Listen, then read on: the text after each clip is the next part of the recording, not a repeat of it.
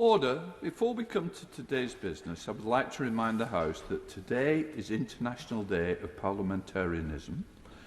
The Inter-Parliamentary Union's Committee on Human Rights of Parliamentarians, which protects MPs under threat, says it has found many examples of politicians being persecuted simply for doing their job.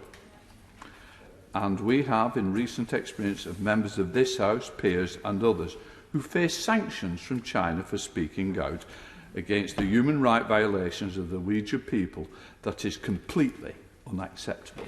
I stress, completely unacceptable. The ability to speak out on things that matter to us, however controversial, is a basic human right of every British citizen. And of course, members of this House must be able to speak out fearlessly on behalf of their constituents and in important national and international issues. That is why, with colleagues from the British Group of Inter-Parliamentary Union, I was delighted to attend the flag raising in New Palace Yard this morning to mark this special day, the principles of which I'm sure all members will support. Right, let us get underway. Question to the Secretary of State. I call Richard Thompson. Number 1, Mr. Speaker. Secretary of State. Thank you very much, Mr. Speaker. Can I align myself very much with the comments you made earlier? I know the whole House will share the sentiments that you expressed. Mr. Speaker, I had regular discussions with the Welsh Government and First Minister on a wide range of subjects, including the UK Government's international trade policy. Mr. Speaker, does the Minister share my concern that the devolved governments have had no democratic involvement or oversight in the negotiation and approval of the Australian trade deal, despite the disproportionate impact it will have in their areas? When does the Minister think this union of equals will start working equally? Or, like this government's post-Brexit promises to farmers, is this another empty set of words that will turn out to be all bull and no beef? Well, thank you, Mr. Speaker. I won't surprise the honourable gentleman that I don't actually agree with his comments that he makes. We have engaged devolved administrations and numerous other stakeholders during the whole course of the various free trade agreements which have been reached, and in particular the Australia trade deal. And I think it would be nice if we could possibly reach some kind of consensus between us about the opportunities that these trade deals offer not only businesses in Wales but also businesses in Scotland. We now come to Shadow Secretary of State Newgate. Thank you very much indeed, Mr. Speaker. Well, look, we all support new export opportunities for Welsh businesses, but free trade deals must also be fair. And there really is widespread concern that this proposed deal with Australia will disadvantage Welsh farmers because they will be forced to compete against producers with lower animal welfare and environmental standards. So I'll ask him again now, if the Secretary of State is unable or unwilling to protect our farmers, why won't he let Welsh Government ministers take part fully in trade talks so they can stand up for them instead? Well, the Honourable Lady makes some interesting points. And of course, we have involved numerous stakeholders in the preparation of these deals, and that includes Welsh Government. And it includes actually some very positive responses from farmers in Wales who, by a majority, voted in favour of leaving the European Union back in 2016. And they accept, as I do, that there are numerous opportunities. And we've built into this process some protections, a 15-year transition period, as well as taking note of the fact that the Australians themselves so they can't even fulfil their existing markets, let alone start flooding ours. Mr. Speaker, it's not just selling out our farmers. Today, this government is choosing to bury its head in the sand and pass up the last opportunity to renew vital steel safeguards. So with our industry now dangerously exposed to cheap imports, and with the news that a deal is now imminent which will grant exemption to EU exports going to the US, our steel exports are now going to be desperately trying to compete. And so I would ask the Secretary of State, what will he now do to ensure that his government negotiates a similar deal which will protect our steel exports and enable them to enter the US without tariffs? And how soon can we have news on this? Well, thanks, Mr. Speaker. The Honourable Lady and colleagues actually across the House have been resolute champions of the steel industry in Wales. I hope UK Government's support of Selsa and Cardiff back at the beginning of the pandemic is an indication that we too are prepared to put our money where our mouths are as far as supporting the industry for all the reasons that she's rightly highlighted. I think it would be rash of me to predict what the statement or announcement might be around this, other than to say that I expect it later on today. So she should, and as indeed colleagues across the House, get clarity on this before close of play today. There have been several instances in recent weeks where UK Government ministers, including the Secretary of State for International Trade, have dismissed concerns from the agricultural community regarding food standards in this trade deal, and especially Australia's position on animal welfare. Can the Secretary of State explain to Welsh farmers how the UK Government will ensure fair competition and that imports from Australia will always match those expected of Welsh farmers?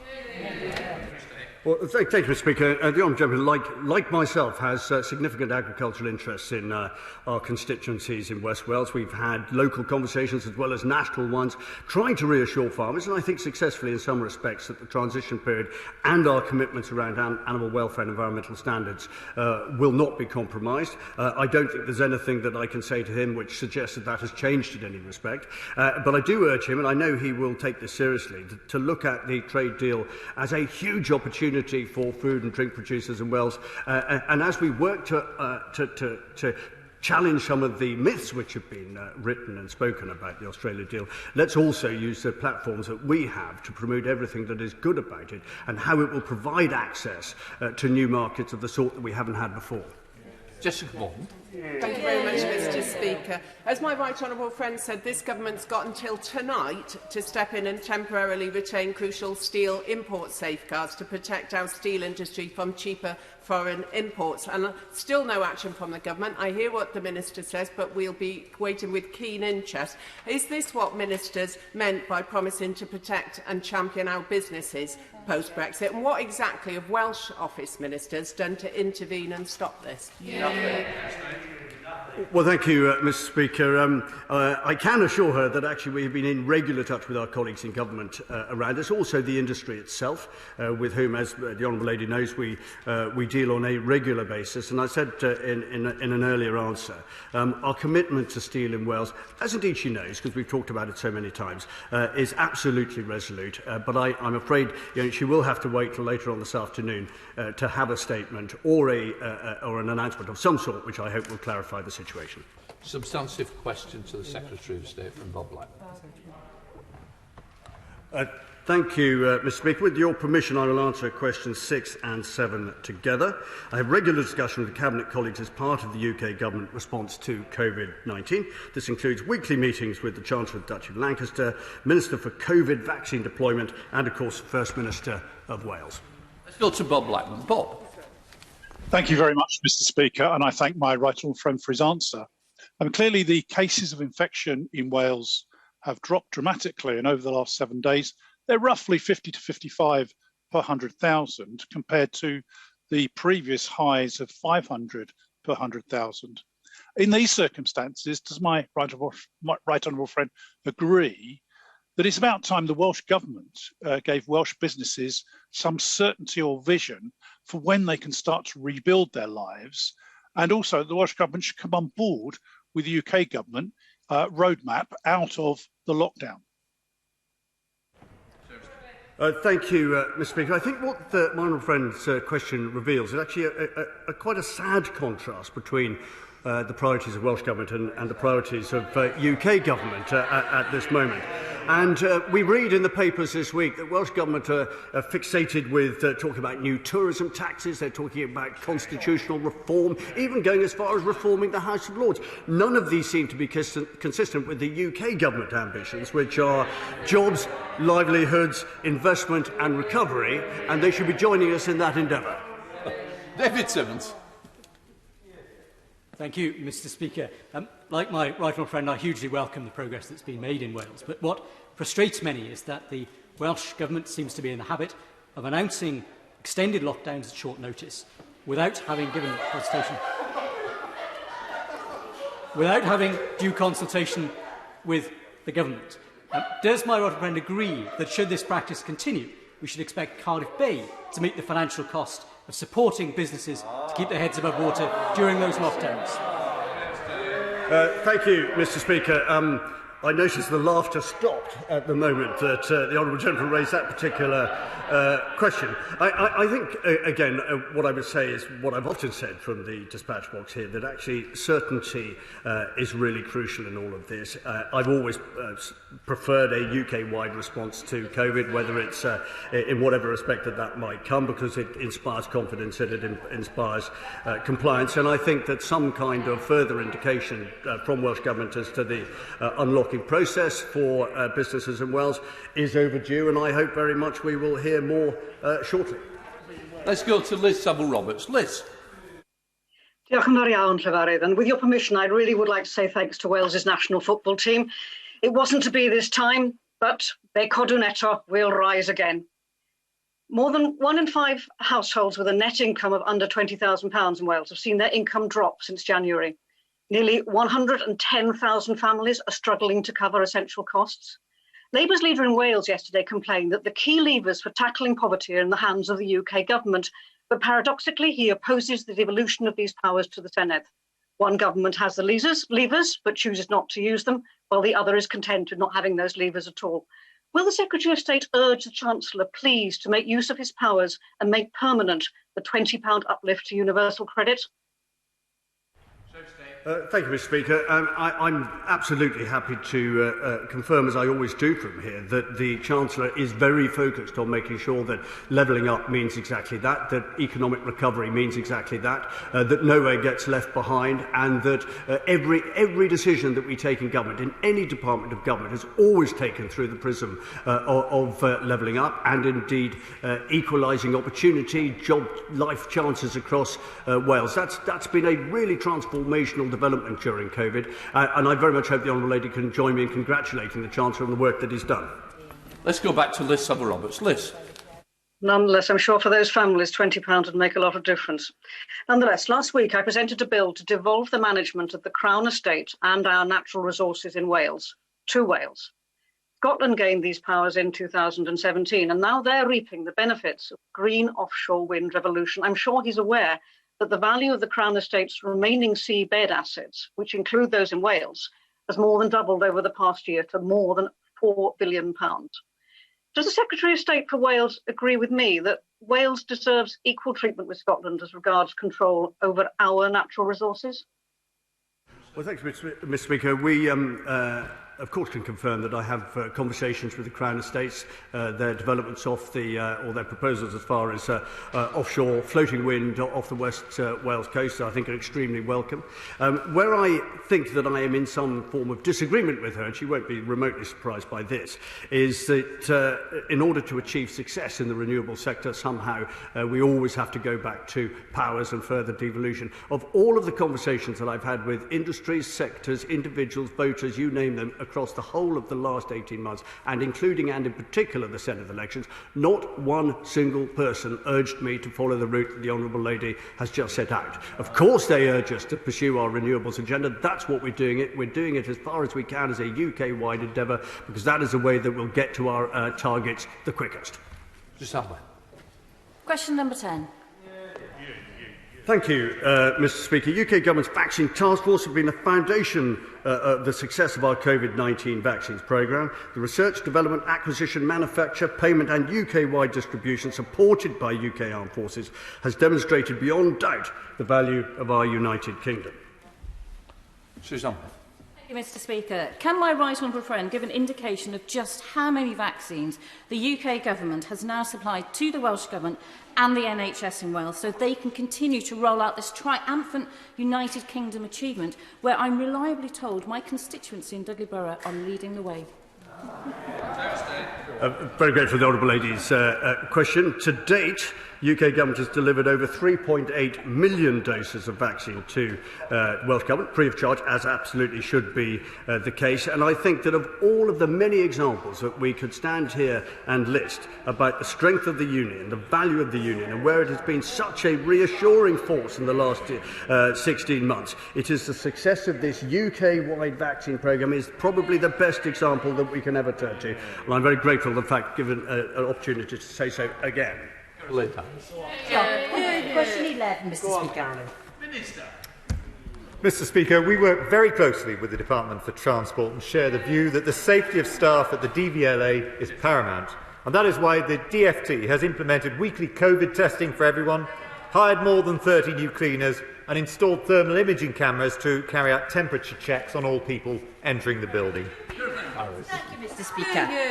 I'm glad to hear that the Minister is so in touch with the DVLA, but can I enlighten him on an issue? A staff rep at DVLA has been subjected to a tirade of online abuse for standing up for colleague safety.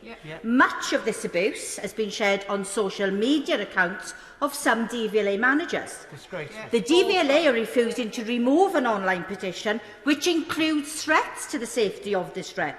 So will the Minister join me in condemning this abuse and also encourage, in his conversation with the Department of Transport colleagues, to not only distance themselves from this abuse, but to ensure that the DVLA remove all the abusive contact immediately? Well, Mr. Speaker, I'm not aware of the specific examples, but I'm happy to join the Honourable Lady in condemning all kinds of online abuse against absolutely anyone.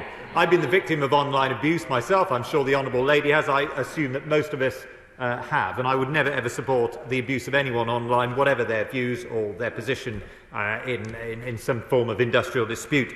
I would just gently point out, though, that there are 60,000 items received by the DVLA every day which have to be dealt with in person. Many of them are coming from the most vulnerable members of society, so I hope, notwithstanding the issues around online abuse, that the PCSU will quickly draw this dispute to a close.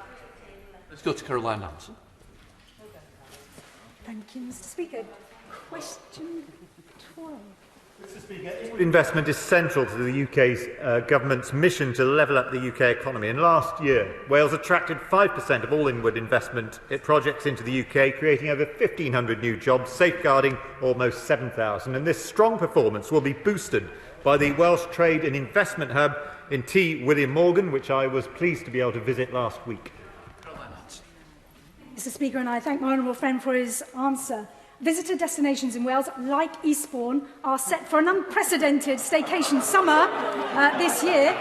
But to secure the long-term recovery of the sector and to remain internationally competitive, fully realise the power of the visitor economy, the 5% VAT cut is key. Would he make representations to the Treasury to that effect? Mr. Speaker, I think the 5% cut in VAT for the hospitality industry has been a boost to tourism businesses across the whole of the United Kingdom, including in Eastbourne, and certainly it has benefited many of the businesses which I have had the pleasure to visit in Wales, such as the Slate Museum at Llanberis, the Zipwire at Penrhyn, or the Surf Snowdonia at Dolgarrog. There are fantastic opportunities to go on holiday to North Wales, South Wales and even to Eastbourne as a result of the cut in VAT, and I hope honourable members will take advantage this summer. Shadow Minister Gerald James.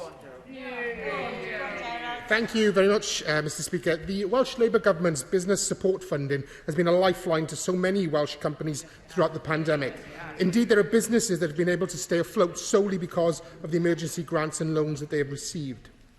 But this business support is under threat due to this Conservative government's determination to make decisions about post-EU funding here in Whitehall instead of working with the newly elected Welsh Government. So will the Minister urgently reconsider this approach to the ending of 20 years of Welsh decision-making on these issues in order that businesses can have the confidence that these vital Welsh Government programmes will have the funding to continue in the future?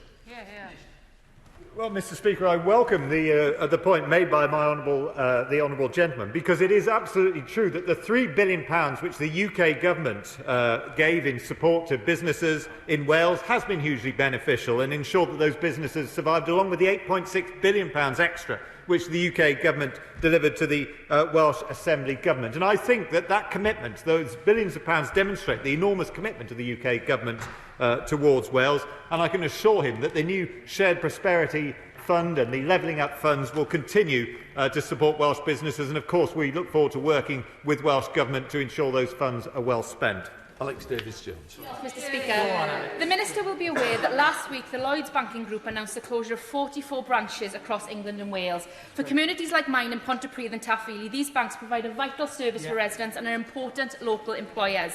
Can the Minister therefore confirm exactly what conversations he's had with the Chancellor about encouraging banks to remain open in Wales to protect these vital local jobs and services?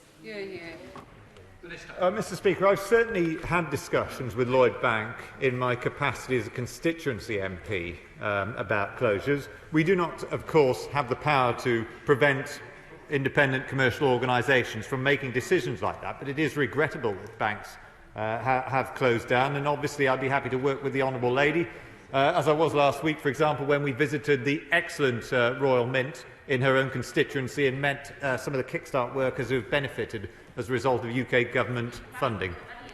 Simon Bates.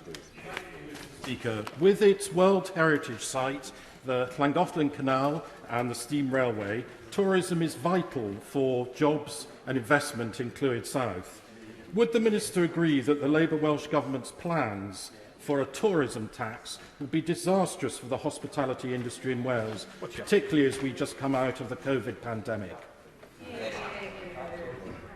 Mr Speaker, I absolutely agree with my honourable friend, and I look forward, I hope, to an invitation to visit his constituency at some point in the future to see some of these superb tourist attractions that are there.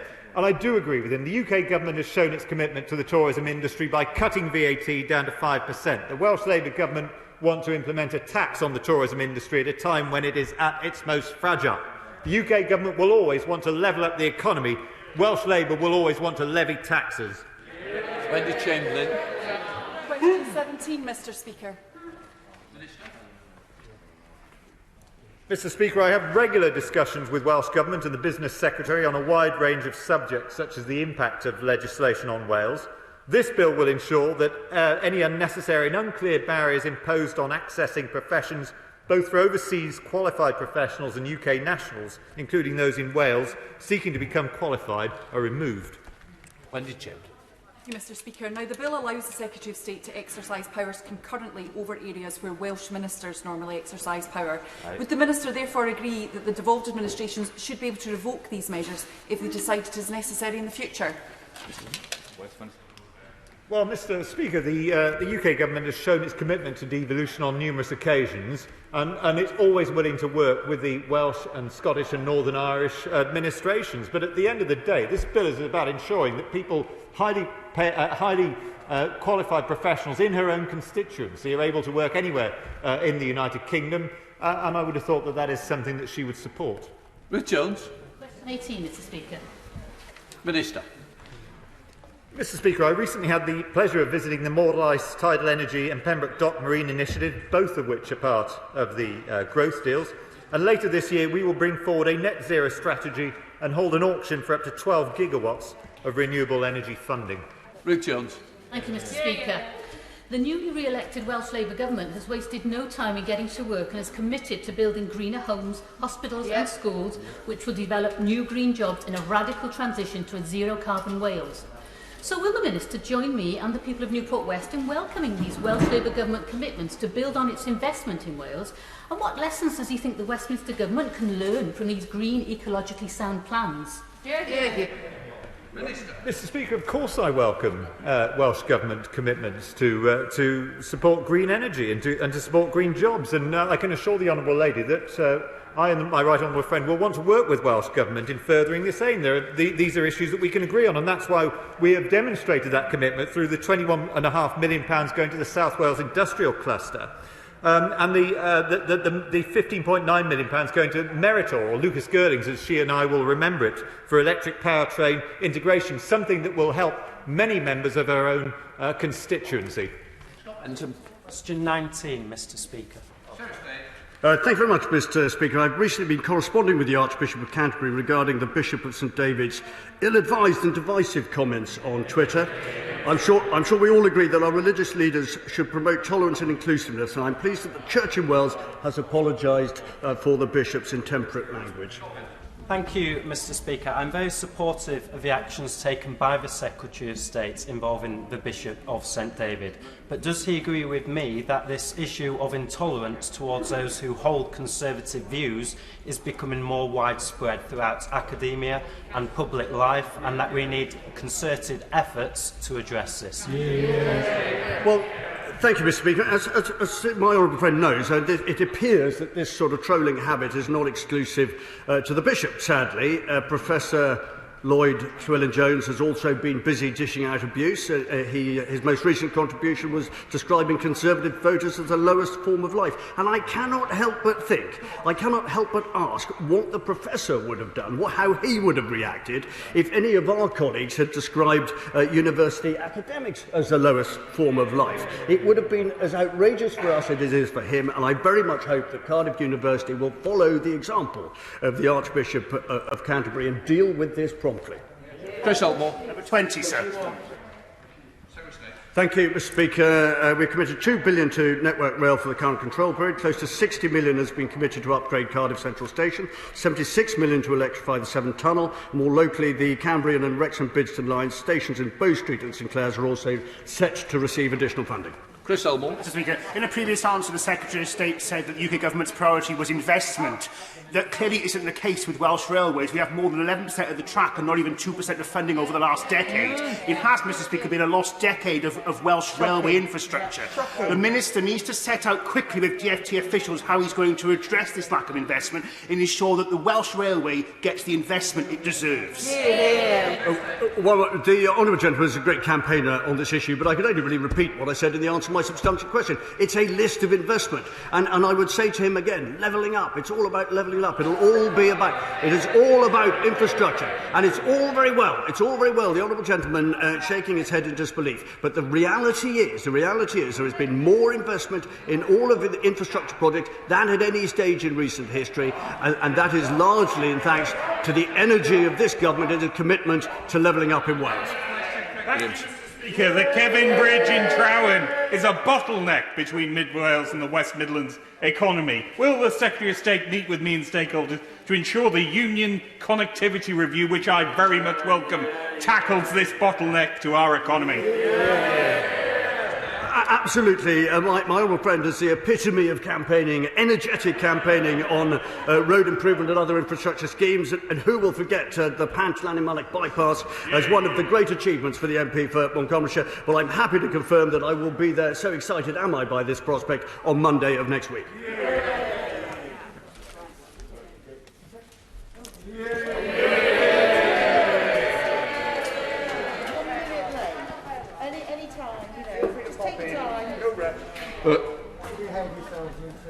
Before we move to Prime Minister's questions, I would like to pay tribute to a member of my staff who is retiring today from the House of Commons after 28 years' service. Ian Davis, who took part in his final Speaker's procession earlier, joined the House service in October 1993, having served in the Army across the world for 24 years, which included the overseeing of a field hospital in northern Saudi Arabia during the First Gulf War. On his retirement as Band Sergeant Major in the Scots Guards, Ian, a gifted musician who plays the French horn and violin, came to the Commons to be a senior doorkeeper around the chamber. He joined Speaker Michael Martin's team in my office in 2001 as the train-bearer, which is how he is dressed today before the promotion to the Assistant Secretary to the Speaker in 2011, which is the role he has held until now. Ian's military discipline, his can-do attitude, his friendship, his sense of humour, expertise will be sorely missed by my team and particularly by me. I've got to say, it's not an easy job to become Speaker, but the one thing that was easy for me was knowing that Ian Davis was there to advise me and the Speaker's Secretary on the way that we've gone. And I cannot thank Ian enough for the support and the help that he's given me personally, as well as the office. And of course, Ian was in the Scots Guards, so was his father, so he's got a great history in serving this country. After 52 years of public service, an MBE for services to Parliament, Ian, I would like to wish you all the best and a very happy retirement with Linda back home on the Isle of Wight. The Isle of Wight's gain is the Commons' loss. Thank you for everything, Ian. Well done. Thanks, Ian.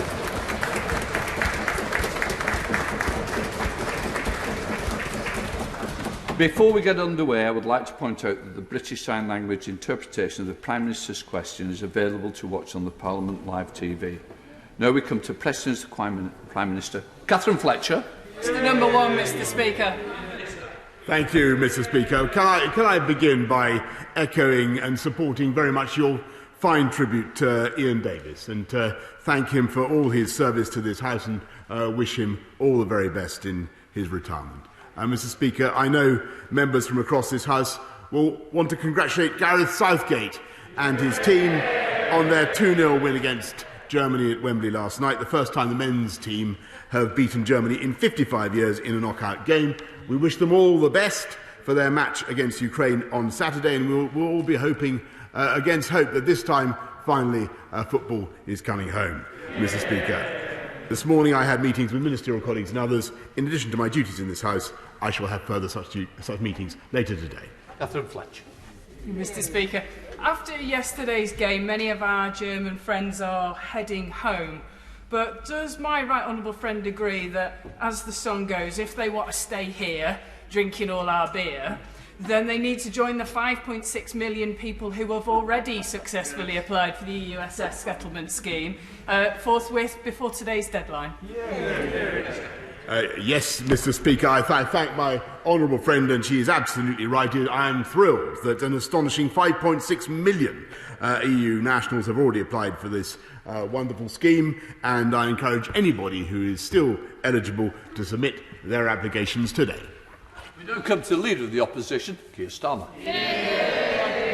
Thank you, Mr. Speaker. Can I join your comments and sentiments about Ian Davis and wish him the very best from all of us in this House? Can I also congratulate the England team for yesterday's performance? Having been at Wembley for the Euro 96 semi-final and experienced firsthand the agony of that defeat, yesterday's result was truly incredible. And I know the whole House will wish the team the very best of luck on Saturday. The whole House will wish them the best of luck on Saturday, I'm sure. Mr. Speaker, why didn't the Prime Minister sack the former Health Secretary on Friday morning? Mr. Speaker, I read the story in common with you and everybody else on Friday, and we had a new Health Secretary in place by Saturday, Mr. Speaker, which I think, given that we have a pandemic, I think to move from one Health Secretary to the next with that speed was fast, Mr. Speaker, but it wasn't as fast as the vaccine rollout, Mr. Speaker, which is now going so fast that we've done in this week half of the under 30s, Mr. Speaker, have now had their first jab, and that is speed. Keir Starmer. Mr. Speaker, what a ridiculous answer. The Prime Minister must have been the only person in the country who looked at that photo on Friday morning and thought that the Health Secretary shouldn't be sacked immediately. On Friday, the Prime Minister's spokesperson said, quote, "The Prime Minister considers the matter closed." Minister after minister were then sent out to defend the indefensible. It was briefed that the Prime Minister was quite happy for the Health Secretary to stay in his post. So, can the Prime Minister clarify, now he's got the chance, did he sack the Health Secretary or at any point ask him to resign? Yes or no? Mr. Speaker, the Honourable Gentleman will notice that the Health Secretary has changed in the last 5 days. He complains about the speed with which that happened. This government moved at positively lightning speed by comparison to the right honourable gentleman opposite, who spent 3 days trying and failing to sack his deputy leader, Mr. Speaker, who he then promoted, Mr. Speaker. He fires and rehires. Mr. Speaker, the deputy leader is sitting beside me. The former health secretary has done a runner. Mr. Speaker, on Friday, the Prime Minister said the case was closed. Then on Monday, he tried to take the credit for the Health Secretary resigning. In a minute, he'll be telling us he scored the winner last night. But let me press the Prime Minister a bit more on this. The person the Health Secretary was in a relationship with was his non-executive director. Let me remind the House, according to the government's own guidance, one of the roles of a non-executive director is to challenge the Secretary of State and the department, to challenge them. And they receive taxpayers' money for doing so. So from the offset, it was blindingly obvious that there was a conflict of interest here and a whole host of unanswered questions. Why on earth did the Prime Minister judge that this matter was closed on Friday morning? Mr. Speaker, I hesitate to accuse the Right Honourable Gentleman of repeating his question. I observe that the non-executive director in question is also no longer with the department. And what the continuity, Mr. Speaker, is that that department is getting on with the fastest vaccine rollout of any European country. And I'm proud to tell this House that this week, I can tell you what's happened just in the last few days. This country has actually overtaken Israel in the proportion of people we have vaccinated, Mr. Speaker. And I think he might pay tribute to the Health Department for that achievement. Yes, Starmer. So, Mr. Speaker, let me get this right. The Prime Minister was happy to keep a Health Secretary in place during the pandemic who he not only thought was absolutely hopeless, but he also knew had broken the rules and was in a relationship with somebody he was employing at taxpayers' expense. It doesn't sound like case closed to me. And I know the Prime Minister is keen to sweep this under the carpet. But let me tell the Prime Minister why this matters. Millions of people made huge and very difficult sacrifices to follow the rules that his Health Secretary had introduced. Prime Minister, take the case of Ollie Beebe. I'm sorry, you might want to listen. Ollie died of leukemia on the 5th of May, the day before the photo of the former Health Secretary was taken. Ollie died, like so many other people in this pandemic, with his family and friends unable to spend time with him. When he was in hospital, he begged to see his family. But following the rules, only one member of his family was allowed to see him. His mum said, "I'm livid. We did everything we were told to do. And the man who made the rules didn't. How can that be right?" So I asked the Prime Minister again, how could he possibly think this matter was closed on Friday morning? Mr. Speaker, we all share the grief and the pain of Ollie and his family and millions of people up and down the country who have endured the privations that this country has been through in order to get the coronavirus pandemic under control. And that is why we had a change of Health Secretary the day after the story appeared, Mr. Speaker. And that is why, actually, what we are doing as a government, instead of focusing on stuff going on within the Westminster bubble, we are focusing on rolling out that vaccine, those vaccines at a rate that will make sure that people like Ollie and his family do not have to suffer in the future. And I'm proud to say, as a result of the efforts made by the NHS, by the Department of Health, by July the 19th, we will have vaccinated everybody. Every adult over 18 will have received one jab, and everybody over 40 will have received 2 jabs, Mr. Speaker. That is the priority of this government, and quite right too. Mr. Speaker, I can hardly think that the Prime Minister thinks it's appropriate, in response to a question about Ollie, to suggest that this is, in his words, the Westminster bubble. The Westminster bubble, in answer to that question, Prime Minister? Before Prime Minister's questions this morning, I spoke to Ollie's mum about the awful circumstances that she and her family have been through. She told me, Prime Minister, that every day she watched the press conferences, every day they were on, and she hung on to every word that government ministers said, so that she would know what her family could and couldn't do. And then they followed the rules. This is not the Westminster bubble. She told me that for her and her family, this case isn't closed. And she speaks for millions of people. Ask the Prime Minister to withdraw that when he gets up. Withdraw that when he gets up. It's the wrong response to Ollie's case. I can't help concluding that the Prime Minister didn't ask relevant questions on Friday morning, either because he didn't want to know the answers or because he knows full well there's more to come out. Well, then, he says nonsense. So I asked the Prime Minister, in response to his muttered nonsense, when he declared the case closed on Friday morning, had he asked the Health Secretary if he'd broken any other rules? Yes or no?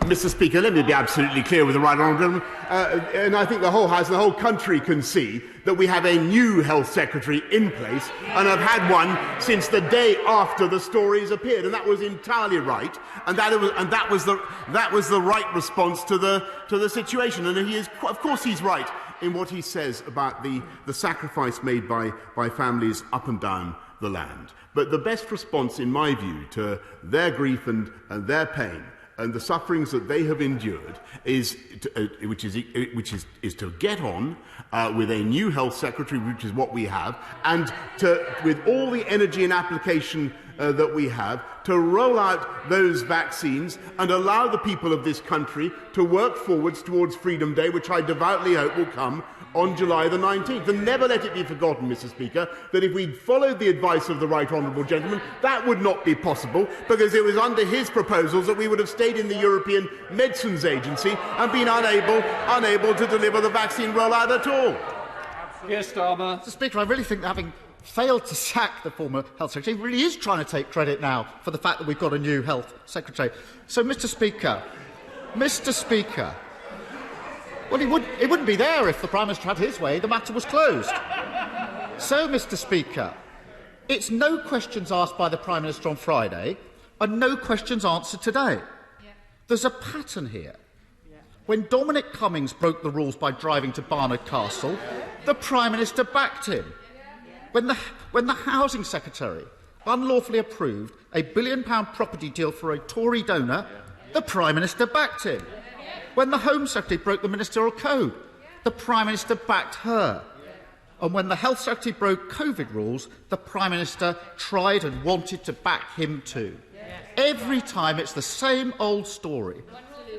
Isn't it the case, Mr. Speaker, that while the British people are doing everything asked of them, it's one rule for them and another rule for everybody else? Mr. Speaker, there was a new Health Secretary the following day, Mr. Speaker, and the whole country can see that, and we are getting on with our agenda of vaccinating the population of this country through the energy and application of the new Secretary of State for Health and the Department of Health. And I thank them and I congratulate them. And it's as a result of that vaccine rollout, Mr. Speaker, which, as I say, would have been impeded, fatally impeded, had we followed the policies of the party opposite. That we're able now we have a higher wall of vaccination than virtually any other country in the world, and we are able to proceed with our cautious but we hope irreversible unlocking of the UK economy, with the result, Mr. Speaker, that growth is up to levels we haven't seen since last July. Jobs are up, and he calls for us to act faster in removing cabinet ministers, Mr. Speaker. It took him 3 days, as I say, to give her three new jobs. Shadow Chancellor of the Duchy of Lancaster, a Shadow Secretary of State for the Future of Work. We create jobs, Mr. Speaker. He creates non-jobs. He dithers, we deliver. Jacob Young. Thank you, Mr. Speaker. The steel industry is an asset of national strategic importance. Not just my words, but the words of the Prime Minister. And I know he means it, because when Grable went into administration, this government supported British Steel until a new buyer was found. British Steel still employ more than 800 people in Redcar and Cleveland and more than 3,000 people in Scunthorpe. So can I ask the Prime Minister, in light of the TRA's recommendations to the Trade Secretary, how will he ensure that steel remains a national strategic asset? My honourable friend is absolutely right to campaign for British Steel, and we have an ambitious plan to transform our country with better use of British Steel. As I said to the House a couple of weeks ago, there's a 7.6 million pipeline of steel waiting to be waiting to be bought over the next decade. And as for the recommendations of the Trade Remedies Authority, the government is considering them, and the Department for International Trade will update the House later today. Leader of the SNP, Ian Blackford. Yeah. Thank you, Mr Speaker. And can I join you in wishing Ian Davis all the best for his retirement and thank him for the service that he has given to the Scots Guards in this House. He has truly been a friend and a sane voice to give guidance to those of us on these benches when we've needed it, and I thank him very much for that. Can I congratulate England for their victory last night and, of course, wish them all the best in the tournament ahead. Of course, they've done well. They've won most of their matches, with the exception of the game against Scotland, where, of course, they even failed to score a goal. No luck. But, Mr Speaker, in July 2019, this Prime Minister gave an unequivocal guarantee to EU nationals living in the UK. The Prime Minister said they will have an absolute certainty for the right to live and remain. Less than 2 years later, hundreds of thousands of EU nationals have been left in limbo, including thousands of children. While the settlement scheme deadline falls today, we know there are hundreds of thousands of unprocessed cases. It is simply unacceptable, Mr Speaker, that their rights will be diminished by their failures of this government. Will the Prime Minister honour his word, give certainty, scrap the disastrous settled status deadline before we face another Tory Windrush? I thank the right honourable gentleman, and I'm just to repeat what I said to my honourable friend earlier. I think it's fantastic that 5.6 million people have applied. We are processing all the applications as fast as we possibly can, and clearly the most important thing is for anybody who still hasn't applied to get their application in today. In Blackford. Thank you, Mr Speaker. But the issue is there is a backlog of hundreds of thousands of cases because of delays on decisions. Mr Speaker, overnight, thousands of our friends and neighbours could become illegal immigrants.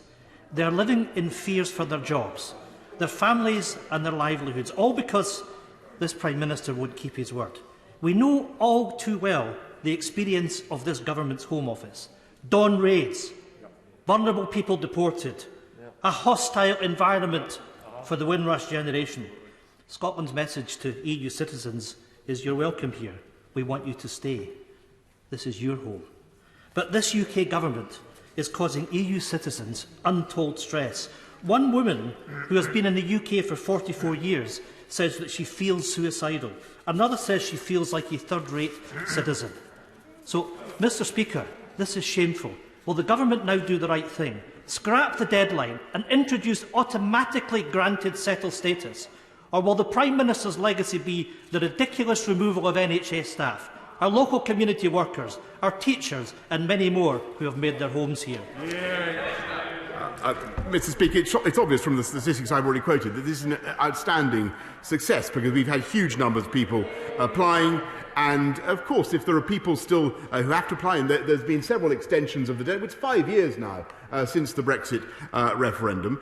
We've funded 72 organisations to help vulnerable EU citizens to understand what their rights are, to make the applications. Anybody applying within the deadline will, of course, have their case dealt with, and I urge them to get on with it. Let's go to Henry Smith. Henry.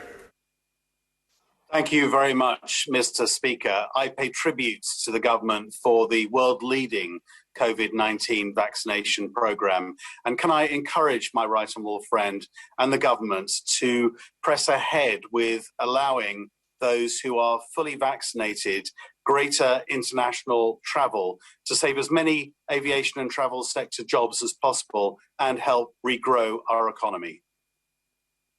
I thank my honourable friend, and I congratulate him on his long-standing campaign for the justified campaign for the aviation sector, and that's why we've invested £7 billion already to support aviation since the start of the pandemic. But obviously, what we hope is that the vaccine rollout programme, the double jabs programme, will enable people to start flying and really give that industry the prospect of a long-term sustainable recovery. Let's go to Caroline Lucas. Caroline. Thank you, Mr Speaker. Today, the Environmental Audit Committee, of which I'm a member, has published a report calling for transformational change in the government's approach to restoring nature. And it's not just about the 15% of UK species that are threatened with extinction, the cuckoos, the kittiwakes, the turtle doves. but the ebbing away of so much of our natural world. The Conservative chair of our committee says that government policies too often remain, and I quote, grandiose statements lacking teeth and devoid of effective delivery mechanisms. So I want to ask the Prime Minister something very specific. Will he look again at the government amendment to the Environment Bill that refers only to measures to further the objective of halting species decline, rather than actually meeting that objective? A one-word change from furthering to meeting would make a world of difference by introducing the legally binding target to halt biodiversity loss by 2030 that his government has promised. So will he do it? Will he make that change? Yes or no? Mr. Speaker, this government is committed not just to halting, but to reversing biodiversity loss, not just in this country, but around the world. And she can see that from the conclusions of the G7 summit and everything that the government does to promote biodiversity across our country. Thank you, Mr. Speaker. Over the last few years, we've seen the proliferation of hate speech, harmful content, anti-vaccine conspiracy theories on social media. In response, the government has published its world-leading draft online safety bill. Can the Prime Minister say when Parliament will be given the opportunity to start the scrutiny of that draft bill? Prime Minister. The bill has been published in draft form, and a pre-legislative scrutiny will start as soon as a joint committee has been established. And I'm given to understand from my right honourable friend, the Chief Whip, that my right honourable friend may be in a position to serve with advantage in the scrutiny of that bill. Catherine McKenna. Thank you. We all know that great sport starts at the grassroots, whether that's football or swimming, and we all need help and encouragement to live healthier lives post-pandemic. Yet since last March, over 400 leisure and fitness facilities have permanently closed, including our much-loved swimming pool in West Denton, and many thousands more are under threat. So will the Prime Minister do two things about that today? Expand and extend the National Leisure Recovery Fund to fund these much-needed facilities, and back Newcastle's bid for the Outer West Leisure Centre from the Levelling Up Fund. Everybody deserves a chance to live a healthier life and one day perhaps to play or swim for their country. Well, I thank the honourable lady, because I think that it was a great question, and she's absolutely right to champion grassroots sport and what it can do for young people and for the health of this country.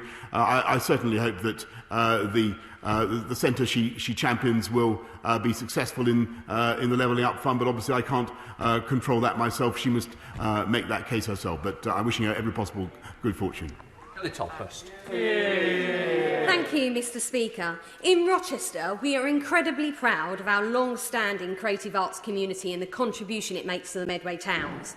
So it has come as a huge blow that the Board of Directors at the University of Creative Arts have decided to close the Rochester campus after its 135-year history in the town, having inspired some of our most successful artists and designers, such as Dame Zandra Rhodes, Karen Millen and Tracy Emin. Does my right honourable friend agree that the university's plan to close the site at such a difficult time for the sector will be detrimental to our levelling up agenda locally, but also to the opportunities for so many working class kids in Medway, for who this campus has always provided an instrumental route into further and higher education? I thank my honourable friend. She's right to campaign for higher education, particularly in her constituency, and I know that she's been engaged with university leaders on the ground in Rochester, and I'm sure that they will have listened carefully to what she has to say. Thank you very much, Mr. Speaker. On Friday, I visited David McCutcheon, the Chief Executive of Bullet Express, which is a haulage firm in the Baillieston area of my constituency. Everybody in this House knows that there have been huge problems with a shortage of HGV drivers in this country, and that's only been compounded further by Brexit. So I've got a simple question for the Prime Minister. Why can't we add HGV drivers to the UK shortage occupation list? Mr. Speaker, I'll certainly look at what he's proposing, but I think the most important thing is to get our entire workforce back at work. And there are currently millions of people still on furlough, and of course there are labour shortages at the moment, but we need to get people back into work, and that's why we've got to continue to roll out the vaccines in the way that we are. Let's go to Sir Gurry Streeter. Gurry. Thank you, Mr. Speaker. My right honourable friend will be aware that the counties of Cornwall, Devon, Somerset and Dorset have come together to form the Great South West to generate regional growth and prosperity in much the same way as the Midland Engine and the Northern Powerhouse. It has the support of all local authorities, LEPs and the business community, but we've now been waiting for recognition from government for well over 3 years, and frustration, Mr. Speaker, is reaching fever pitch. Can my right honourable friend please look into this matter and give us the green light so we can help the government achieve its objectives of sustainable growth, prosperity and jobs? Mr. Speaker, I'm a passionate supporter of the Greater South West and the prospects that it brings. But I understand also that my right honourable friend has met the Minister for Regional Growth and Local Government to discuss these proposals, and I look forward to hearing their outcome. Let's go to Christina Rees. Christina. Thank you, Mr. Speaker. Many of my constituents have been angered by the treatment of DVLA staff and the disgraceful harassment of PCS Union Rep Sarah Evans. With cases rising significantly in South Wales in the third wave of the pandemic, why does the Prime Minister feel it is so acceptable for the DVLA to have returned over 450 staff to their Swansea site, contrary to government advice, as some of them can and have been working effectively and safely from home? Mr. Speaker, as I understand it, rates of infection and disease have been declining at the DVLA site, and I hope very much that everybody there can return to work in the normal way as soon as possible. Tom Randall. Mr. Speaker, the High Street's had a bit of a difficult time lately, and Gedlings have been no exception. But Gedling Borough Council's Levelling Up Fund bid will help to kickstart High Street regeneration, improve Arnold Town Centre, and encourage healthy travel in Netherfield. So will my right honourable friend join me in thanking the council officers at Gedling Borough Council, particularly Mike Hill and Joel Davis, who have put the bid together? And will he agree with me that this is a bid that can help to make Gedling an even better place to live, work and raise a family? Yes, Mr. Speaker, and I thank Mike Hill and Joel Davis for their efforts, and that's exactly, and I thank them also for what they're doing to call upon the Levelling Up Fund, which will indeed invest in infrastructure projects that improves life across the country, but in his constituency particularly. Let's go to Dr. Philippa Whitford. Philippa. Thanks very much, Mr. Speaker. Due to his failure to maintain strict border quarantine and delay in adding India to the red list, cases of the Delta variant are surging across the UK. As well as a marked regional variation, the biggest ongoing impact is on sectors such as hospitality, entertainment and aviation. So rather than starting to reduce financial support from tomorrow, will the Prime Minister agree to extend full furlough and business support beyond September, particularly for those geographical areas and businesses which are most affected? No, Mr. Speaker, because although the Delta variant is indeed seeded and growing in at least 74 countries around the world, including this one, this is the only country, or the country where the protection by immunity against the Delta variant is the highest and the strongest. And that's why we're going to continue with our cautious but irreversible roadmap, and I hope that it will command her support. Let's go to Peter Gibson. Peter. Thank you, Mr. Speaker. Can I thank my right honourable friend for all that he is doing to level up our country? A rising tide must float all ships. And to that end, will he commit to delivering the Northern Link Road for Darlington? And will he further commit to helping stop LNER's great train robbery of services from our station? And finally, does my right honourable friend agree with me that our levelling up agenda, investing in the North, should provide the people of Batley and Spen with great confidence as they go to the polls? Prime Minister. Yes, Mr. Speaker, and it tells you all you need to know about the modern Labour Party, that when they heard that there was going to be an economic campus in Darlington, they called it giving up, Mr. Speaker. That's what the right honourable gentleman said, and he's totally right, by the way, to support Ryan Stevenson in his campaign for Batley and Spen tomorrow. I believe that Ryan will offer a strong local voice for change and progress in Batley and Spen. Thank you, Mr. Speaker. I'm sure the Prime Minister is delighted that the High Court in Belfast this morning upheld the government's view on the Northern Ireland Protocol. And later today, we're also expecting a joint EU-UK agreement in relation to extension of the grace period around chilled meats. So, does the Prime Minister accept that today may well be a watershed, when we can stop talking about the protocol in constitutional and identity terms, but rather the UK and EU jointly work through the genuine problems to find pragmatic solutions? And in doing so, can the Prime Minister also call for calm in Northern Ireland ahead of the marching season? Yes, Mr. Speaker, and the best thing that the EU can do is to make sure that we remove all the problems that are currently associated with their application of the protocol, the ban on chilled meats, the restriction on the circulation of cancer drugs, the fact that 20% of all the customs checks carried out around the whole of the EU are carried out in Northern Ireland, and I hope that all that can be fixed indeed, Mr. Speaker, and then we can move on. Thank you, Mr. Speaker. Yesterday I was in Batley and Spen campaigning with our fantastic candidate Ryan Stevenson. He is committed to delivering the police that we need on our streets. So from Brixham to Salcombe, Batley and Spen, will the Prime Minister commit to supporting initiatives like the Councillor Advocate Scheme that was launched by my Police and Crime Commissioner, Alison Hernandez? Yes, I'm a big fan of Alison Hernandez, Mr. Speaker, and I think she's doing absolutely the right thing. And to support her, we are, of course, increasing policing presence on the streets of the city. We're rolling up county lines drugs gangs, about a third of them that we've tackled so far. And we've also instituted tougher penalties for serious sexual and violent offenders, Mr. Speaker, which were opposed on a three-line whip by the party opposite. Bill Ribeiro adding. Thank you, Mr. Speaker. We're experiencing a knife crime epidemic in London. As much as 50 people have been killed by knife crime in our city, with a staggering 17 of these being young people and one of my own young constituents. I fear that we are going to see more and more people, young people in particular, needlessly lose their lives, and with the summer approaching, more and more violence on our streets.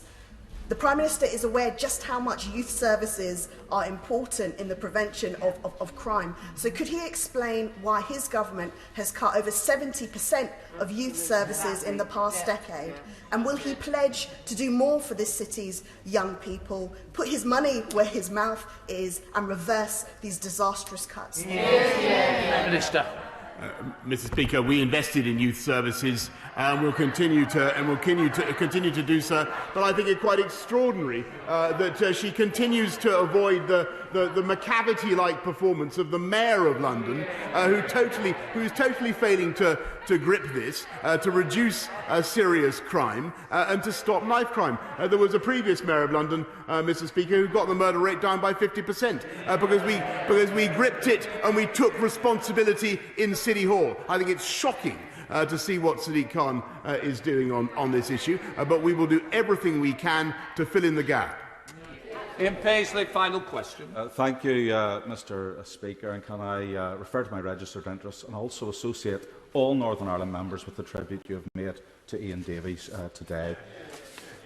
Prime Minister, today the Belfast High Court has actually found that the protocol does conflict with the Act of Union, though does not break the law, that it has repealed aspects of the Act of Union which is in direct contravention to the commitments that this government has actually made to the people of this kingdom.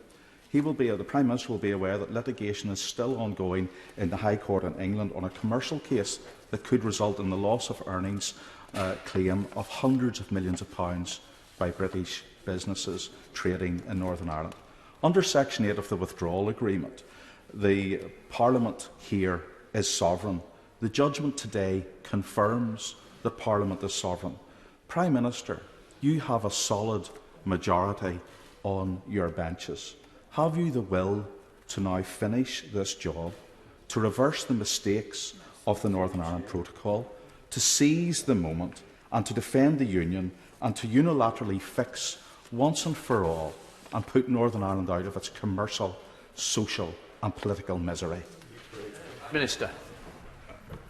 Thank you, Mr. Speaker. I thank the honourable gentleman. We will, of course, study the ruling of the court in detail, but I can give him this general assurance, which he knows to be true, that nothing will affect the position of Northern Ireland as part of the United Kingdom, and we will make sure that we uphold that. I am now suspending the House for 3 minutes to enable the necessary arrangements to be made for the next business. Order.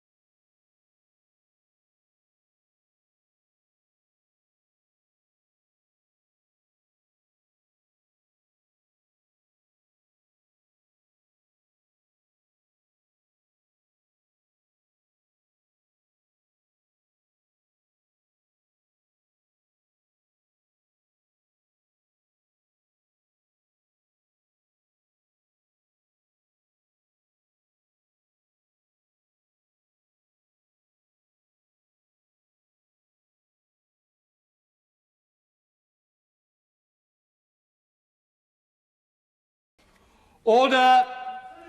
I call Kate Green to ask the urgent question. Sir Secretary. Thank you, Mr. Speaker. Will the Secretary of State make a statement on the impact of coronavirus on children and young people's attendance in education settings? Mr. Speaker, I'm grateful to you for granting this urgent question. This government is absolutely focused on returning society back to normal as soon as possible, and that includes in our schools, colleges and right across the education sector. As I have made clear throughout this pandemic, it is my top priority to keep children in school. And indeed, as I speak today, it is the case that millions of children have been back in the classroom since March the 8th, learning with their friends and teachers. I'm sure the House will agree that's exactly where they belong. The vast majority of schools are open. 99.8% of state-funded schools were open on the 24th of June, benefiting children who have given up so much during this pandemic. Back in February, the Prime Minister set out an extensive roadmap, and that we need to continue to be careful now to complete this cautious but irreversible roadmap to freedom. We understand the frustration of parents and pupils who may feel like that they're being asked to isolate unnecessarily. As I have said throughout this pandemic, children are best off in schools. As we continue with our educational recovery, it is vital that absence is minimised as far as possible and that children and young people are attending school. So I'm looking carefully every day at how we manage the balance between safeguarding children's education and reducing the transmission of the virus. Because I know that there are still too many children having their education disrupted, no matter how good remote education is that they're receiving. The new Health Secretary and I have already discussed these matters, and I'm working with him across my department as well as with scientists and public health experts to take the next steps. But as this House is aware, some restrictions remain in place in schools. What I want to see is these restrictions, including bubbles, removed as quickly as possible, along with wider restrictions in society.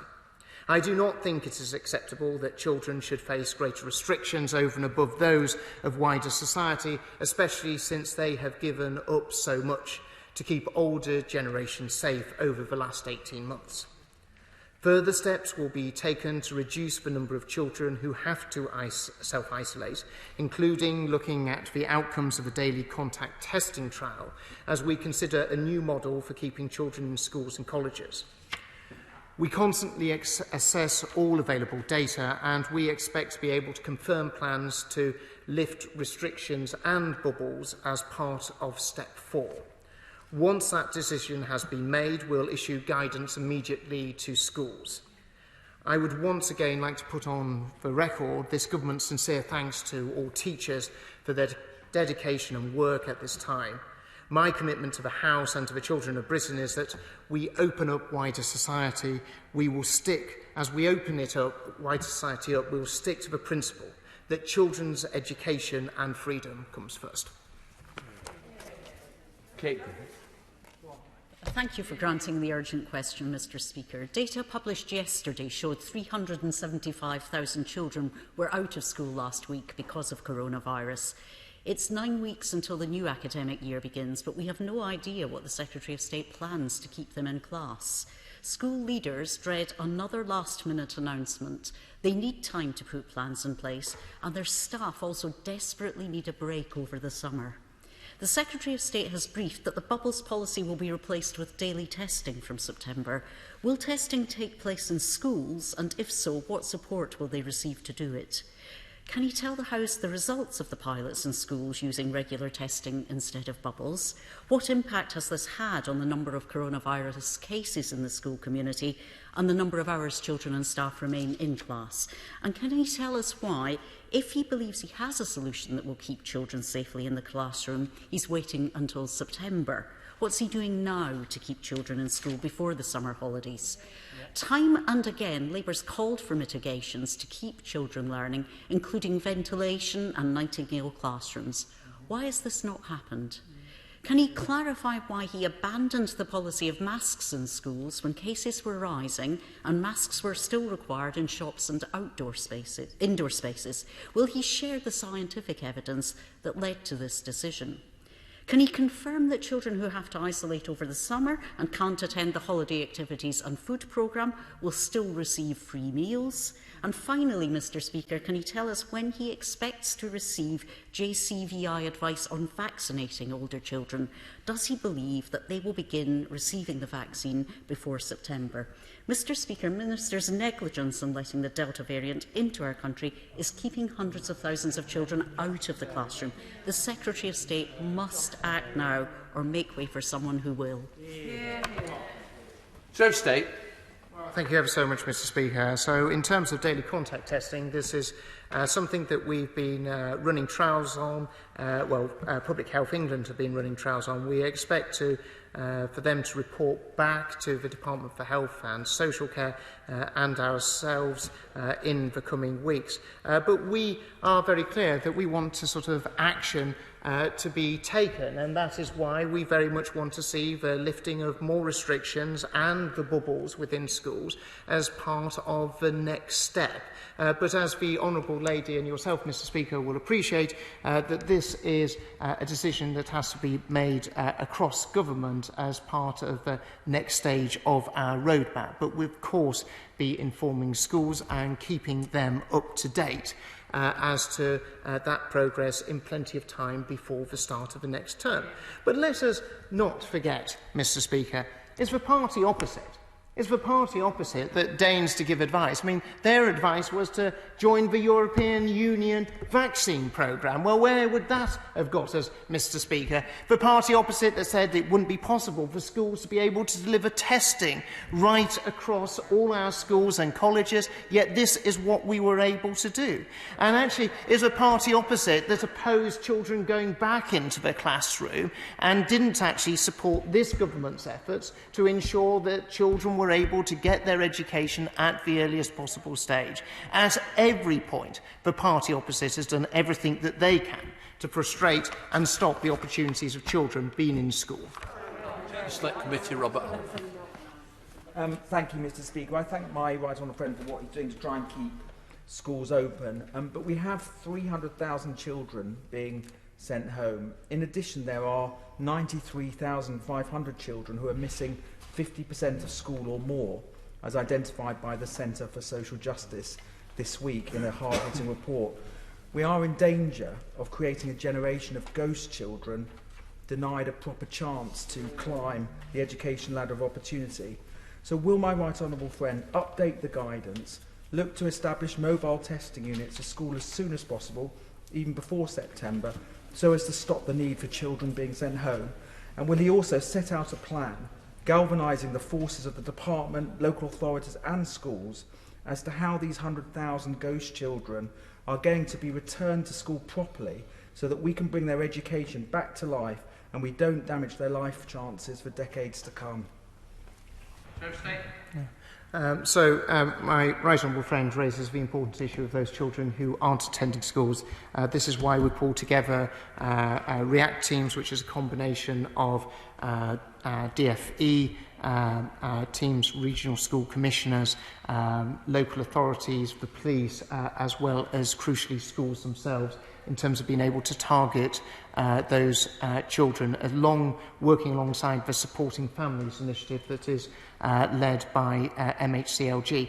My right honourable friend will be aware that actually there is already extensive testing in schools. In fact, there's been over 50 million, I think 57 million tests have already been conducted in schools and colleges across the country. So we already have a very well-established testing mechanism.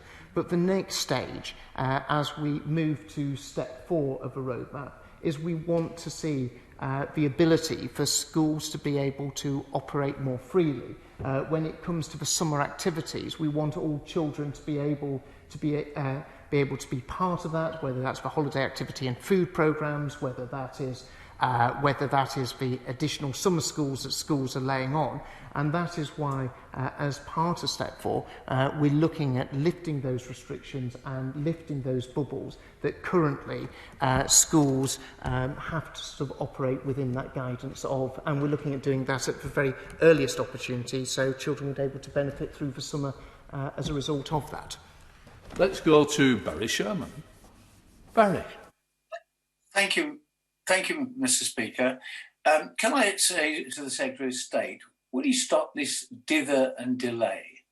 Now, I don't think that anyone in this House, on education matters, I think we're united, that there is a generation of young children that are missing, have missed education and will continue to miss education. And families, parents particularly, want certainty. They want to know what the rules are and what they can expect so they can plan their everyday lives.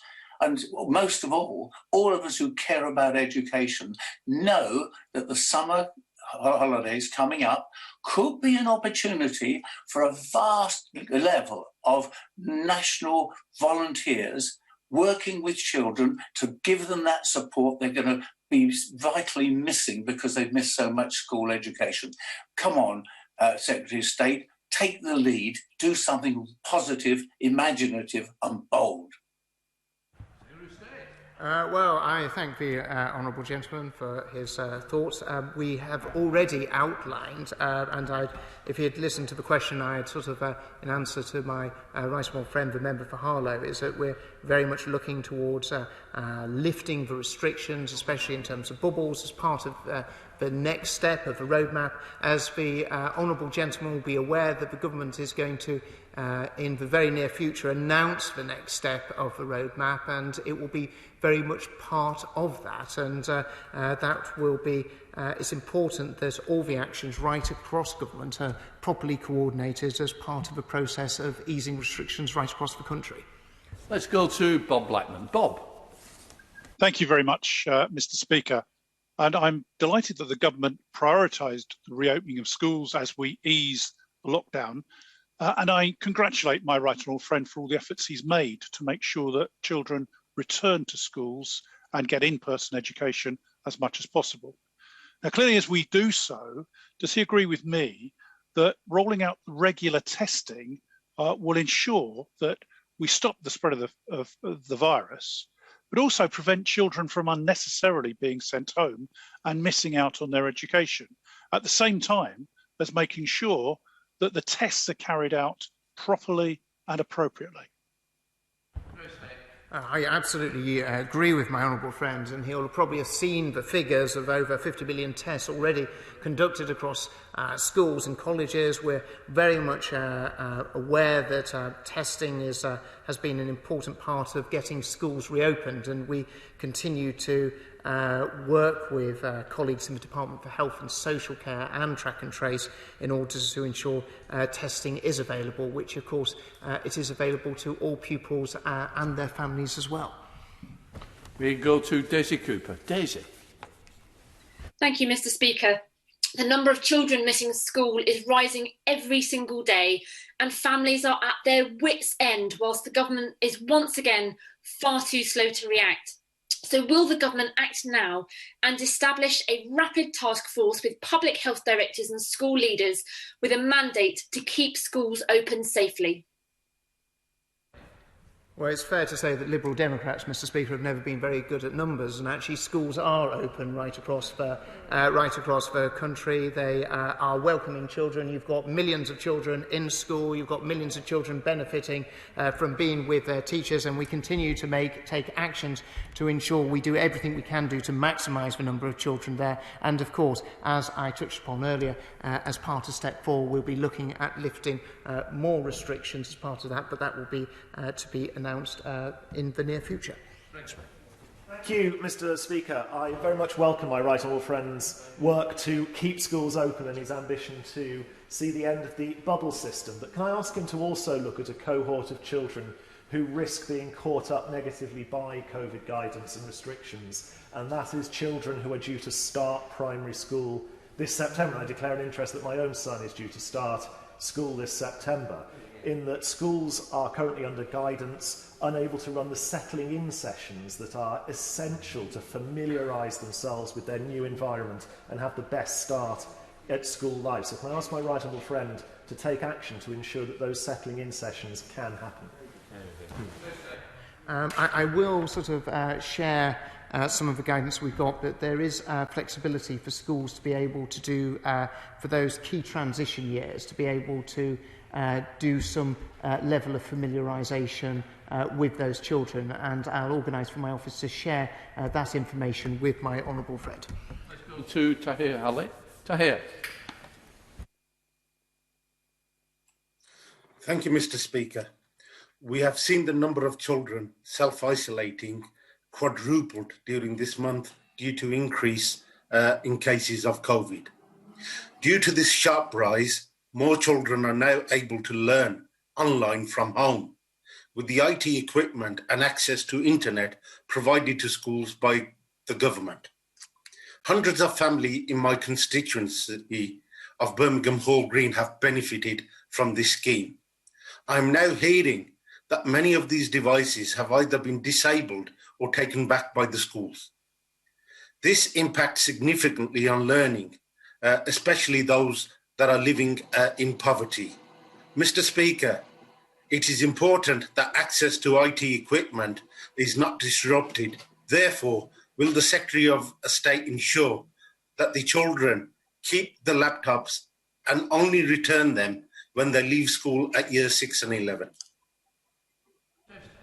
So the investment we made in terms of IT equipment is very much there to help pupils. While it is the property of the school, we very much want the schools to prioritise the use of those laptops to actually help children from the most disadvantaged backgrounds. And I will certainly take up his point and look at more detail as to whether there's more guidance and more, a stronger steer that we can give to schools to really emphasise that point. Let's go to Dr. Neil Hudson. Neil. Thank you, Mr. Speaker. We all know that the pandemic has caused many young people to miss out on vital learning experiences, and I welcome the government's recovery strategy to help them catch up. In Cumbria, we have unique outdoor education centres such as the Blencathra Centre and the Outward Bound Centres that offer life-affirming educational experiences, both as day and residential activities, offering young people a chance to benefit from some of the vital opportunities they've missed out upon. Does my right honourable friend agree that these centres can be a key part of the solution? And will he look into his department directly supporting and utilising these assets to achieve this educational recovery? Well, as part of step 3 of the roadmap, we made it absolutely,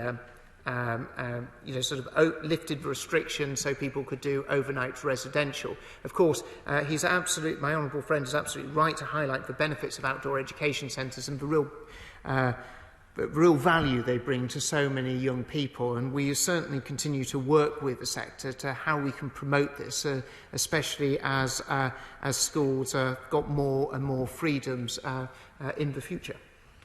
Thank you very much. Mr. Speaker, this government has consistently let down our children. In order to bring down case numbers and to reduce school closures, when the likes of me advocated for teachers to be vaccinated, or for there to be a circuit break during half-term last year, or for other sensible measures, we were ignored. Now, shockingly, given that 1 child in 20 was out of school last week and case numbers are still rising, will the Secretary of State commit to reviewing the use of the bubble system, and will he commit to implement the recommendations now rather than wait until the autumn? Well, I'll happily pass on a copy of Hansard to the honourable gentleman so he can reference what I'd said earlier on in the UP. Speaker, I think the Secretary of State's right to push back on the Labour Party. I don't remember them being huge champions of getting schools back on March the 8th when we were campaigning so strongly for it, so their words are a little bit hollow now. Can I just ask the Secretary of State, though, he's clearly, I think, indicating where he wants to go on getting rid of bubbles. I'm not really sure, though, why we can't do it now, because we're going to then cause a huge problem for the rest of term. We're not going to give a lot of time for teachers and schools to prepare for the autumn. But what I really wanted to ask him was about testing. Given that we have now vaccinated all of those adults at risk of being seriously ill from COVID, is he really suggesting, given that COVID is going to be endemic, that for the rest of time we're going to be testing our school children on a regular basis? I think we need to move back to normal. Once we've protected everyone who's vulnerable to COVID, and children are not, largely, we need to get back to normal, not ensuring our children have to be continuously tested for the entirety of their school careers. My right honourable friend raises a very interesting and thoughtful point, and we do want to see schools return to normality, and we don't want children to feel as if there is an extra layer of things that they have to do that we as adults don't have to do, and I think that is very important.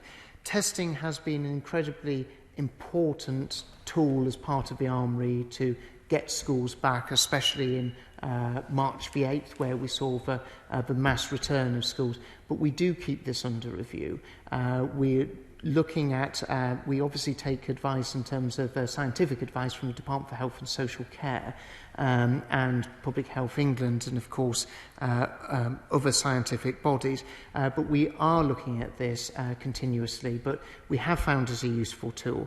But actually, much longer term, do I see testing as something that we expect children to continuously do, always in the future? No, I don't. And I ideally want to move away from that at the earliest and most realistic possible stage. My old friend pointed out there is a risk, as things stand, that children may have to isolate and stay at home when they should be taking part in the holiday activities and food programme over the summer. Can the Secretary of State give an assurance that whatever happens, children who are entitled to access food support over the summer will still be able to do that? I can absolutely assure the right honourable gentleman that that's the case.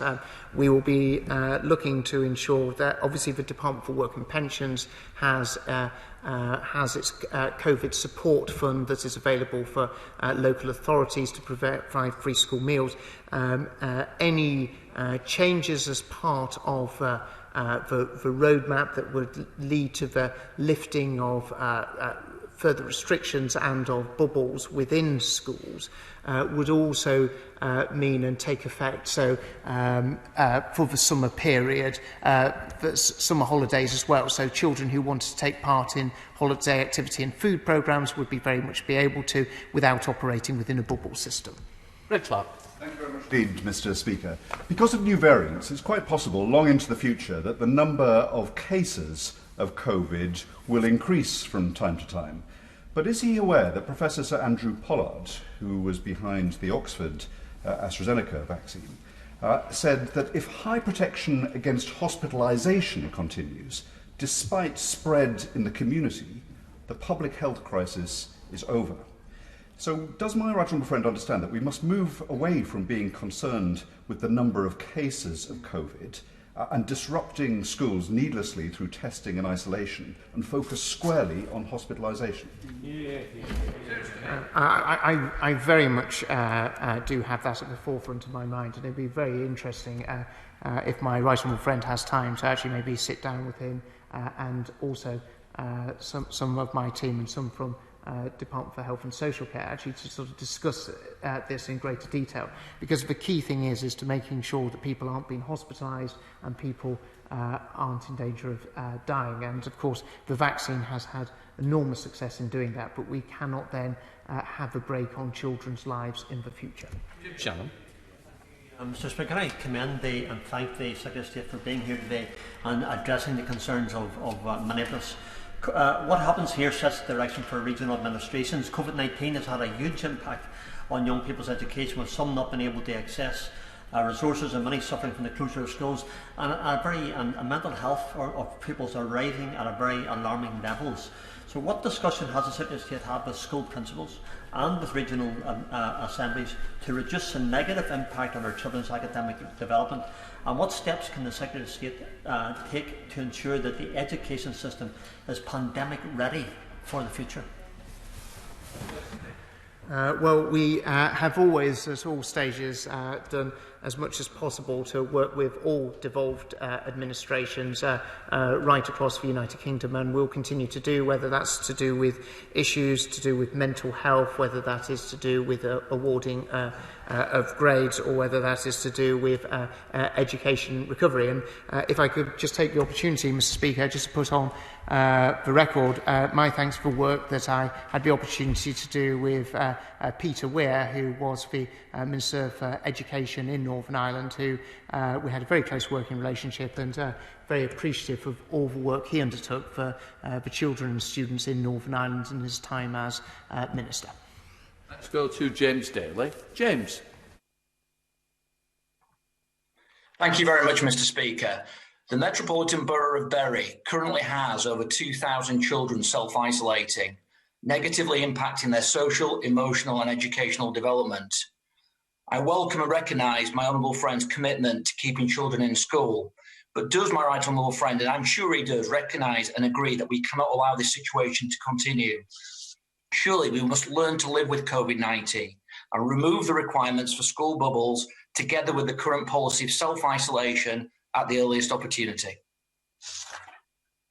Well, Mr. Speaker, we're very much wanting to go down that course of easing restrictions and ensuring, as we come out of this pandemic, is that children are one of the greatest beneficiaries. So my honourable friends and my minds are very much in the same place.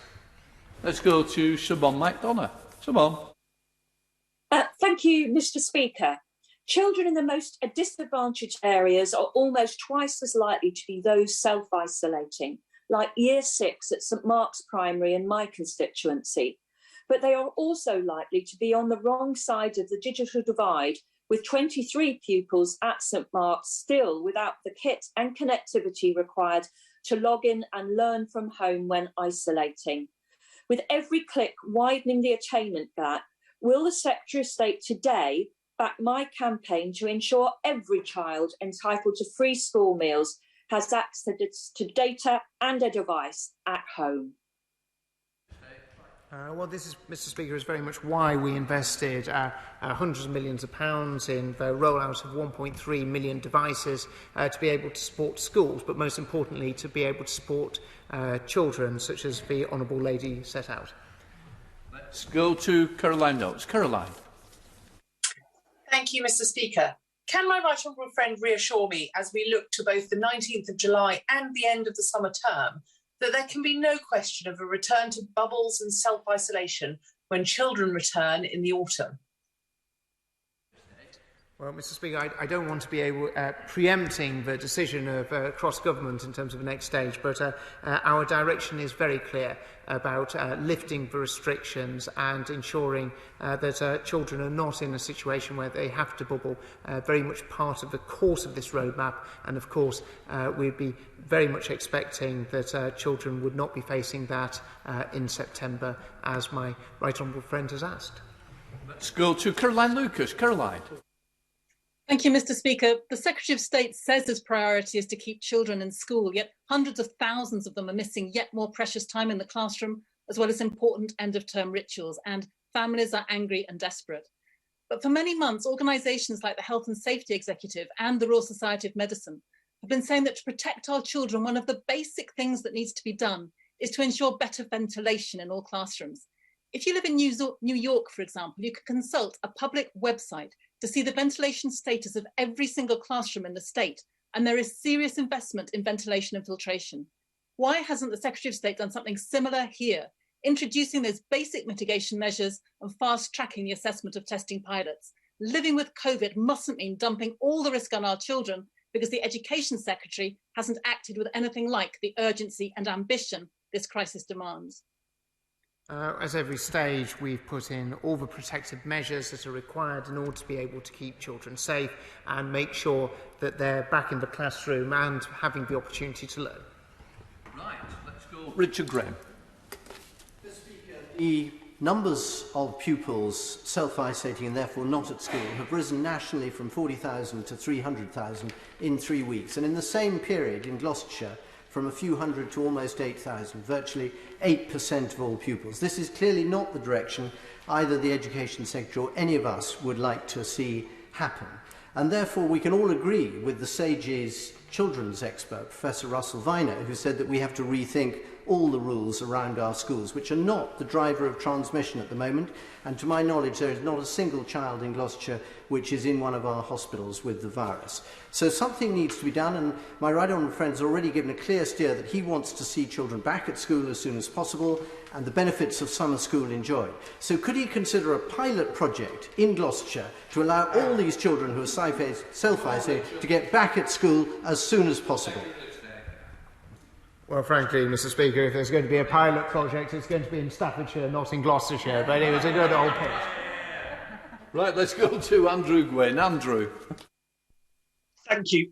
Professor Marmot has reported today on the impact of inequality in large parts of Greater Manchester, including my own constituency, and we know COVID has exacerbated these inequalities. We know too many children have had their education disrupted and too many still are. And look, we all agree we need to ensure children and families are supported, not just during self-isolation, but that catch-up is intensified too.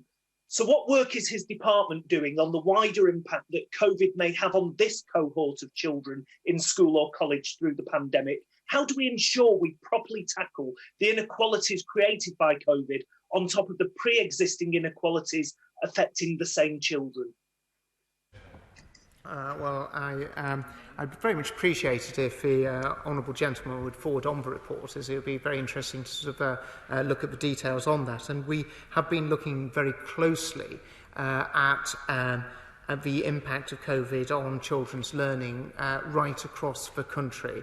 And we've been doing a very detailed study with Renaissance Learning to look at the lost learning, not just as a national cohort, but very much at the granular detail. And this is very much informing our policy development as to how we best address that. Let's go to Stephen Hammond. Stephen. Thank you, Mr. Speaker, and can I thank my right honourable friend for his answers today and his commitment to remove self-isolation for school children as soon as possible, which would be widely welcomed across Wimbledon. Can I ask him to say what exactly, and can he reassure me what the government is doing to ensure that disabled children get the support they need at home when they have been self-isolating and unable to attend school? Well, we very much expect that the education to be delivered for all children remotely, whether they're in a mainstream school, special school or alternative provision. And we work with the sector to ensure that that happens, including the provision of IT equipment and devices, which is so critical for all schools to be able to deliver that. Mr. Speaker, we remember the appalling handling of the free school meals debacle over Christmas, where this government and football players had to, this opposition and football players had to try and force government to do the right thing. My constituents in Ilford South, amongst some of the poorest in certain super output wards, are concerned, extremely concerned, that their holiday activity and food programme has not been guaranteed if they are going to be at home self-isolating. Would the Secretary of State please be crystal clear that nobody will go without food this summer? Yeah. Well, the honourable gentleman probably actually heard my answer to his colleague earlier on, and of course the DWP scheme is there to ensure and support children who are in receipt of free school meals over the summer period. The holiday activity and food programme is an extensive scheme across local authorities right across the country. I think this is an excellent scheme, and we want to see all children to be able to take part in it because of the benefit not just of food, but as importantly activity as well that's part of that scheme. Thank you, Mr. Speaker. I welcome my right honourable friend's commitment to end bubbles. Last week, some 74%, I think it was, of children who were isolating in England were doing so not because they caught COVID, but because someone in their bubble had done so. This puts a huge strain on them and their parents as well. So with that in mind, between now and terminus date, will my right honourable friend consider accelerating the rapid testing programme to ensure that we're seeing less self-isolating in children? Well, we always continue to work with Department for Health and Social Care in terms of testing and being able to sort of maximise that out so that actually we're able to catch people with COVID at home so they're not in a position of infecting their friends at school and also their teachers. Russian Narali. Russian. Thank you, Mr. Speaker. With nearly 400,000 children and young people out of school just last week from COVID-related reasons, the government's failures to secure our borders against the Delta variant has demonstrated the damage it's doing to children and their future. And given those failures and the incompetence, frankly, of the Secretary of State over the last year in getting a grip and supporting school children, isn't it time that he worked with the Chancellor to get the funding that's needed for catch-up, as was recommended by the former catch-up czar, Sir Kevin Collins? There's a shortfall of £13.6 billion. Isn't it time that that money was provided so that children don't continue to suffer because of the mistakes of his government? Well, the Honourable Lady seems to be blissfully unaware that we've already invested over £3 billion in terms of supporting children to be able to catch up in our schools. We'll continue to work closely, as she requested, with the Treasury, as we have been doing as we approach the spending review, to see what further action is needed in order to be able to support our children. Thank you, Mr. Speaker. Last week, 375,000 pupils were off school through self-isolation, and there has been a 40% increase in antidepressants being prescribed to under 17-year-olds. Given that children are extremely unlikely to suffer serious ill health as a result of catching COVID, and given the damage being done to their education and their mental health, isn't it time we stopped this self-isolation madness and get all pupils back in the classroom where they belong? Well, I think my right honourable friend raises a really important issue in terms of children's mental health, and this is why we've been so concerned to put in interventions in place to be able to support children, as well as those who work in schools and colleges, with their mental health at this incredibly difficult time. And actually the best way of helping children and all people with all staff is with their mental health is actually having schools functioning as normally as possible. And that's why we've always been clear that when we're in a position to be able to remove those restrictions, to be able to make those changes and actually make it easier for schools to operate as normally as possible, we will always take those steps at the earliest possible stage. Christian Matheson. Mr. Speaker, my constituent Stephen sums up the frustrations of parents and pupils when he tells me that his boy is now home again for a third time because somebody has tested positive in his school, even though they make him wear a mask. 10 days isolation, he's tested negative on a PCR test plus 2 tests a week, and asks how he can justify 40,000 people hugging each other at Wembley, but his son can't see his friends.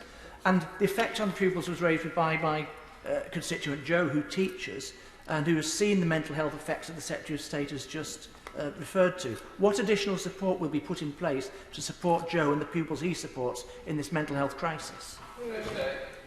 Well, the honourable member is probably aware that both the Department for Health and Social Care and ourselves have outlined packages of support for schools in terms of boosting mental health support, including having training so that there are mental health those who trained to deal with mental health issues in all our schools right across the country. The honourable gentleman is probably also aware of the comments I made earlier about the lifting of restrictions and the removal of bubbles, which is the next steps that we very much want to take as part of the next step of the roadmap. But it has to be done in line with the broader changes and the unlocking of our country that is part of the roadmap. Thank you, Mr. Speaker. And getting children back into school without having to self-isolate can't come soon enough, as there is no substitute for learning and attainment and keeping children in face-to-face education. But can my right honourable friend confirm that keeping children in an educational setting, whenever it is safe to do so, remains his priority? My honourable friend's so right. The number one priority in all of this, whether it was the rollout of the mass testing across all schools, whether it whether it was the restrictions and the sort of levels of safety that we had to put into schools, has all been designed about getting children into schools for the maximum amount of time to ensure that they're in front of a teacher with their friends and having the very best classroom experience. And as we move out of this crisis, of course, we want to lift as many of those restrictions as possible and actually liberate schools to be able to operate in the best possible way for themselves. Thank you, Mr. Speaker. Does the Secretary of State agree with me that the government's failure to get border controls in place has enabled the Delta variant to take hold in the UK, forcing children out of classrooms and away from their friends? Well, at every stage, Mr. Speaker, the government has been one of the first ones to act in order to be able to keep this country safe. It was one of the first countries in Europe to impose travel restrictions on India as a result of the Delta variant, and I know that the new Secretary of State for Health and Social Care and the Transport Secretary, as well as the Prime Minister, take that responsibility incredibly seriously. Thank you, Mr. Speaker. Can I welcome my right honourable friend's comments today? I have recently just finished a 10-day period of self-isolation following someone in my office testing positive for COVID. However, the flatmate of the person was able to go about their daily lives in a normal way using the government's daily testing trial. Surely, as we learn to live with COVID, it is time to move quickly to a more nuanced approach that does not endlessly interrupt children's education, as it cannot be right to have learning continuously disrupted by unnecessary self-isolation. Well, there's nothing I can really disagree with my honourable friend, so I best just go and sit down, hadn't I, Mr. Speaker? Thank you, Mr. Speaker. Too many school children across my constituency of Blaydon have faced disadvantage from being out of school under the current arrangements. Will the Secretary of State be absolutely clear with school leaders well in advance of any new arrangements to be put in place? It's vitally important that they have that information. And can the Secretary of State also talk about the support that can be given to disabled children to ensure that they have the opportunity to catch up on the education opportunities they've missed? Well, I would very much like to reassure the Honourable Lady, the member for Blaydon, that we will give all schools good notice, and as I committed to when we said about the next step, step 4, we'll be aiming to issue guidance and advice to schools in conjunction with the details of step 4. In terms of those children, disabled children and children with special educational needs, we've continued to have a real strong emphasis in terms of actually how we support, whether it's special schools, alternative provision, actually weighting the level of support at a much higher level for those schools over those the support available to mainstream schools. Thank you very much, Mr. Speaker. Like others, I'd also like to see the daily testing that's been so successful in the pilot schools immediately returning, so that pupils can remain in school. And I agree with others that we should go back to normal as soon as possible, preferably in September. Yesterday, the Schools Minister stated that we're consulting parents, teachers and pupils about extending the school day. Can the Secretary of State make it clear during the consultation that the extended day should be for enrichment activities as well as time for extra tutoring where necessary? I very much want to see children spending as much time in school as possible. I mean, I do want them to be able to have the opportunity to go home, Mr. Speaker, at certain points, but as part of that extra time, I do, of course, want them not only to be learning for a rigorous curriculum that has been carefully crafted by my right honourable friend, the member for Bognor Regis, but actually, and they will get a lot of fun out of learning from that rigorous and detailed curriculum, but also I want them to have more fun in terms of doing sporting activities, cultural activities, arts, and so much more as well. Mr. Speaker, over the past few weeks I've been touring secondary schools in my constituency. The current self-isolation policy, which incidentally resulted in a Twickenham secondary having to close its doors entirely last week for several days, That, combined with lockdowns, is not just impacting academic progress, but the number one issue being presented to me by heads and safeguarding leads is the mental health impact. So as well as ensuring support for academic catch-up, could I urge him to do everything he can to speed up the rollout of mental health support teams in schools, but also please will he speak with the Health Secretary to provide urgent additional capacity for Tier 4 CAMS beds, because too many children are being turned away. And it is not an exaggeration that the evidence I'm being presented with is that children's lives are at risk because teachers and school counsellors just don't have the skills to deal with those cases. I think, Mr. Speaker, the Honourable Lady raises a very thoughtful, important issue. I'm very much with her as to I want to see the rollout of the mental health support in schools as quick as is feasibly possible to do so.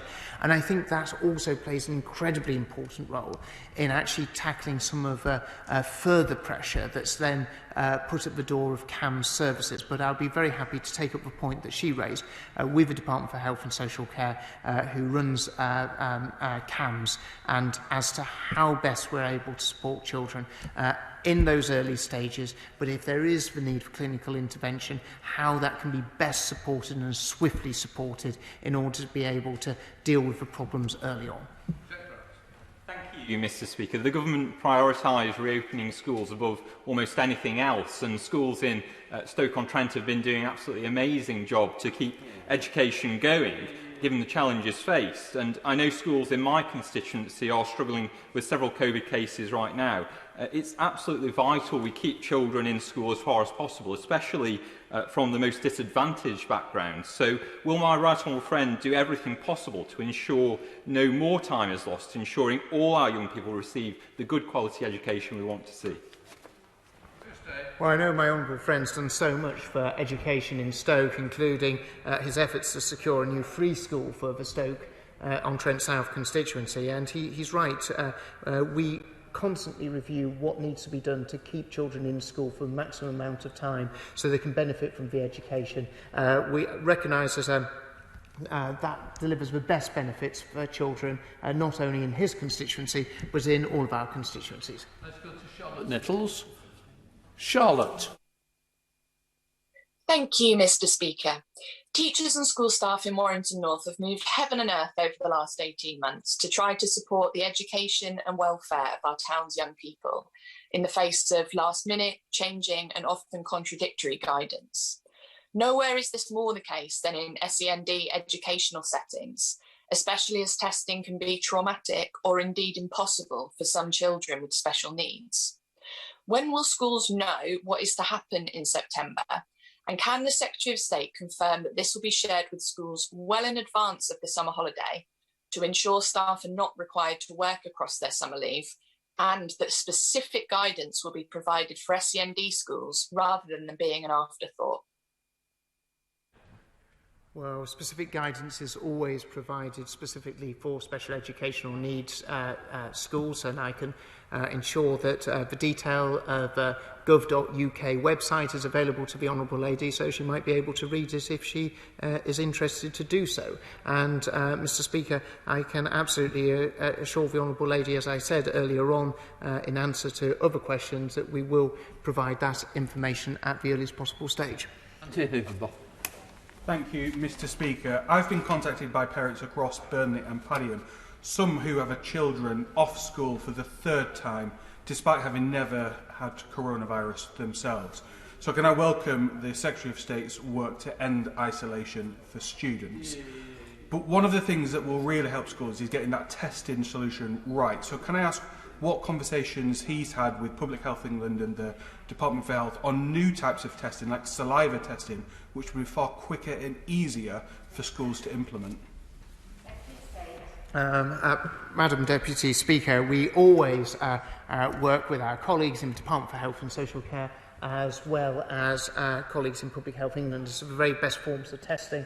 We're always aware that there's new technology and new innovation there, and we want to be able to use that to the best of ability, not only to make sure that all of his constituents in Burnley who are wanting to attend school are able to do so, but across the country as well. We now go to Jeff Smith. Madam Deputy Speaker, I've had lots of emails from desperate parents in South Manchester whose children have suffered multiple periods of isolation are worried about more, and they all say we need to review the isolation rules urgently. We now hear that he's looking at plans to announce as part of Step 4, but there's no reason to wait for Step 4. Schools have got a problem now and they need to know what to do about it. Every time I've met head teachers in the last year, the biggest complaint is always the lateness of guidance from his department. Why is it that the education department is always so slow with advice? And why is it that pupils and schools always seem to be the afterthought in this crisis?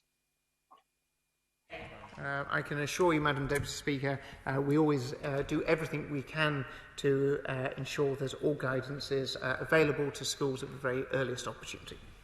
Robbie Moore. Thank you, Madam Deputy Speaker. As my right honourable friend will be aware, in Keighley and Ilkley we have been subject to restrictions since the pandemic began, whether that was through the local or the regional approach. There is a concern amongst some of my constituents that a regional approach to the implementation of restrictions may return at some point. So can my right honourable friend confirm that if that was the case, which I do not want to see, we wouldn't end up with a situation where schools in Keighley and Ilkley were forced to close, where others in the country may be able to be open? Madam Deputy Speaker, can I assure you, my honourable friend, the member for Keighley and Ilkley, I want schools in Keighley and Ilkley always to be open and never to be closed. That is certainly something that we want to ensure happens. We do not want to see schools in different parts of the country having to close. That's why we'll take all measures that are required in order to ensure that they stay open. Madam Deputy Speaker, schools won't stay open because the Secretary of State wills it. We need a long-term plan here. The Secretary of State for Health told the House on Monday that we're going to have to live with the virus. Now, what does that mean for schools? Where's the plan for improved ventilation, for Nightingale classrooms, so that children can socially distance within schools and not have to be sent home in bubbles? The virus is not going away. Where's the plan? Well, the honourable gentleman seems to have paid very little heed to actually some of the measures that we put in place in order to be able to ensure that children are able to get back into school. And if it's probably not unsurprising, considering his party's policy seems to be very rarely to be encouraging and making sure that schools are open. So the honourable gentleman had the opportunity to ask his question. So. And so we'll continue to do everything we can do to ensure children are able to benefit from a great education. That's what we've been doing. We've been seeing schools open right up and down the country, 99.8% of schools open, and we'll continue to take the measures that are required to keep schools open. Thank you, Madam Deputy Speaker. Madam Deputy Speaker, parents, pupils and, of course, teachers have borne the brunt of difficulties about bubbles and self-isolation of children, but it now feels that the whole country is agog for progress on these issues. Has he heard today, as I have heard, that the party opposite actually now would support him if he felt able to go where it feels that his spirit wishes to lead him, and that is to make progress on ending self-isolation and bubbles? Can he count now on their support? Well, Madam Deputy Speaker, I would probably count them as a rather unreliable ally, but I would certainly, I certainly hope that they wouldn't sort of do the usual sort of Keir Starmer flip-flop. That is, the right honourable gentleman, the leader of the opposition's flip-flop that we've become accustomed to. Zara Sultana. Thank you, Madam Deputy Speaker. The Secretary of State has again been found sleeping at the wheel. 1 in 20 pupils were self-isolating last week, and today my office was told of another Coventry school forced to close. Teachers are doing the best they can, but with mitigation rules relaxed and without additional resources, the Delta variant will continue to rip through schools. So why were masks required in class in April but not now, when case rates were lower in April than they are right now? And will the Minister abandon his feeble catch-up plan? Those are not my words, Madam Deputy Speaker, but the words of the Minister's former advisor. And can he put in the resources needed to mitigate COVID and for education catch-up? That's £15 billion, like his advisor recommended. Secretary of State. Madam Deputy Speaker, I'm not really quite sure if the honourable lady is arguing for more restrictions or less restrictions. It didn't seem to be that coherent. So maybe if she had able to write to me and actually clarify her position as to whether she's pro-restrictions or against them, I'd be happy to answer her. Jacob Young.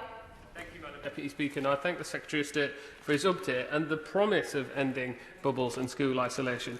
Does he agree with me that it is surprising to hear the Labour Party's latest change in position on pupils attending schools, especially when it was only earlier this month that they advocated moving away from formal learning rather than catching up on crucial lost lessons? I suppose one of the great advantages of opposition is consistency is not something that they have to adhere to. You know, there has been an element of inconsistency there. But what we are focused on as we come out of this pandemic is to ensure we do everything that is possible to support schools, teachers, and most importantly, children in catching up on what they've missed over the last year and a half. I thank the Secretary of State for the statement. A point of order, Kate Green.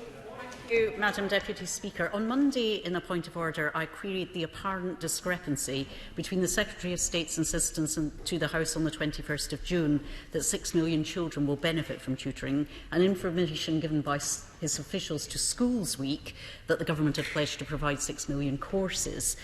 In the estimates debate yesterday, the School Standards Minister again referred to a figure of 6 million courses. We now have two ministers saying two different things, yet despite Mr Deputy Speaker's response to me on Monday, no ministerial correction has so far been issued. Can you assist me, Madam Deputy Speaker, in inviting the Secretary of State to clarify the matter? Well, I thank the Honourable Lady for giving me notice of her point of order.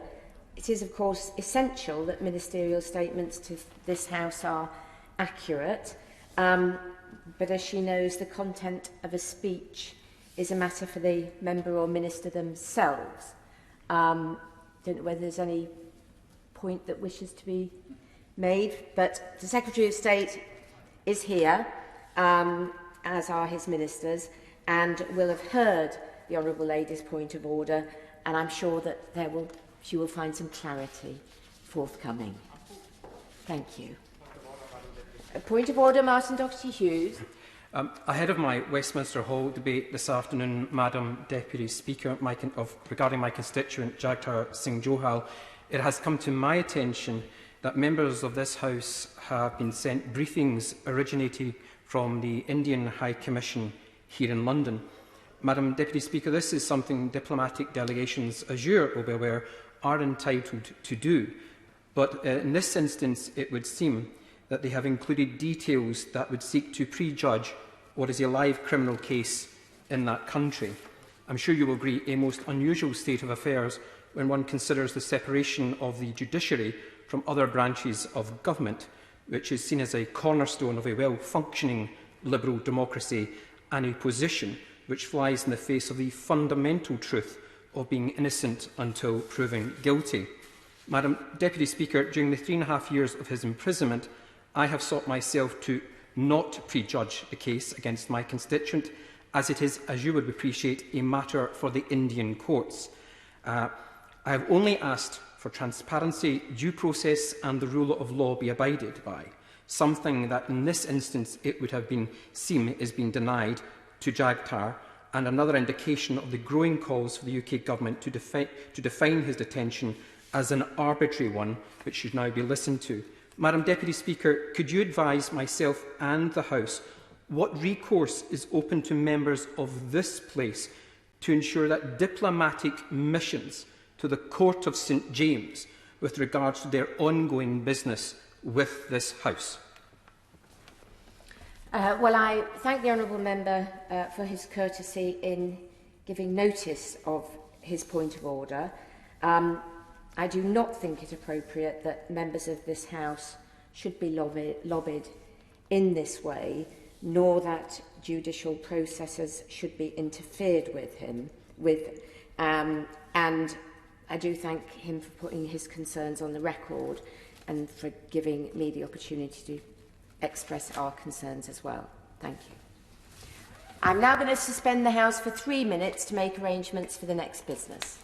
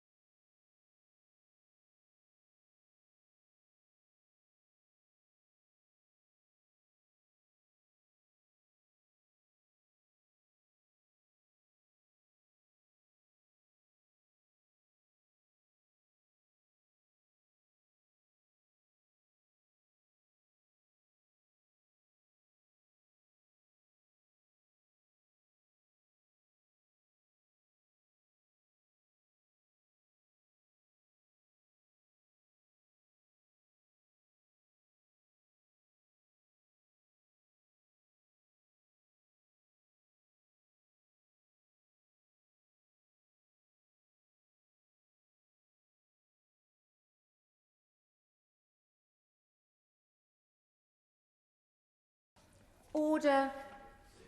Order. Presentation of Bill, Secretary Kwasi-Kwarteng. Subsidy Control Bill. Second reading what day? Tomorrow. Tomorrow. Thank you. We now come to the 10-minute rule motion. Tulips agree. Thank you, Madam Deputy Speaker. I beg to move that leave be given to bring in a bill to give workers the right to flexible working from the first day of employment, except in exceptional circumstances, to require employers to offer flexible working arrangements in employment contracts and advertise the available types of such flexibility in vacancy notices and for connected purposes. Madam Deputy Speaker, before the pandemic, there was about 60% of the workforce who said they had some flexibility when it came to working. And there were some leading organisations in the field, like the commercial law firm Hill Dickinson.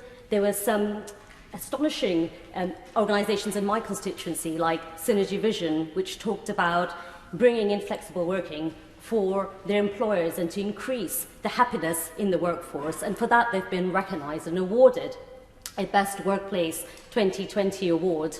And I spoke to Fiona Dauber, who was the Chief Executive of Synergy Vision, and said to her what benefits had come out of introducing flexible working. And she said it's a win-win for both the employers and the employees. And during the pandemic, things changed, and a 6% increase in workforce who worked from home.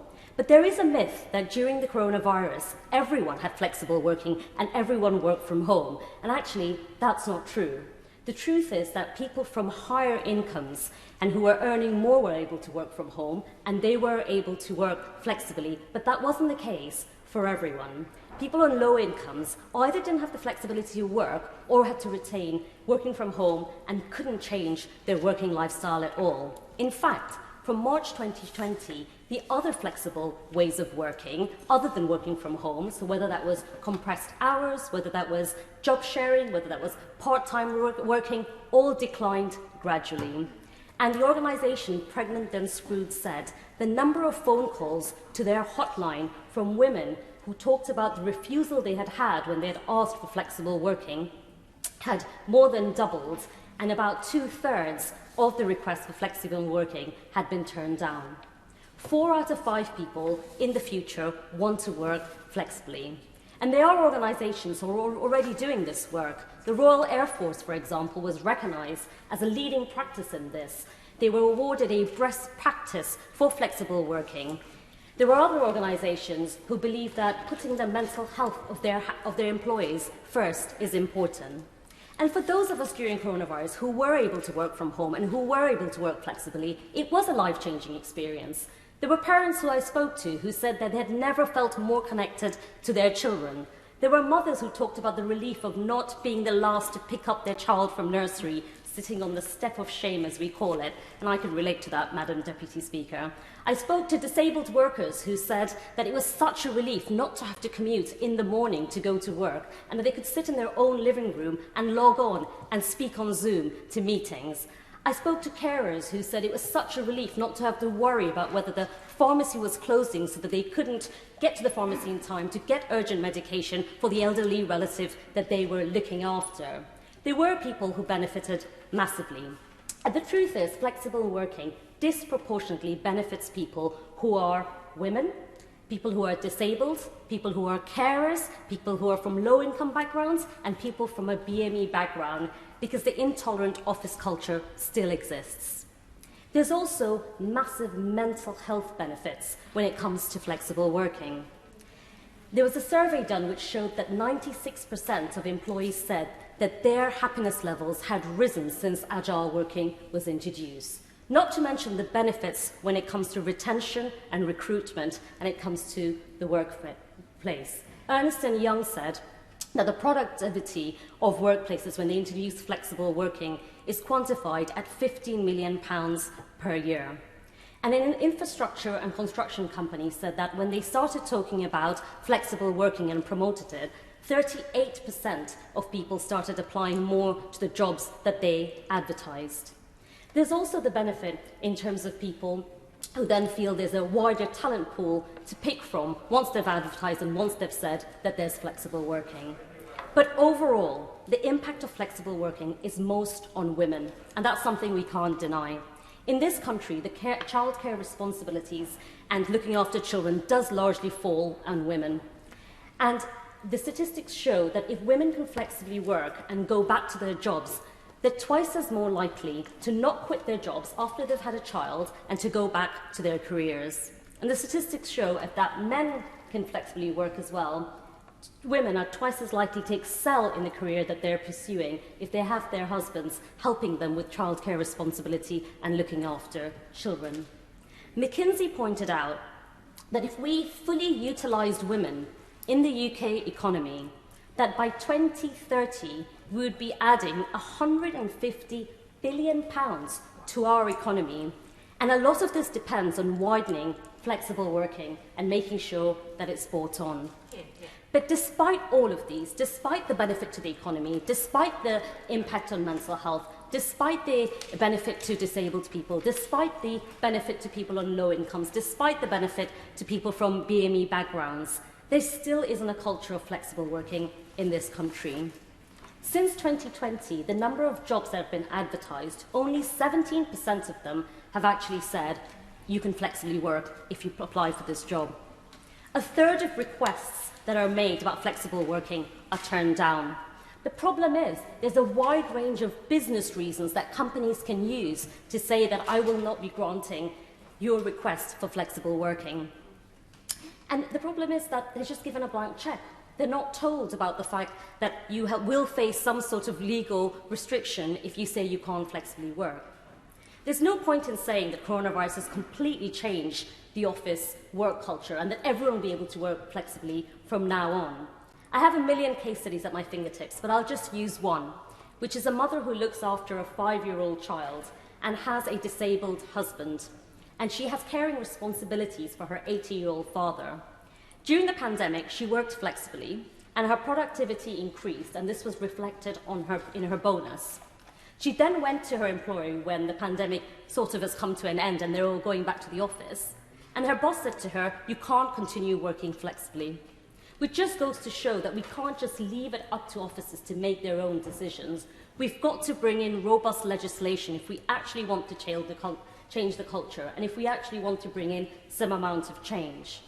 I welcome the fact that the government is actually consulting on trying to make flexible working a default.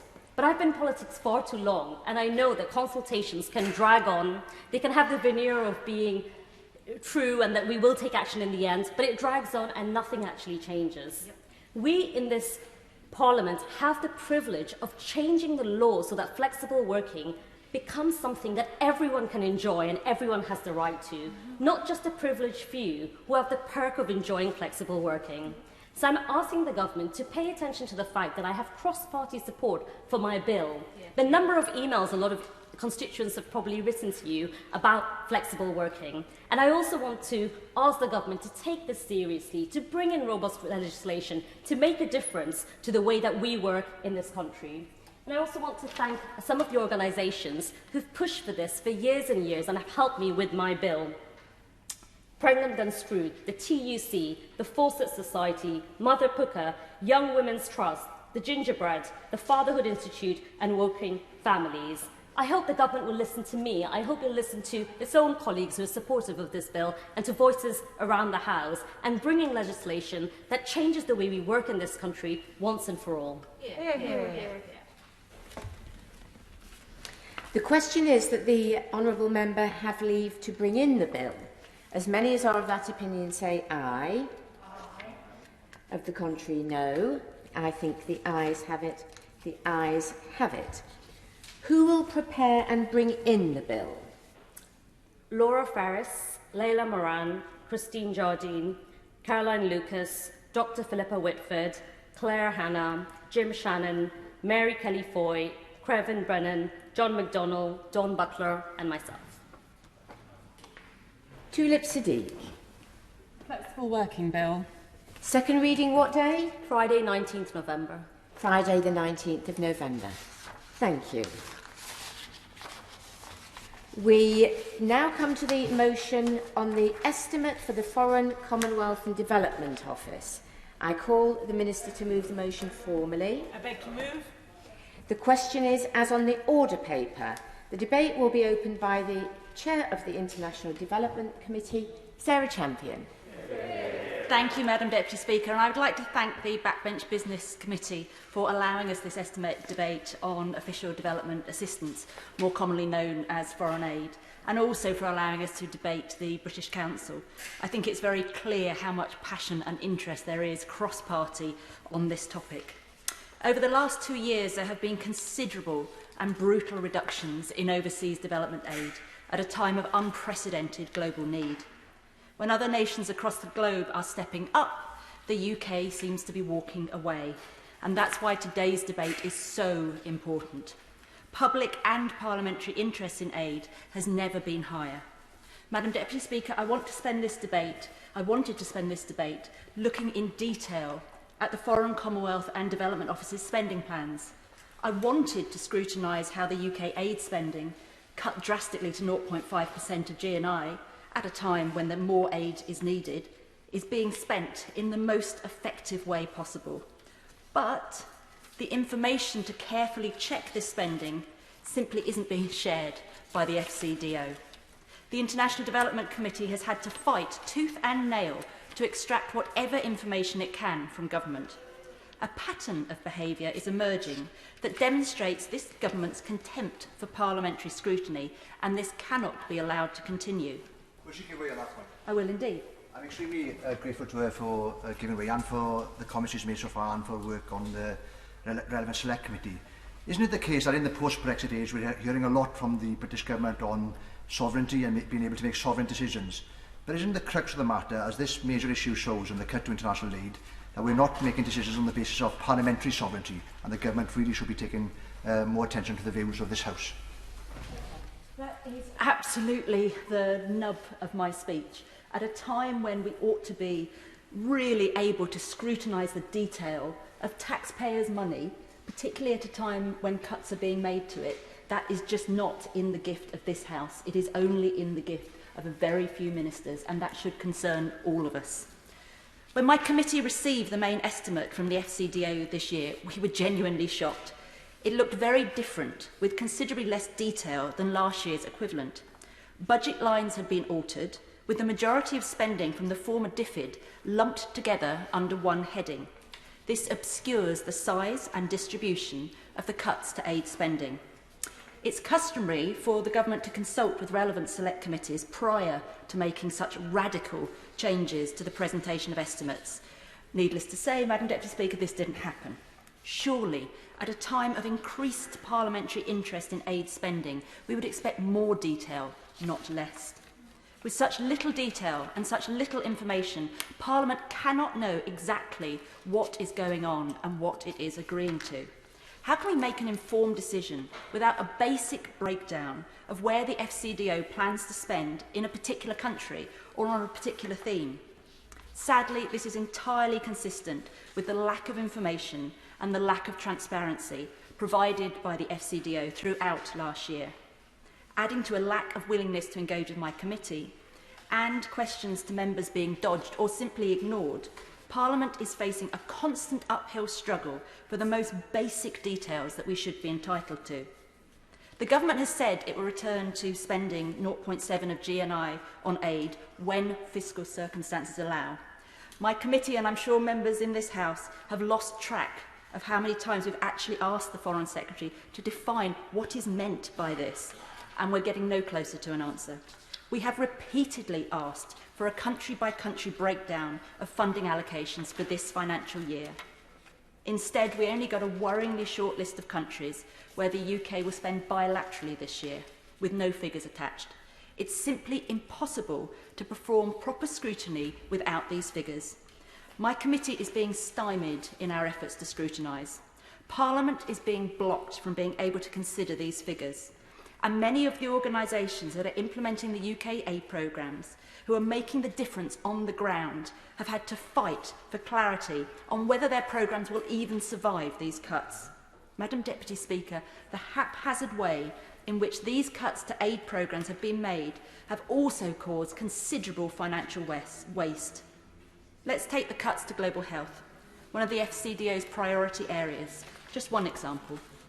Donated drugs to treat preventable diseases will be wasted as there is no one available to distribute or administer them, following a 90% cut in funding. In Bangladesh, funding to a programme providing essential healthcare to disadvantaged communities, including a response to COVID-19, was given less than a week to close. And this story plays out across every area of UK aid. My honourable friend to give way. I will, of course. I thank my honourable friend for giving way. She's making an excellent point on the fact that the more barriers there are to aid, the more difficult it is to deliver. Would she agree then that it is a moral, economic imperative that this government do everything in their diplomatic might to reauthorise and readopt the cross-border crossings at north-east and north-west Syria to relieve those millions of people there at serious risk of loss of life? I absolutely support my honourable friend's calls for that border crossing to be reopened, and it's a time-limited ask. Yeah. And the International Development Select Committee wrote to the Foreign Secretary over 2 weeks ago asking that very thing: open those borders, keep them open so that aid can get in to help those desperate people. And we still haven't received a reply. In Vietnam, teams clearing landmines are being made redundant as there's no funding for their project. In the Central African Republic, a project fighting the worst forms of child labour will be forced to close early.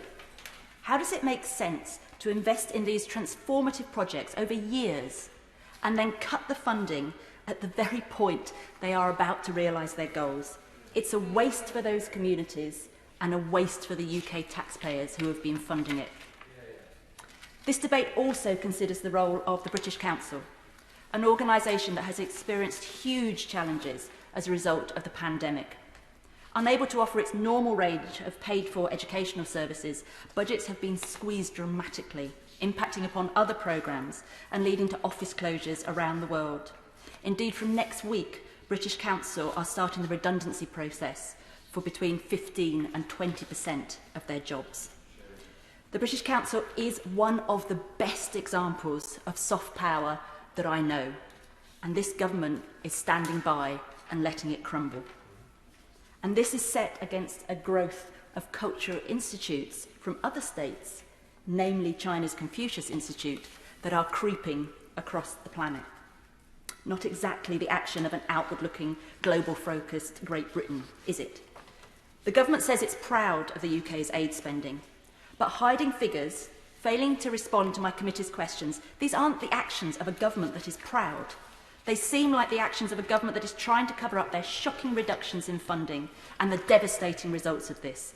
The girls that won't go to school, the children that won't be vaccinated, or the families that won't have access to clean water. Once again, I ask the Minister for three things: to publish the individual country allocations for this financial year, to provide immediate clarity to organisations implementing UK aid programmes on their funding allocations for this financial year, and, most fundamental of all, for the government to detail the steps it will take to return to spending 0.7 of GNI on ODA. Finally, I want to say thank you to all the FCDO staff and all the aid workers around the world. You do an amazing job in the most difficult of circumstances, and we stand with you, and we will continue fighting for the resources that you need to be able to do your job, tackling poverty and inequality around the world. That is the right thing to do. Morally, it's the right thing to do, but also it's the right thing to do for Britain's interests. Thank you. Thank you. There will be now a 7-minute time limit on backbench contributions, the clock in the chamber and on the screen for those participating virtually. Mrs Theresa May. Thank you, Madam Deputy Speaker, and it is a pleasure to follow the very good speech from the Chairman of the Select Committee. And I'd like to echo her comments in thanking FCDO staff and aid workers around the world for the work that they do, often, as she has said, in extremely difficult circumstances. I'd also like to say to the Minister that I am grateful to the Noble Lord, Lord Ahmed, for the discussions he's having with me on the issue of modern slavery and initiatives on modern slavery, and those discussions are continuing. Before I come on to the specific points I wanted to make on the estimates, I just wanted to make a general point on this debate, because I believe, in response to my right honourable friend, the member for Sutton Coldfield last week, the Prime Minister implied that this debate was a vote on the 0.7%. Of course, it is a vote on the estimates for the FCDO. It cannot be used as a proxy vote on the 0.7%. And I hope the government will accept that and recognise that the calls for the 0.7%, vote on the 0.7% are still there. There are two issues that I wanted particularly to raise. The first is that in the limited information that is available to us in relation to aid spending from the government, there seems to be little suggestion from the government that they are actually paying attention to the important linkages between the different elements of spending within the aid budget. Because this is often a holistic matter, and these things cannot just be looked at in silos. And if I just give one example of this, our right honourable friend, the Prime Minister, is rightly very keen to encourage girls' education around the world. It's been a theme of Conservative governments now for some considerable time. We've taken it up in G7 meetings. We've encouraged others around the world to take that theme up. And of course, a girl who is educated is less likely to be lured into modern slavery. However, if you cut the programmes for dealing with modern slavery, that girl may not be able to get into education, because you may have met the slave drivers, the gangs, the criminal gangs may have got to her first. You have, if I may just make this point and then you have to look at these issues holistically and the linkages between them. I give way to my honourable friend. You will forgive me for interrupting her, but she's making such an excellent point, and exactly the same argument can be made on tackling gender-based violence. If you want to succeed in getting women through education, then you must tackle gender-based violence. And it is a comprehensive package, and that is why we need to be securing 0.7%. Indeed, my honourable friend is absolutely correct. I gave just one example. But actually, you have to look at the aid funding holistically and look at the linkages between and the impact between cuts in one area on another area. And there is no evidence, I'm afraid, from what I've seen from the government, that that is what they have done. It does appear that they have just cut in silos, and so we see, for example, the Global Fund to End Modern Slavery seeing an 80% cut in its funding. There's a 25% cut in funding for girls' education, but these are linked. I urge the government to look at those links. I also wanted to note that in its response to the fourth special report of the Select Committee, in just late September, end of September, 28th of September last year, the government said the following: "The government's manifesto made clear that we would proudly maintain our commitment to spending 0.7% of our national income on development, a commitment enshrined in law, and one to which the new department will honour its responsibilities. The integrated review, which will inform the priorities and direction for this new department, will set an ambitious vision for the future of the UK as an active internationalist, problem-solving and burden-sharing nation. Investing 0.7% of gross national income on international development is at the heart of that vision. It shows we're an enterprising, outward-looking and truly global Britain that is fully engaged with the world." That was at the end of September in 2020. In November 2020, the funding was cut. It's hardly either one hand doesn't know what the other hand is doing in the government, or they were just trying to calm everybody into a sense that everything was going to be okay before they actually wielded the knife on this particular issue. Because this, in the second point I wanted to make, is about the impact on of the UK's presence on the world stage of the decisions that have been taken. And this relates not just to ODA spending, but it also relates to the spending of the FCDO in general. I note that the Select Committee, in response to the decision to merge DFID into the FCO, said they had significant concerns that the merger may jeopardise the ongoing effectiveness of future UK aid spending. And in the long run, the creation of the new Foreign Commonwealth and Development Office could reduce the UK's clout on the world stage. I fear that it is reducing the UK's clout on the world stage, and this cut in overseas aid is but one example of that. And while we focus, and have in previous debates on this issue, focus on the very real impact on the ground of that money being cut from different programmes, the health programme has been mentioned by the Select Committee Chairman, but others, the cut in funding to starving people in Yemen, for example, all of these are having a real impact on the ground. But the other area that the FCDO needs to look at very carefully is the DFID expertise that is now within the FCDO And as it looks across its estimates and how it is spending its money within the department, it needs to make very certain that it does not lose that expertise. Now, there have been times in the past where people have rightly questioned the way in which our aid money has been spent. But I have to say that has changed in recent years, largely initiated by my right honourable friend when he was International Development Secretary, the member for Sutton Coldfield. We spend our aid differently, and we have developed, and successive International Development Secretaries did this too, developed real expertise. And we're now hitting the needy across the world with a double whammy, because they're losing our funding and they're losing our expertise as well. Very happily. I'm extremely grateful to my right honourable friend for giving way. Does she realise that the position is far worse than was set out when the so-called merger took place? Because what has happened is that the DFID has been completely dismantled. And even in the days of her predecessor, Lady Thatcher, Mrs Thatcher, there was within the Foreign Office an Overseas Development and Administration, which was a sort of department for development, with a Minister of State in charge of it. There is nothing like that today. The whole thing has been completely smashed to pieces, as she is saying in her speech. Well, I thank my right honourable friend for clarifying that point so well. It is absolutely imperative, if we are going to continue to be respected as a country that leads in relation to overseas aid, that not only do we spend the money, but also we have the expertise to ensure that money is being spent properly. And it is a different skill set, I would say, from hosting receptions in the British Embassy and getting to know local businessmen and politicians, actually knowing how to deliver aid on the ground logistically so that British taxpayers' money is spent in the most effective way. And maintaining that expertise is particularly important if the government is to be believed, as we hope they are, in saying that they're going to restore the 0.7%. Because at that, when you cut a programme, you can't just say, well, you're not having that money this year, but next year you're going to have it. People will not be there. People will not be employed any longer to give the aid on the ground. And you need the expertise to be able to build the programmes up. And it seems to me we're looking at a sort of perfect storm where not only the money's gone away, but actually when the time comes, and I hope it'll be next year, that the government restores the 0.7%, we actually find that the people aren't there in the department to be able to ensure that that is being done and being done effectively. So I would like to say to the Minister that I would sincerely hope that we can restore the respect that we have had around the world through our funding and our expertise, restore the 0.7%, look holistically at the aid spending, don't lose DFID expertise, and then we might be able to return to what that response to the fourth special report said as an enterprising, outward-looking and truly global Britain that is fully engaged with the world. Sadly, at the moment, the message is rather different. We now go to Hyle Williams. Hyle Williams.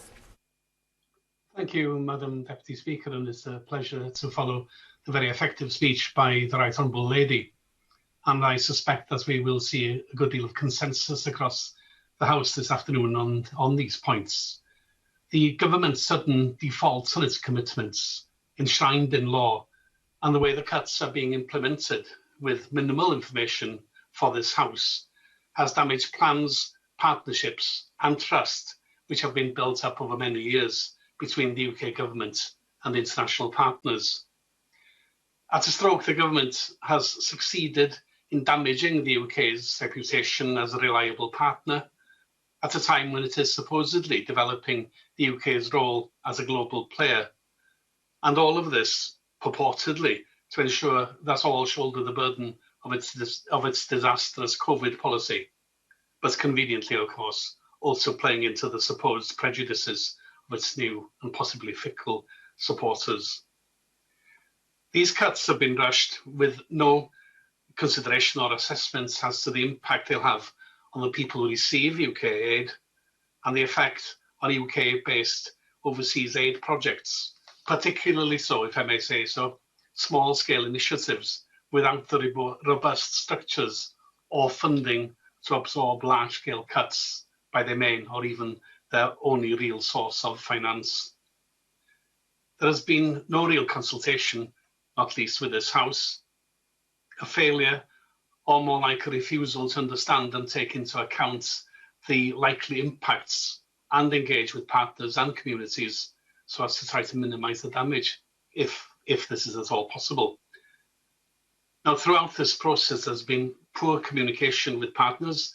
The government has failed to provide dependable and predictable information, and the repeated failure to deliver on promises of forthcoming decisions and information has left organisations and projects unable to plan or manage the situation. Looking for a moment, if I may, on small-scale projects in Wales, now Hub Cymru Africa reports that the closure of the FCDO Small Charities Challenge Fund, that is the most accessible grants scheme for Welsh NGOs up to £50,000, is hitting, for example, the Teams for You project in Wrexham. The closure of the FCDO partnership grants of up to £250,000 successfully delivered, for example, by Interburn's Cardiff is being affected. And perhaps the Minister would like to explain why the partnership grants of £249,000 to Bees for Development Monmouth for their work in Ethiopia is being cut by £102,000, thereby closing the project early. That explanation might even be useful for his ministerial colleague at the Wales office, the MP for Monmouth. United Purpose in Cardiff have been working in Malawi for 32 years. Their work has been rated as A++ for performance and value for money by FCDO itself. They have to drastically reduce their work with only weeks of warning due to Malawi's law on staff notice and severance packages. And some Welsh NGOs are considering closing down entirely. Such cuts stand in clear contrast to the Welsh Government's own aid schemes like Wales for Africa. Wales takes international aid seriously. Achieving sustainable development is written into the Welsh Constitution, and the Welsh Wellbeing for Future Generations Act commits to, quote, a globally responsible Wales. This government is betraying those Welsh values.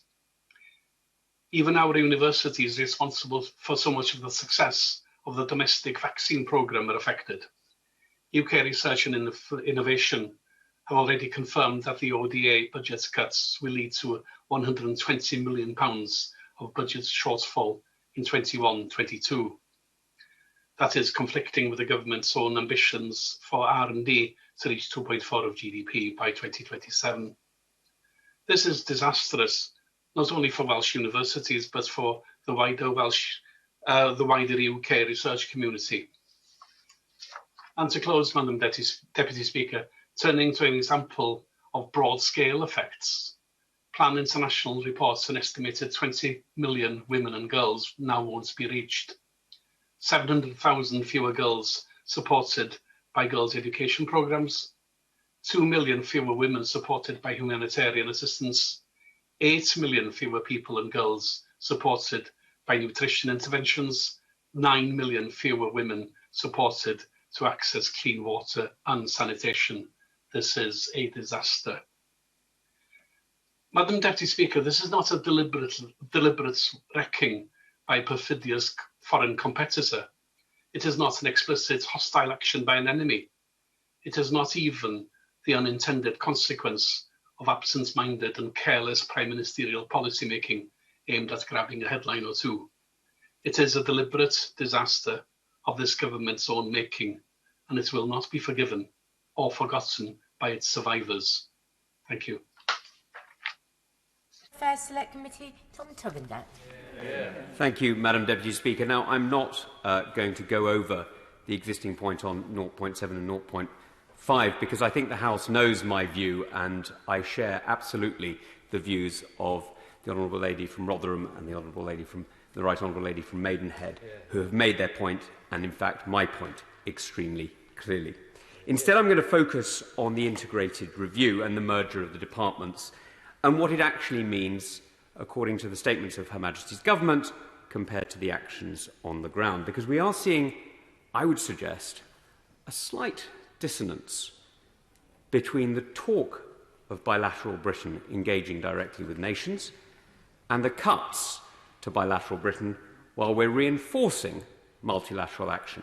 Now, I understand why we've taken those decisions, because we have legal contracts with multilateral agencies, and we have, therefore, legal obligations with multilateral agencies that are harder to break. So instead, we're undermining our own policy and weakening those bilateral ties. It seems to me, and perhaps the Minister will be able to explain why I'm wrong, but it does seem to me that what we're doing is we're racking up the small print while others are racking up the newsprint of their achievements. And I think that's a mistake. It's a mistake because, as the Right Honourable Lady from Maidenhead made it very clear, what we really need to be doing is demonstrating our place around the world. Now, I actually support the ambitions of aligning the two departments. Actually, I support the ambition of bringing the Department for Trade and perhaps other departments much closer together with the Foreign Office. Indeed, and my former colleagues in the MOD won't like this terribly, but I do actually support the idea of having a Foreign Secretary who is the strategic mind for the British government overseas, including the deployment of, for example, carriers. Now, the Queen Elizabeth is today in the port of Cyprus, and while I think that the Foreign Office should have had a very clear view on her role, on her deployment, and while I also think that the Foreign Office were absolutely right to support the ships going through international Ukrainian waters as they were only the other day, I would never argue that an ambassador should be the admiral of a fleet, nor that a political councillor should be the captain of a destroyer.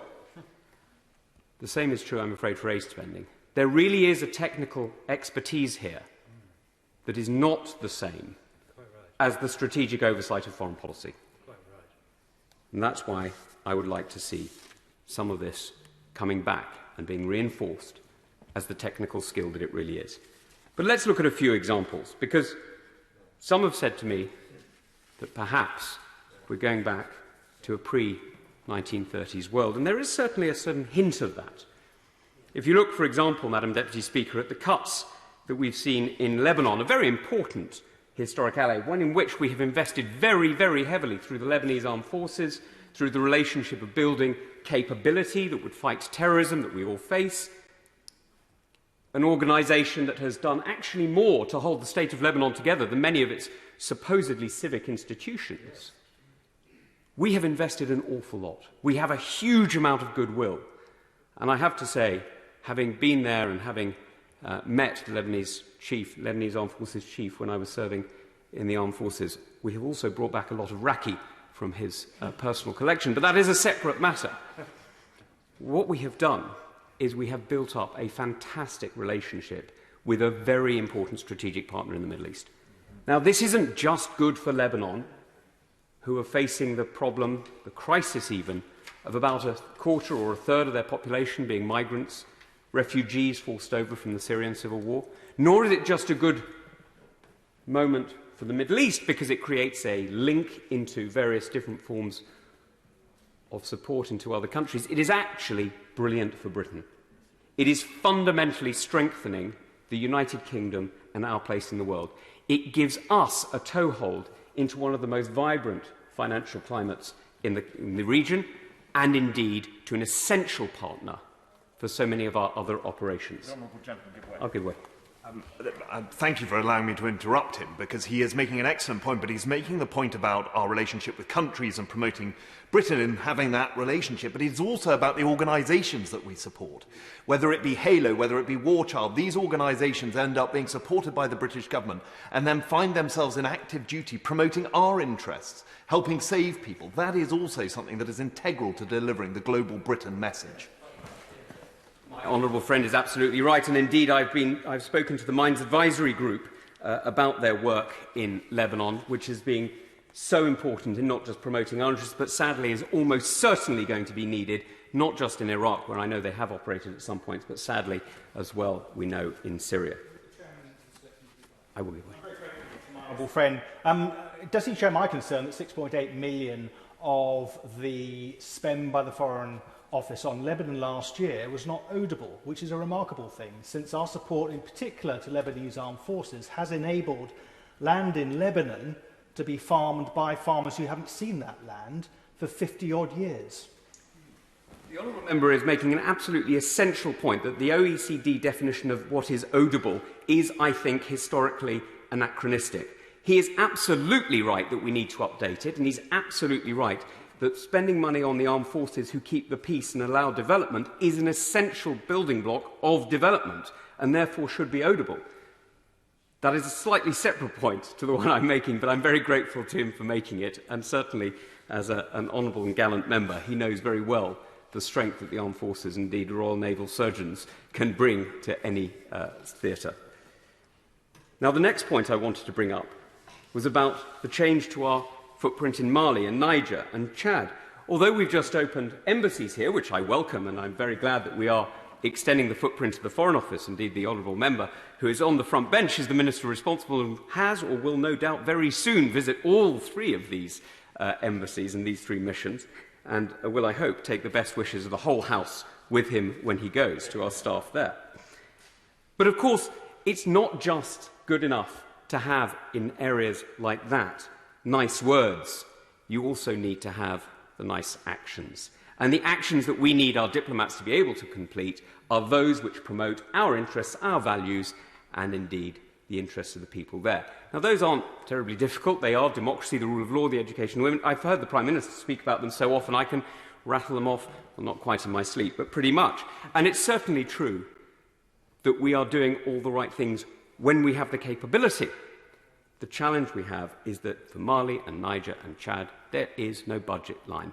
So what we're going to do is we're going to see our efforts branded World Bank, World Food Programme, and many other organisations who are fantastic, but reduce the impact of global Britain. Now, I'm also a little bit concerned that we're seeing cuts to our research on tropical diseases from £150 million to £17 million. We're doing an inquiry, as the House may know, into global health security. And we've been hearing how this investment is absolutely essential to maintaining future capabilities against pandemics. We're all aware of the one we're facing today, but it's not enough to shut the stable door, as the House knows, after the horse has bolted, but to try and predict when the horse might be getting a little jittery. And we do know that we've seen the effect that we've had in Ebola, for example, in making sure that it never came back to the UK, although there was a very limited incidence of one nurse coming back with it. We also know that in Nigeria, a country of which I am particularly fond, and forgive my bias, but one that I think is quite remarkably vibrant, brilliant and engaging, we have been cutting our ODA spend again.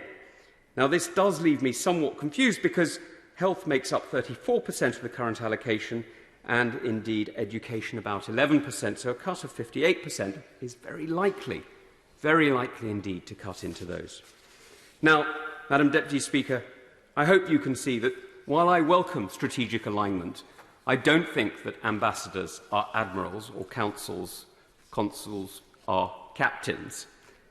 What I do think, however, is that this House, indeed this Prime Minister, has set a strategic vision for Britain in the world that seems to have got lost in translation between the Cabinet Office, or rather the Cabinet table, and the Foreign Office.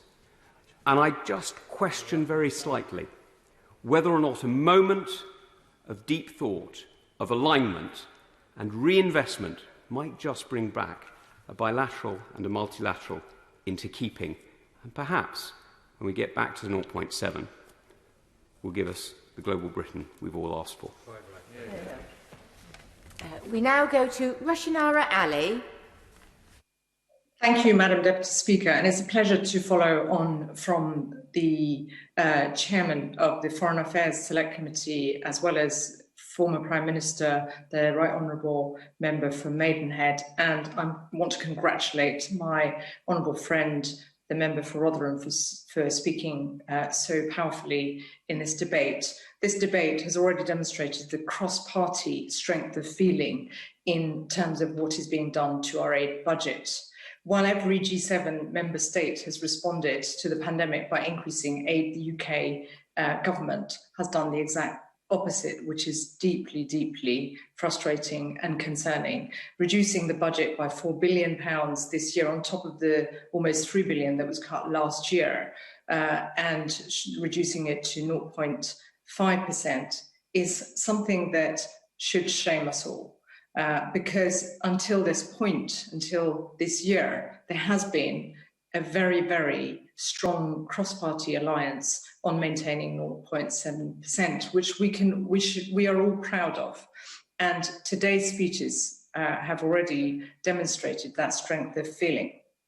The pandemic, Madam Deputy Speaker, has left the world even more vulnerable, and some of the poorest in deep trouble, and some of the poorest nations in great difficulty. What we know is that the government's cuts are leading to life-saving water, sanitation and hygiene projects being cut by 80%, education programs cut by 40%, which will result in 700,000 fewer girls receiving education. And then being much more vulnerable, as the former Prime Minister has already said in her speech. Essential humanitarian aid programs, including to Yemen, will be cut by 60%. And in the Rohingya crisis, which has led to 1 million people being displaced into camps in Bangladesh, the funding has been cut by almost 50%. To a group that is the most vulnerable in the world, who face genocide, where rape has been used systematically against women. And across the world, many of us have seen in conflict zones such as Yemen, women and children suffering the most, and where rape and violence against women has been used as a weapon of war, whether they are Syrian refugees or those who've been forced into refuge in the Yemen. And that is what these cuts have meant. It's meant women being made more vulnerable, having faced the trauma and violations already. And that is why it is so unacceptable that we've seen these cuts being proposed, and why the parliamentary scrutiny and the undermining of our democracy by this government is so concerning. Madam Deputy Speaker, it's not only our moral imperative to support those who face vulnerability, especially given the pandemic, it's in our economic interests as well. The World Bank has estimated that nearly 124 million people have been pushed into extreme poverty since the pandemic began. And the World Food Programme estimates that 270 million people are either at risk of becoming already or acutely food insecure. This is a global economic and health crisis. And the virus, as we've heard, time and again, is not a respecter of international borders. And while one country is at risk, all countries are. No one is safe until everyone is safe. And as the UN Secretary General described last year of the COVID-19 pandemic, as a menace to the whole of humanity, and so the whole of humanity must fight back. And to the contrary, our government is being isolationist. It's not thinking about our interests in getting out of this pandemic. If we don't support some of the poorest countries in the world to protect those who are vulnerable, to manage the pandemic through our aid effort and other partnerships, then we're not going to get out of this crisis. And we're going to leave many more people vulnerable, and hundreds of thousands of people are at risk of dying because of this decision to cut our aid budget. On the economic dimension, we have to, as the former Prime Minister said in her speech, think about the linkages. We have to, and as our other speakers have spoken about the influence Britain can have on the global stage. If we provide the support to those countries that need help, according to the International Monetary Fund, the cumulative gain will be $9 trillion by 2025, with $6 trillion accruing to the advanced economies, which will recoup $1 trillion in tax revenues. So it is in our economic interest to help countries develop and get out of this pandemic and survive and thrive. It's not just a moral imperative, albeit a very, very important one for our country, and one which we are all proud to be a part of in terms of what we've done over the last few decades. And a country-by-country analysis by Save the Children shows that American and European funding of vaccines will each be repaid 35 times over in increased trade and output. And that takes me onto a big wider point, which is about the cuts to the British Council.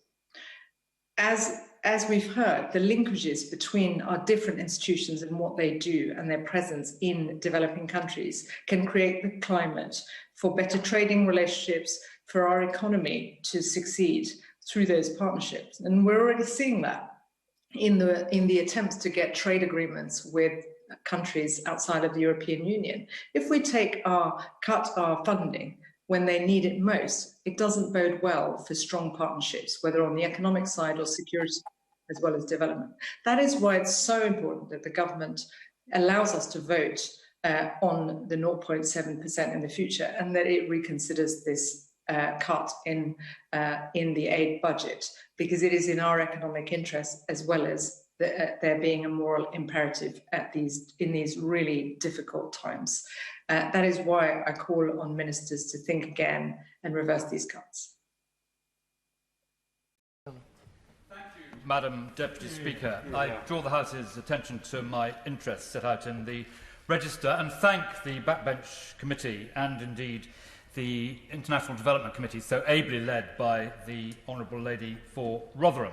It's also a pleasure to follow the Honourable Lady who has just spoken and who shadowed me for a period of time when I had responsibility for some of these matters. I also want to underline what has been said already about our respect and gratitude to humanitarian workers around the world, British and others, who put themselves in harm's way for their fellow members of humanity, and of course also to our brilliant diplomats who are the subject of these estimates debates. Now, Madam Deputy Speaker, the Prime Minister, when responding to me last week, mentioned the possibility of a vote on these estimates. Languidly, this ball was tossed to him by the Leader of the House. But I think it's worth just making clear, not least for those outside this place, that there was never any question of having a vote on the estimates, and the Leader of the House was merely teasing the House by suggesting this, since he knows perfectly well that it is neither sensible nor serious to vote in this way. I believe he sleeps with Erskine and May on his nightstand, and he knows this very well. The estimates have never been rejected by this place. They can either be reduced or rejected.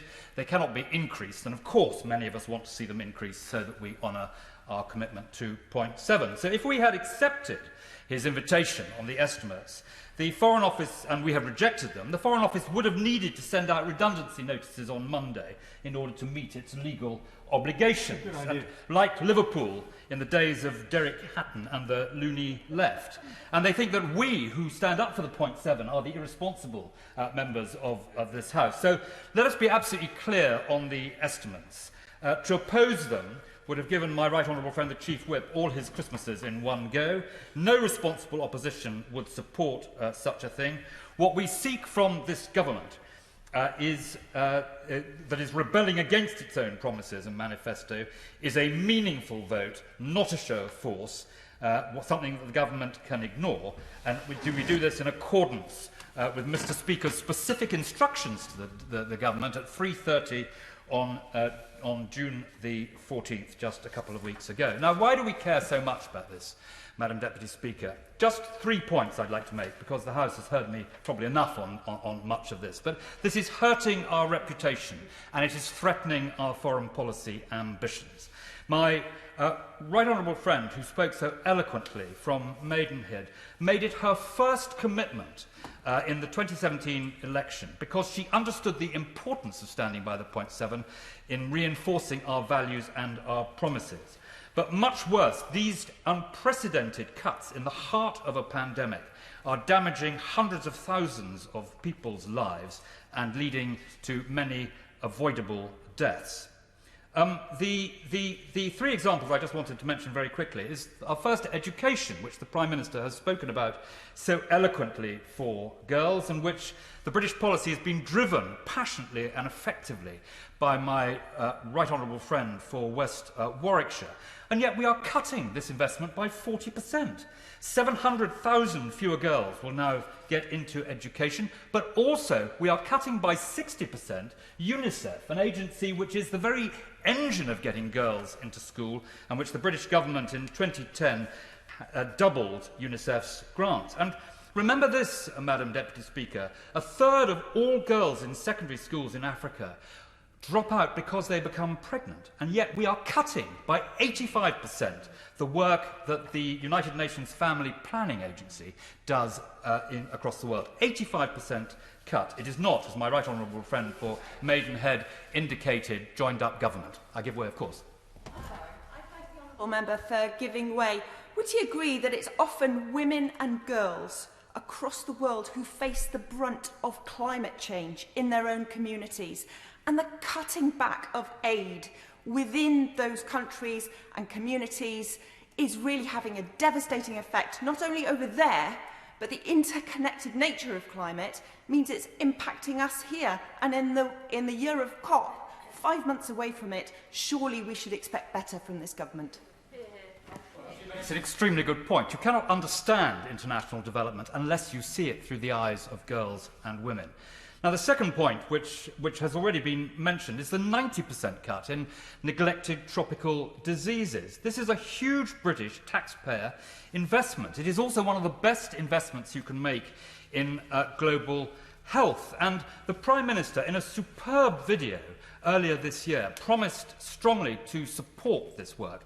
Yet it's now been cut by 90%. That means that 74 million school children won't receive drugs to prevent parasitic worms. It means that huge numbers will be maimed, blinded, debilitated, disabled and killed.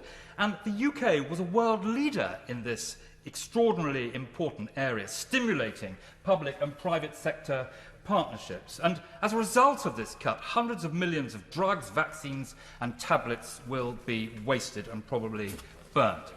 And the second point that I wanted to make, or third point rather, on this, been very well made by both my honourable friends from Somerset and Frome and Billericay, and it is about the work of the British Council, voluntary service overseas, and the International Citizens Service, which I had the privilege of setting up some 10 years ago. There's no clarity about the future funding of the International Citizens Service, which has sent thousands and thousands of youngsters off overseas, many of them not from well-off families, but from families which were on free school meals. And they have been brilliant ambassadors for our country, as well as doing such a good job in terms of international development. And the British Council, too, which I know my honourable friend from Billericay is going to talk about, is now far more self-sufficient in terms of raising its own money and doing a better deal for the taxpayer than it ever was before.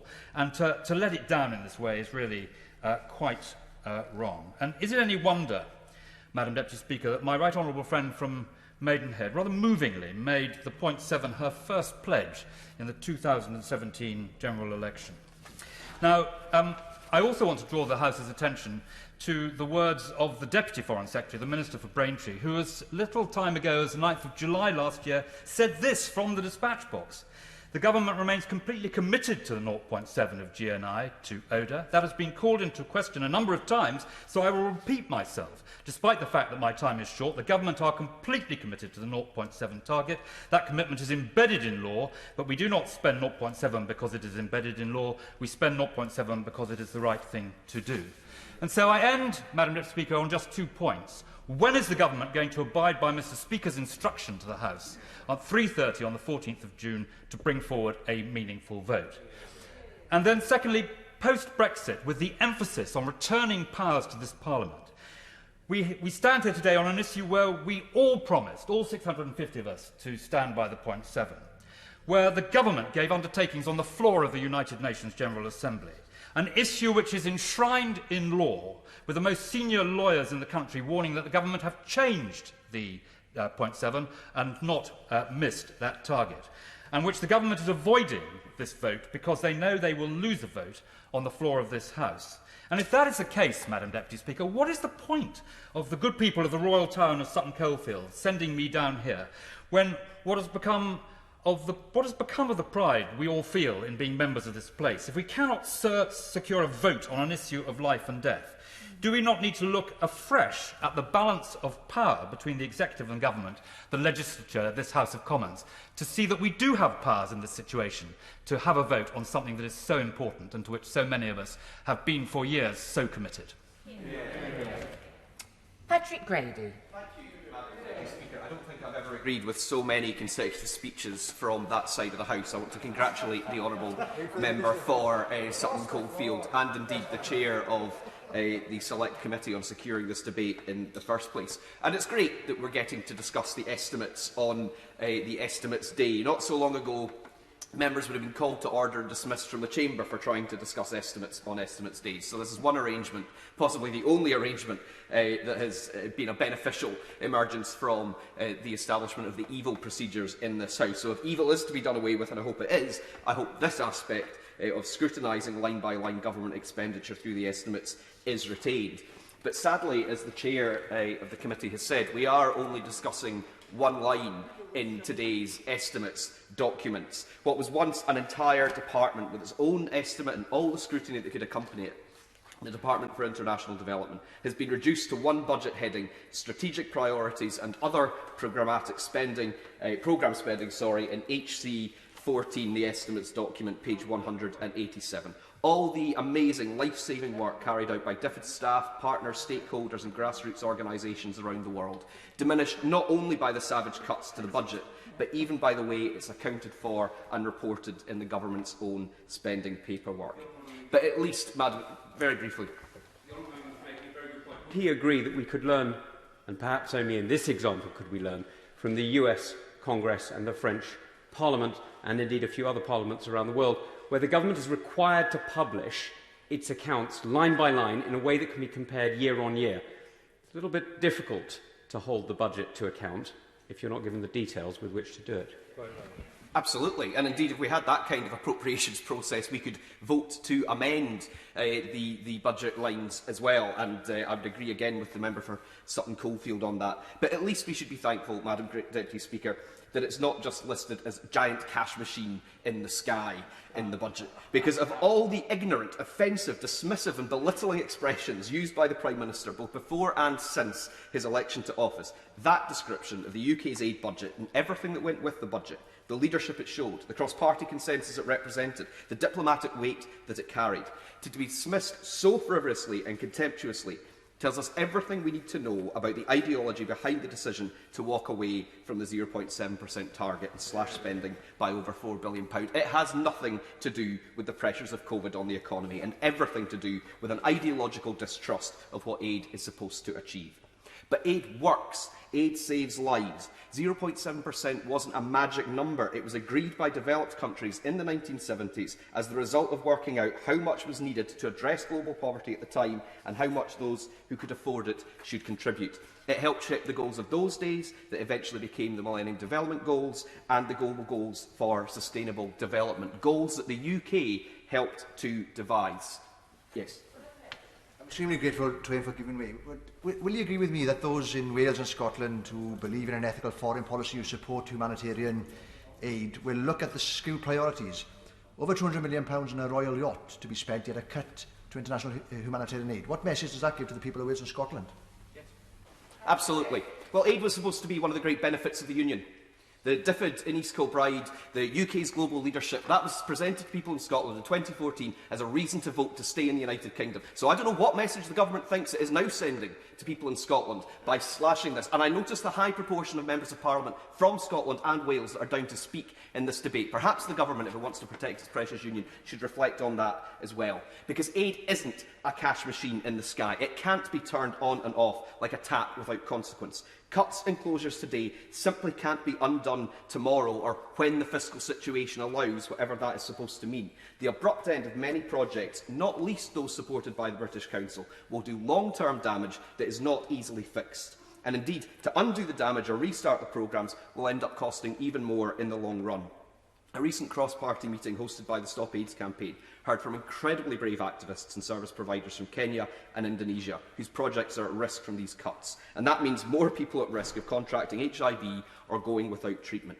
The government's own aid match programme that it gets plaudits for, that allows charities to put the UK aid logo on their publicity, that is under threat. Many projects are on hold. Members of the public have donated in good faith to charities such as War Child and Mary's Meals, thinking that every pound they donate will be matched by another pound from the UK government, only for those charities to be told that they and their partners delivering projects overseas will have to wait for the money and wonder whether it will arrive at all. And just today, the former president of Malawi, Professor Arthur Peter Mutharika, who the APG in Malawi hosted here in Parliament in 2018, has joined 32 other former heads of state and government from Africa in calling out the very cuts to neglected tropical disease funding that the member for Sutton Coldfield has just spoken about.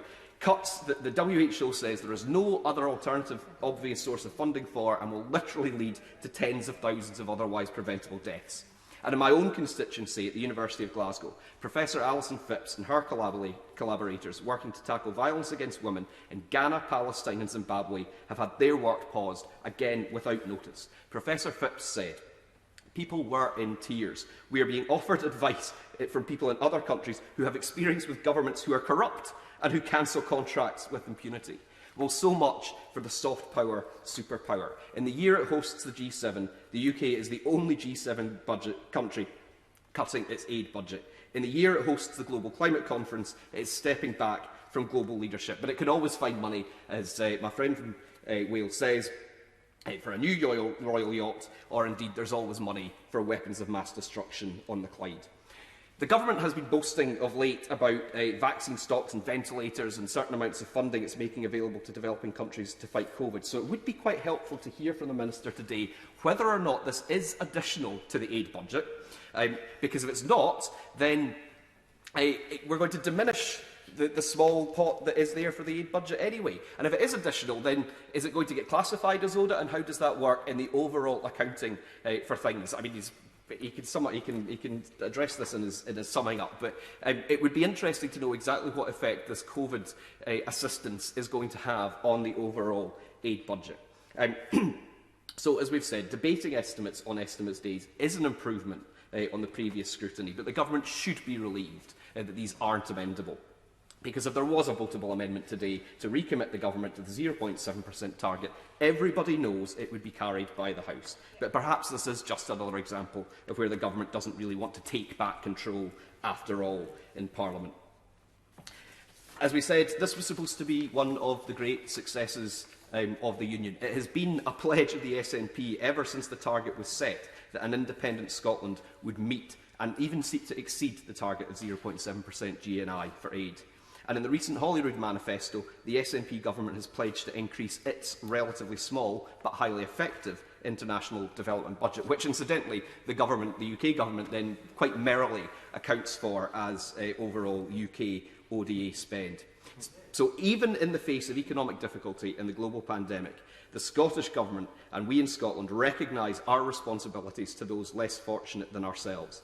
And that's the difference between the inward, introspective, Little Britain attitude that this government's aid cuts demonstrate and the outward, internationalist vision that more and more people in Scotland have of their country as a good, independent, global citizen.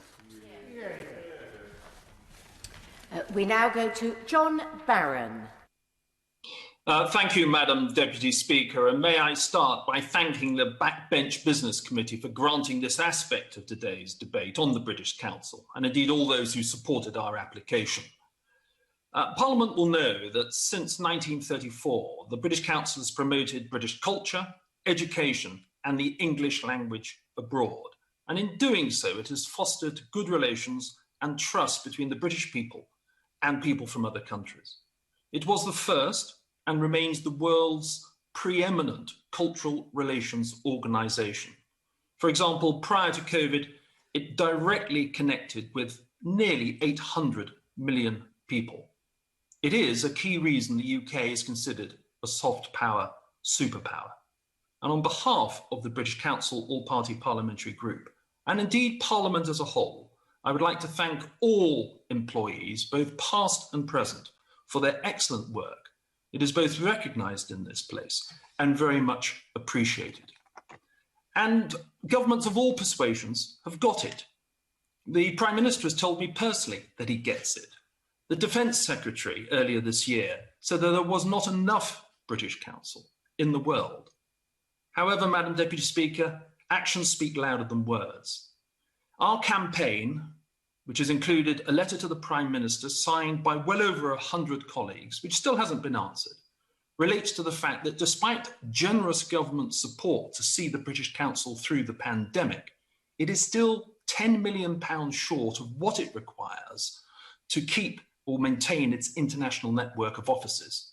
And this is going to result in the largest single set of closures in the British Council's proud 90-year history.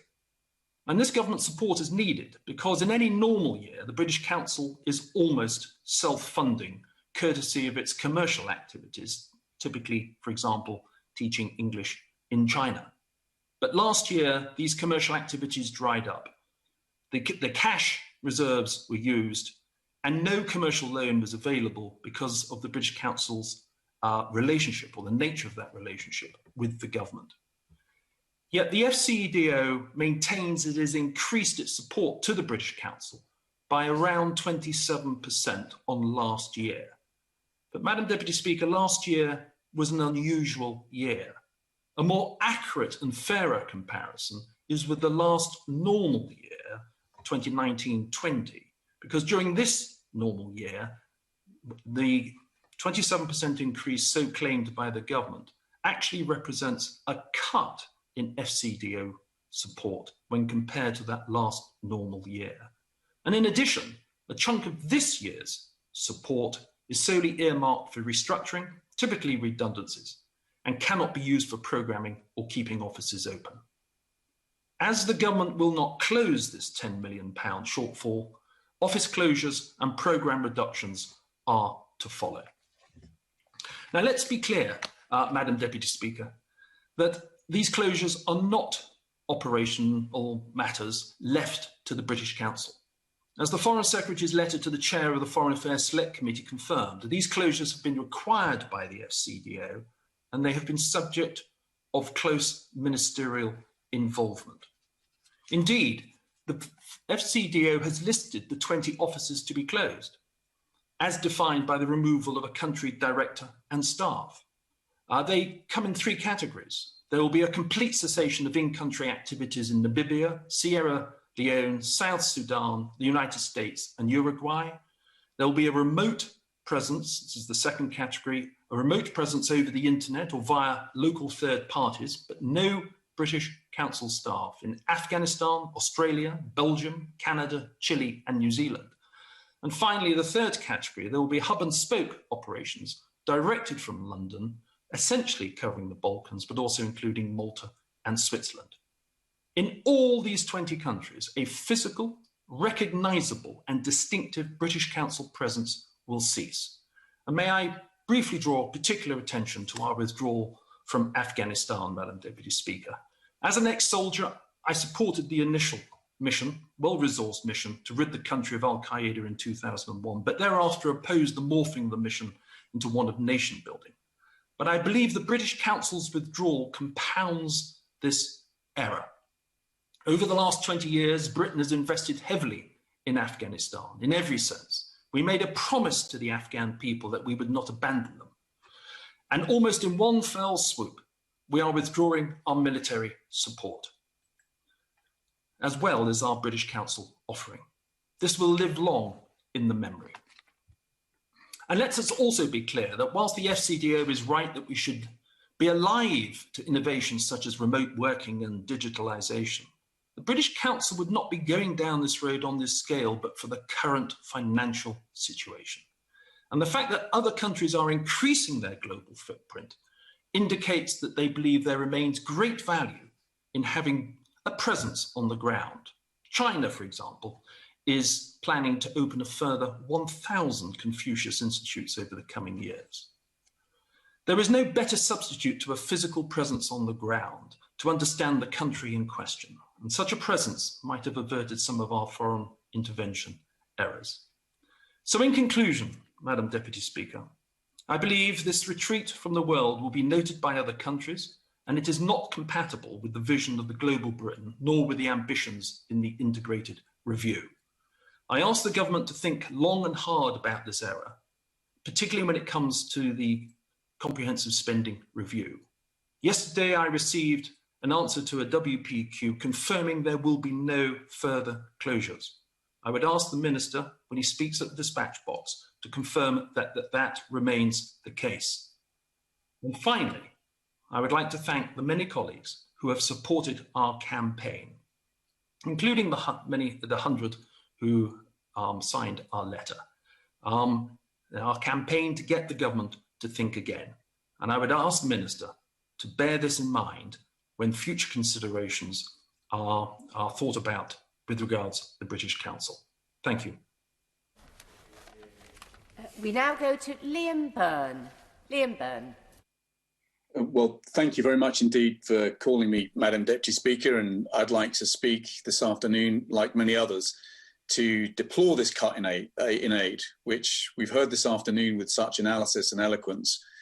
These cuts will have consequences, and these cuts will cost lives. And, you know, I like the chair of the Defence Select Committee a lot, but I thought he was being almost ridiculously polite about the strategic incoherence that we now confront. Because this cut in aid, it defaces, it demeans, it damages the Global Britain strategy that was just set out a few weeks ago in the House of Commons. We can't have a Prime Minister on the one hand who asks for a rules-based order and then orders the Treasury to break the rules and cut rules that we actually helped construct, the 0.7 aid target. So as chair of the International Parliamentary Network on the World Bank and the IMF, I just wanted to throw in 3 points to this debate. And first things first, we have got to reverse this cut because this cut is damaging the global effort to vaccinate the world.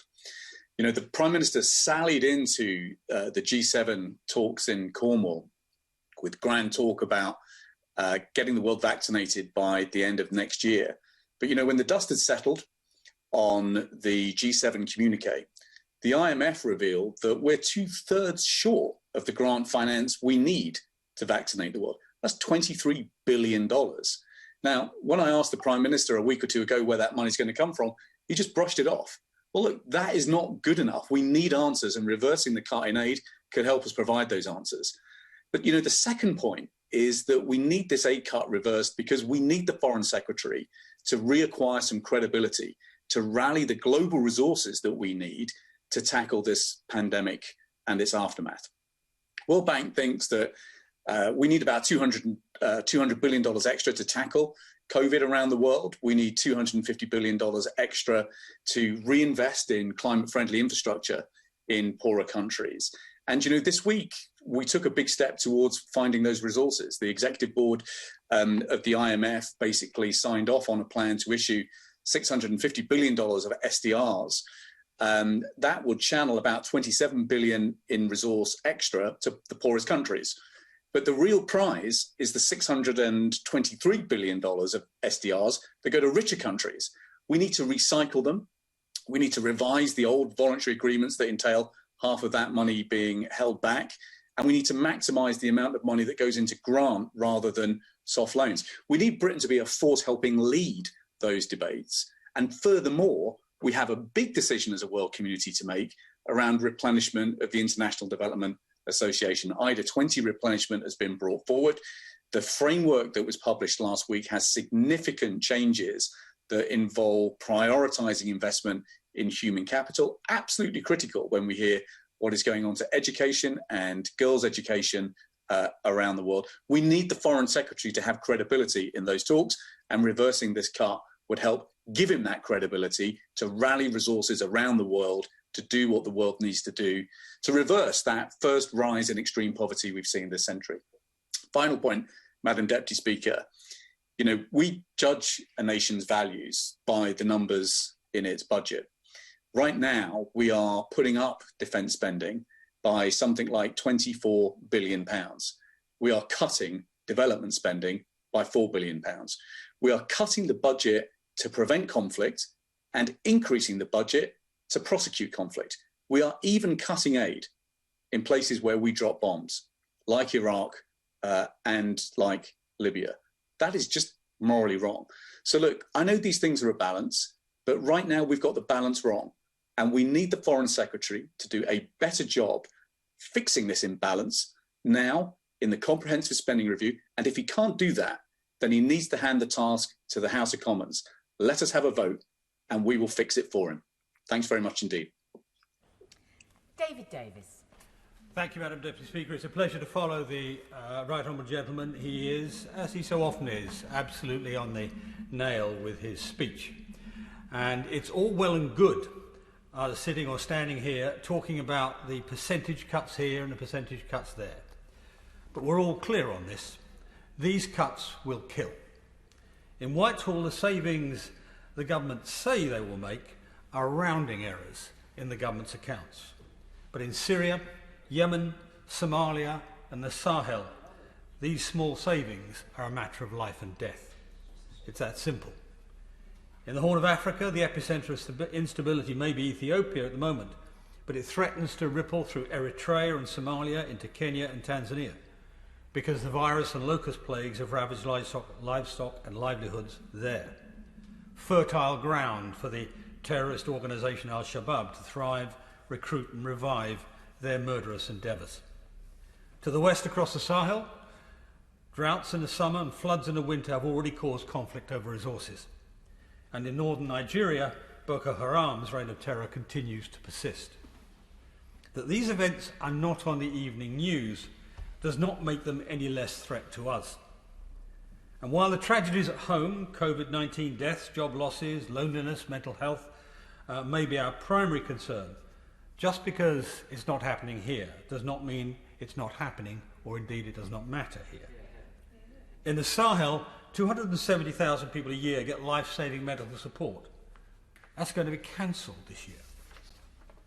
In Syria, funding for the International Rescue Committee, the point that the Honourable Member just spoke, referred to, the funding for the International Rescue Committee is being cut by 75%. That means 100,000 Syrians will be without life-saving services, including health clinics to support women and children traumatised by war. In Nigeria, the International Rescue Committee's programmes will see their budget fall from 15 million 2 years ago to just 2.8 million this year. That will leave women, children and disabled people who have fled the conflict with Boko Haram without life-saving support. In Ethiopia, the UN told us 350,000 faced imminent starvation. Let's put this in context. The 4-year Bosnian War, a brutal, devastating war that saw Europe's first genocide since World War II, left 100,000 people dead. These results will result in a death toll equal to or higher than that war. In the words of the Secretary General of the UN, these cuts are a death sentence, and he's right. We have arbitrarily and unilaterally turned our backs on victims of war in the middle of a global pandemic. It goes against every value we promote as Global Britain, and it's happening against the will of the British people and the British Parliament. Now, the government may think it's appealing to some populist vote on this issue, but even there, they are wrong. Since that decision, polling now shows that 53% of the public support foreign aid. So let's be clear. A majority of the public support the arguments we are putting today in this chamber. The public in this country are caring, compassionate and principled, and our foreign aid policy must reflect that. It's perfectly reasonable to ask questions about how aid money is spent, about whether or not we should have a fixed target, how big or small that target should be. But there's a time and place to ask these questions. Now is not that time, and this is not the way.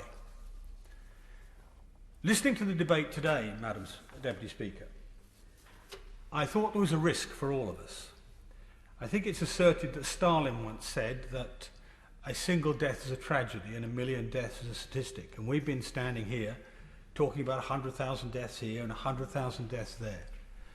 So I'll finish by just drawing everybody's attention to the nature of what we're talking about. We're talking about miserable deaths for babies and children from starvation or diarrhea and dysentery. We're talking about women dying in childbirth or shortly after childbirth. We're talking about the sort of cruelty, albeit it may be cruelty by neglect, but the sort of cruelty that if put in front of any ordinary constituent of ours would draw both compassion and generosity from that constituent. And that is what we want to see from the government, either today or when they come to make their proper decision on this policy. Leila Moran. Thank you, Madam Deputy Speaker, and it is a genuine pleasure to follow the very powerful speech by the member for, I can't pronounce his constituency very well, Halton Howden. Yes, there we go, thank you very much. And I'd like to congratulate the member for Rotherham for bringing this debate. It's incredibly moving and I think poignant just how much agreement there is across this House. When does this happen like this? And it's rare. And I think also what's rare is the deafening silence of dissent from the government benches as well, because usually someone will come and, you know, intervene to sort of bolster the minister who I actually have a lot of sympathy for in having to defend this stuff. And that silence is itself deafening. And I think the reason why it's there is because they know it's not the right thing to do. And the fact that the votes do exist, should a vote come to this place, that would defeat the government on this is why they don't want to give us one, bluntly. Yeah. But the reason why this actually also matters, I think, is because of how ordinary people across the country are seeing the effectiveness of Parliament, and also they are having genuine concerns about the effectiveness of this government. In Oxford, West and Abingdon, as you might expect, they care deeply about this. Many of my constituents work in this area. I have a constituent called Keith Hyams, who is a researcher. He's a member of the Global Challenges Research Fund, Strategic Advisory Group. That's the UKRI's main funding vehicle for ODA research. And he wrote to me outlining the projects he's involved in, which include youth groups based in slums in 6 African cities to understand how COVID is affecting life in the slums, or a project in the city of Cape Town with their local government looking at how climate adaptation can include some of the most vulnerable populations in the city, or a large project tracking the effect of COVID among indigenous peoples. And what he says is, and I quote, "It is difficult to imagine that project partners will be willing to trust UK collaborations again, having invested heavily in existing projects only to have funding pulled out midway through, with very significant consequences for organisations reliant on that funding that they receive." And he goes on to say, and he says, you know, he doesn't want to see GCRF funds rescued at the expense of something else, but he does say there are better ways to implement these cuts than ending them abruptly. Why end live projects? Why not let the projects run their course and then look at how you would find savings down the line? The taxpayer value question that the member for Rotherham raised, I think, is very, very important. Why this way? And then, talking about COVID, Oliver Pybus, who's an epidemiologist in the University of Oxford, got an email to say that funding for his project that helps to track genomic variants in places like Brazil, the P1 variant, given its own name now, the Gamma variant, was cut. How on earth is that in our self-interest? How on earth, when we know that the biggest strategic threat to our recovery from this pandemic, now that we are breaking, hopefully broken, the link between COVID and vaccinations, is a new variant that will emanate most likely from somewhere else where they have not been vaccinated? How is cutting the funding to projects like that going to help us? It is not. And it's foolish and pointless. Now, people out there, our constituents, are beginning to notice. And the last time that I spoke in this place on this was on the 15th of June, days before the Chesham and Amersham by-election. Now, like many of us in this House and on these benches right now who take an interest in foreign affairs, we accept that this isn't always the most relevant concern to people on doorsteps. I sometimes occasionally get it, but potholes, planning reforms, whatever they may be, will often take precedence. And so I was genuinely surprised, in a good way, but surprised, when aid cuts spontaneously came up on the doors in Chesham and Amersham, spontaneously, as an example of why this government couldn't be trusted. And then when I dug under the surface, because you could be forgiven for thinking, well, these are just, you know, Lib Dem voters anyway, or Labour voters or whatever. No, they were not. They were angry. And it was an emotion I wasn't also not expecting, because actually they were Conservative voters. They had voted for Boris Johnson in 2019 with the benefit of the doubt, and they now felt that that vote was being taken for granted and that this was a sure sign as any that the Tory party had moved so far away from what they considered to be their roots that for the very first time they were planning to vote Lib Dem. I will, of course. To the Honourable Lady for giving way. Perhaps Cheshire and Amersham is a little bit unusual, but certainly that's not the message I'm getting from my constituents in South West Wiltshire. Neither was the message given to YouGov in its polling of November last year, which said that 66% of the public were in favour of the temporary cut from 0.7 to 0.5%. Thank you for that. And yes, it will certainly be the case that, as we know, and I'll come to polling in a moment, but actually the other polling that has been done, and I think the member referred to it in the last speech, shows that if you ask the question, do you think aid spending should increase or decrease, he may be interested to know that that has leaped up 9% this year to 53%. Exactly. The direction of travel in that question is upwards. Yep. And I think, though, I will continue, because actually I think this is the important point. If this government takes this as complacency, and to be perfectly honest with you, as a Lib Dem looking to take seats off the Conservatives in the Blue Wall, I welcome the government's complacency.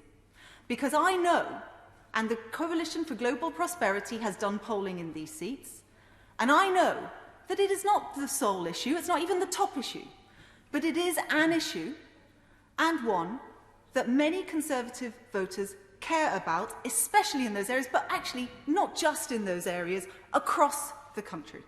And when I raised this with the Foreign Secretary the day before, he said, well, in the context of Cheshire and Amersham, I don't think they will be that daft. Well, they did vote Lib Dem by quite surprising numbers. And as people, the ink will dry over the university PhDs that will be done about what happened in that seat.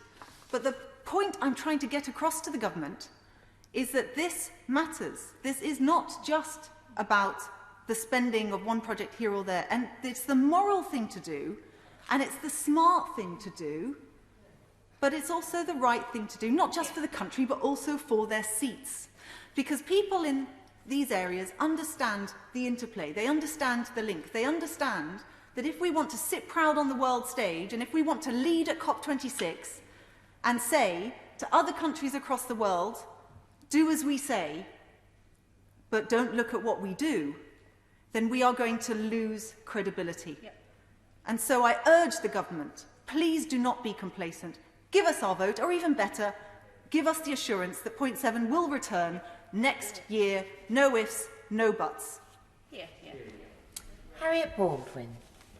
Thank you, Madam Deputy Speaker, and can I congratulate the Honourable Member for Rotherham for securing this afternoon's debate, and can I start by anticipating perhaps some of the things that my honourable friend on the front bench may be choosing to say at the end of today's debate. And as my excellent successor, no doubt he is extremely well briefed in terms of some of the points that he will choose to make at the close of this debate to the points that have been raised by so many colleagues this afternoon. So I first want to say, in my most understanding mode, Madam Deputy Speaker, that I understand that when you have the sharpest economic contraction for 300 years, that it is necessary to review aid spending that is linked to the size of the economy, and the £2.9 billion that had to be removed from the budget as a result of that economic contraction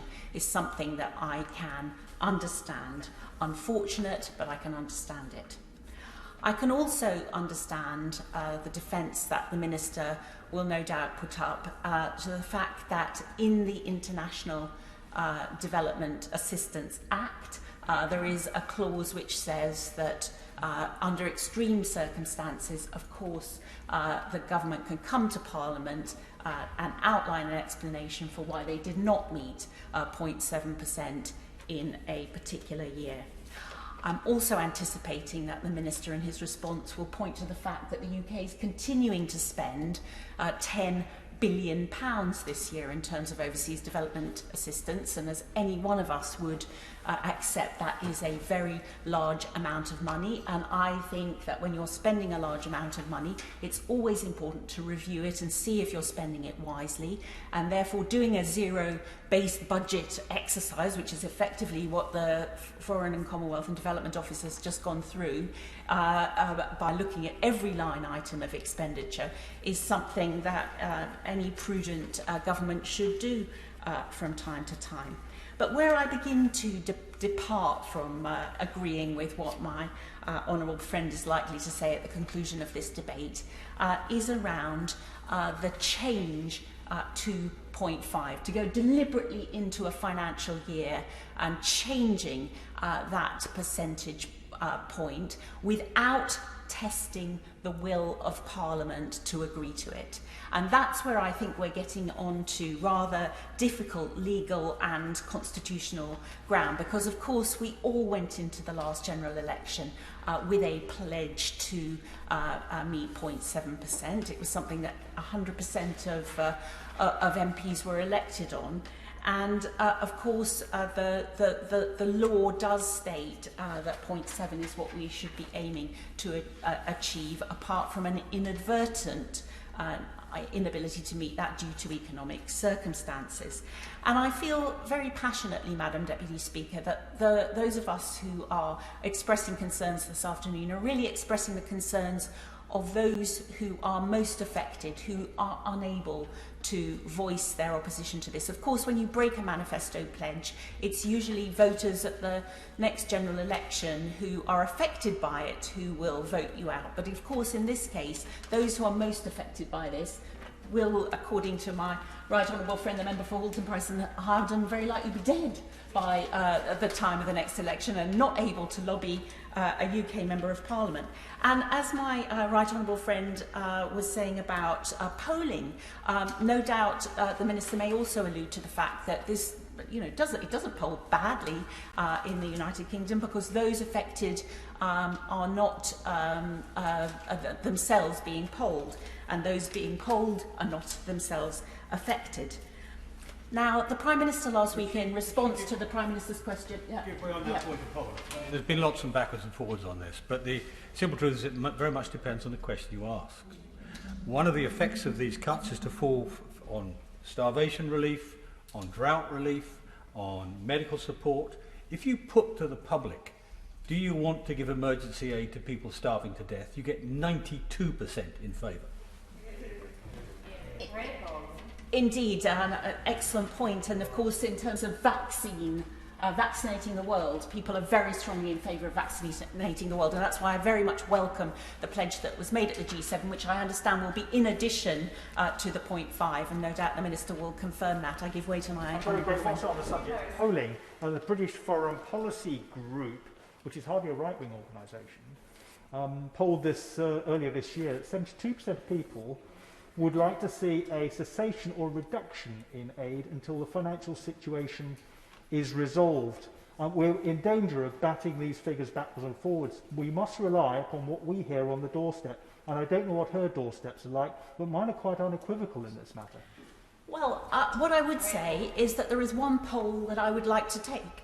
And that's the one that Mr. Speaker has asked us to take in this House. And that is a vote on whether the 0.7 should be changed to 0.5 on a forward planning basis. And that's the poll that I would like to take, Madam Deputy Speaker. Last week, in response to the Prime Minister's question from my right honourable friend, the member for Sutton Coldfield, the Prime Minister indicated that today's debate on the estimates was that vote.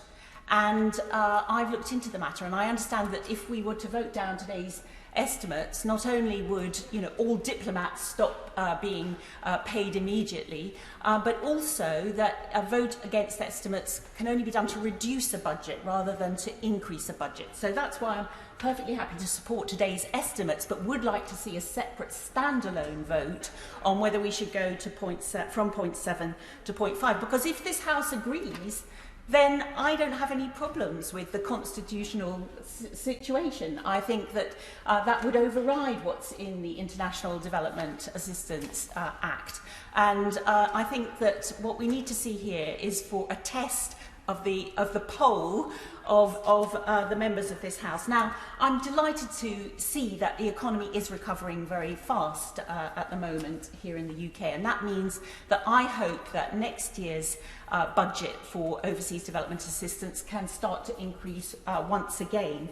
I'm also delighted that the UK and Kenya are jointly co-hosting the replenishment of the Global Partnership for Education at the end of July, and I very much welcome the £430 million that the Prime Minister announced at the recent G7 towards global education. It is the single best investment we can make in the future of our planet in terms of making sure that every child gets 12 years of quality education. We all know how much that unlocks in terms of economic prosperity, in terms of a better climate, in terms of a healthier society. So that is an incredibly important thing to be doing. And can I suggest to the Minister that in encouraging a successful replenishment of the $5 billion that the Global Partnership for Education is seeking, that we offer, as our economy grows, to match fund contributions from other donor countries around the world. I think that would be a really positive way of saying, if you'll put more money in, we'll put more money in here in the UK. I also would like to see a reversal of that 85% reduction to the UNFPA in terms of family planning. I want every girl in the world to be able to access the same choices in terms of family planning as we were all able to access in our lives. And I think that in terms of countries around the world, one of the most alarming anecdotes I heard in terms of the impact of this reduction in aid spending is that in South Sudan, the World Food Programme is saying that they are now having to choose between feeding hungry children and feeding starving children. And so I would urge the Minister to put that very much at the top of his shopping list as his budget increase next year. But in conclusion, Madam Deputy Speaker, let's not argue about which poll says what. Let's have a poll in this place on this issue. Tonight's vote is not the vote on that. Let's have a separate one. Alan Smith. Thank you, Madam Deputy Speaker. I'd also congratulate the Chair of the Select Committee on securing this debate and on an excellent speech, which I very strongly agree with. I'm glad to see there is such consensus across the House on this issue because it's too important for knockabout and Punch and Judy. Now, it's safe to say that the SNP has a different worldview than the United Kingdom government. We have a very sharp sense of who we are and what we're trying to do. We're a Northern European country. We're aspiring to statehood, to represent ourselves in the fora of the world that matter. That's the EU, NATO, the UN, the Council of Europe and others, being that good global citizen, being that force for change in the world. Now, members opposite would already say that we are already represented in those fora by the UK. We know that. Our contention is that we could do it better. And in doing what the government is doing presently, I would caution members opposite that it's making our job easier. By replacing something the UK did well, and I'll acknowledge that, by replacing something that the UK did well and excelled at in international development and international aid, and replacing it with something smaller, meaner, more politicised and less effective on the ground. Because what we're seeing post-Brexit, Madam Deputy Speaker, is breathless rhetoric about global Britain, but the reality on the ground, we're seeing retreat and diminishing horizons. The cuts to the aid budget, as my friend for Glasgow North in a very powerful speech outlined, are a betrayal of trust, a breach of trust, a betrayal of a manifesto promise, but worse than that, a betrayal of the poorest in the world at a time when they are dealing with COVID too. So to claim COVID as the excuse, the political cover for this act of betrayal is a desperate, desperate act of cynicism. Now, the UK does remain a significant donor of aid, of course it does. But on top of the cuts which we oppose, we're equally concerned about the politicisation and diminished effectiveness of the remaining spend because of the changes of priorities that we've seen. Now, we're seeing in greater and greater detail where the cuts are actually falling, and it tends to be the programmes that do most good and effect most change overseas.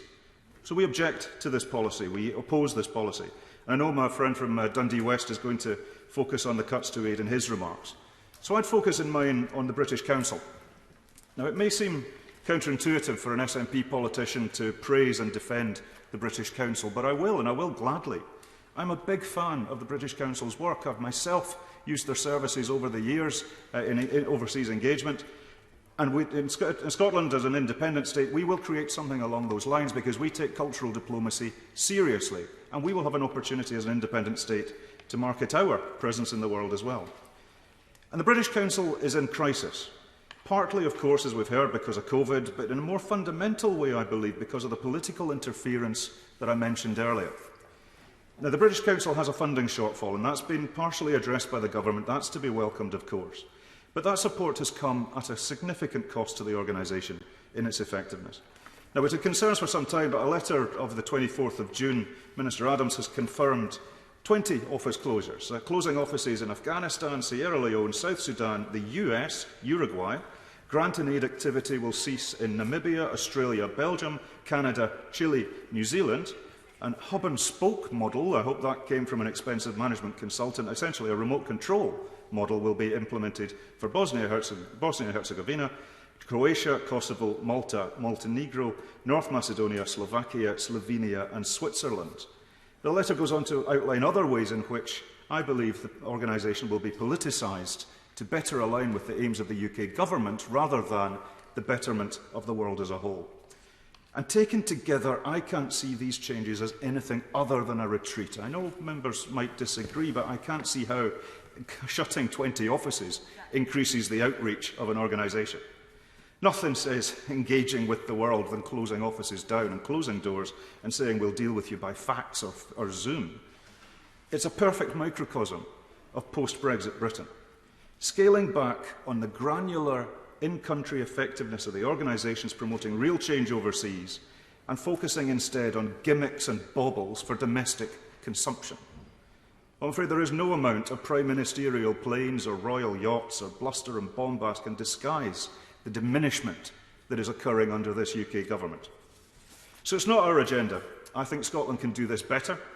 But as a friendly neighbour of the UK, I don't want to see the UK make a mistake. I don't want to see the UK walk away from the world's poorest. I don't want to see Scottish taxes spent on yachts and planes when the global south needs us more than ever. So I hope the UK government will change course. Thank you, Madam Deputy Speaker. We now go to Pauline Latham. Thank you, Madam Deputy Speaker. And I'd like to thank my honourable friend, the chair of the IDC, for securing this debate. And I'd like to concur with practically every single debate that we've heard today. And I would agree with almost everything everybody has said.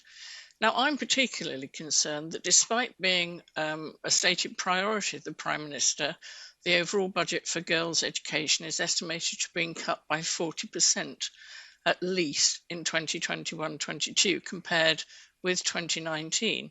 Now, he wants 12 years of quality education for girls. I'm not sure how that's going to happen because it's estimated that 700,000 fewer girls will be supported by UK aid for education between 2019 and 2022 compared with 2015 to 2018.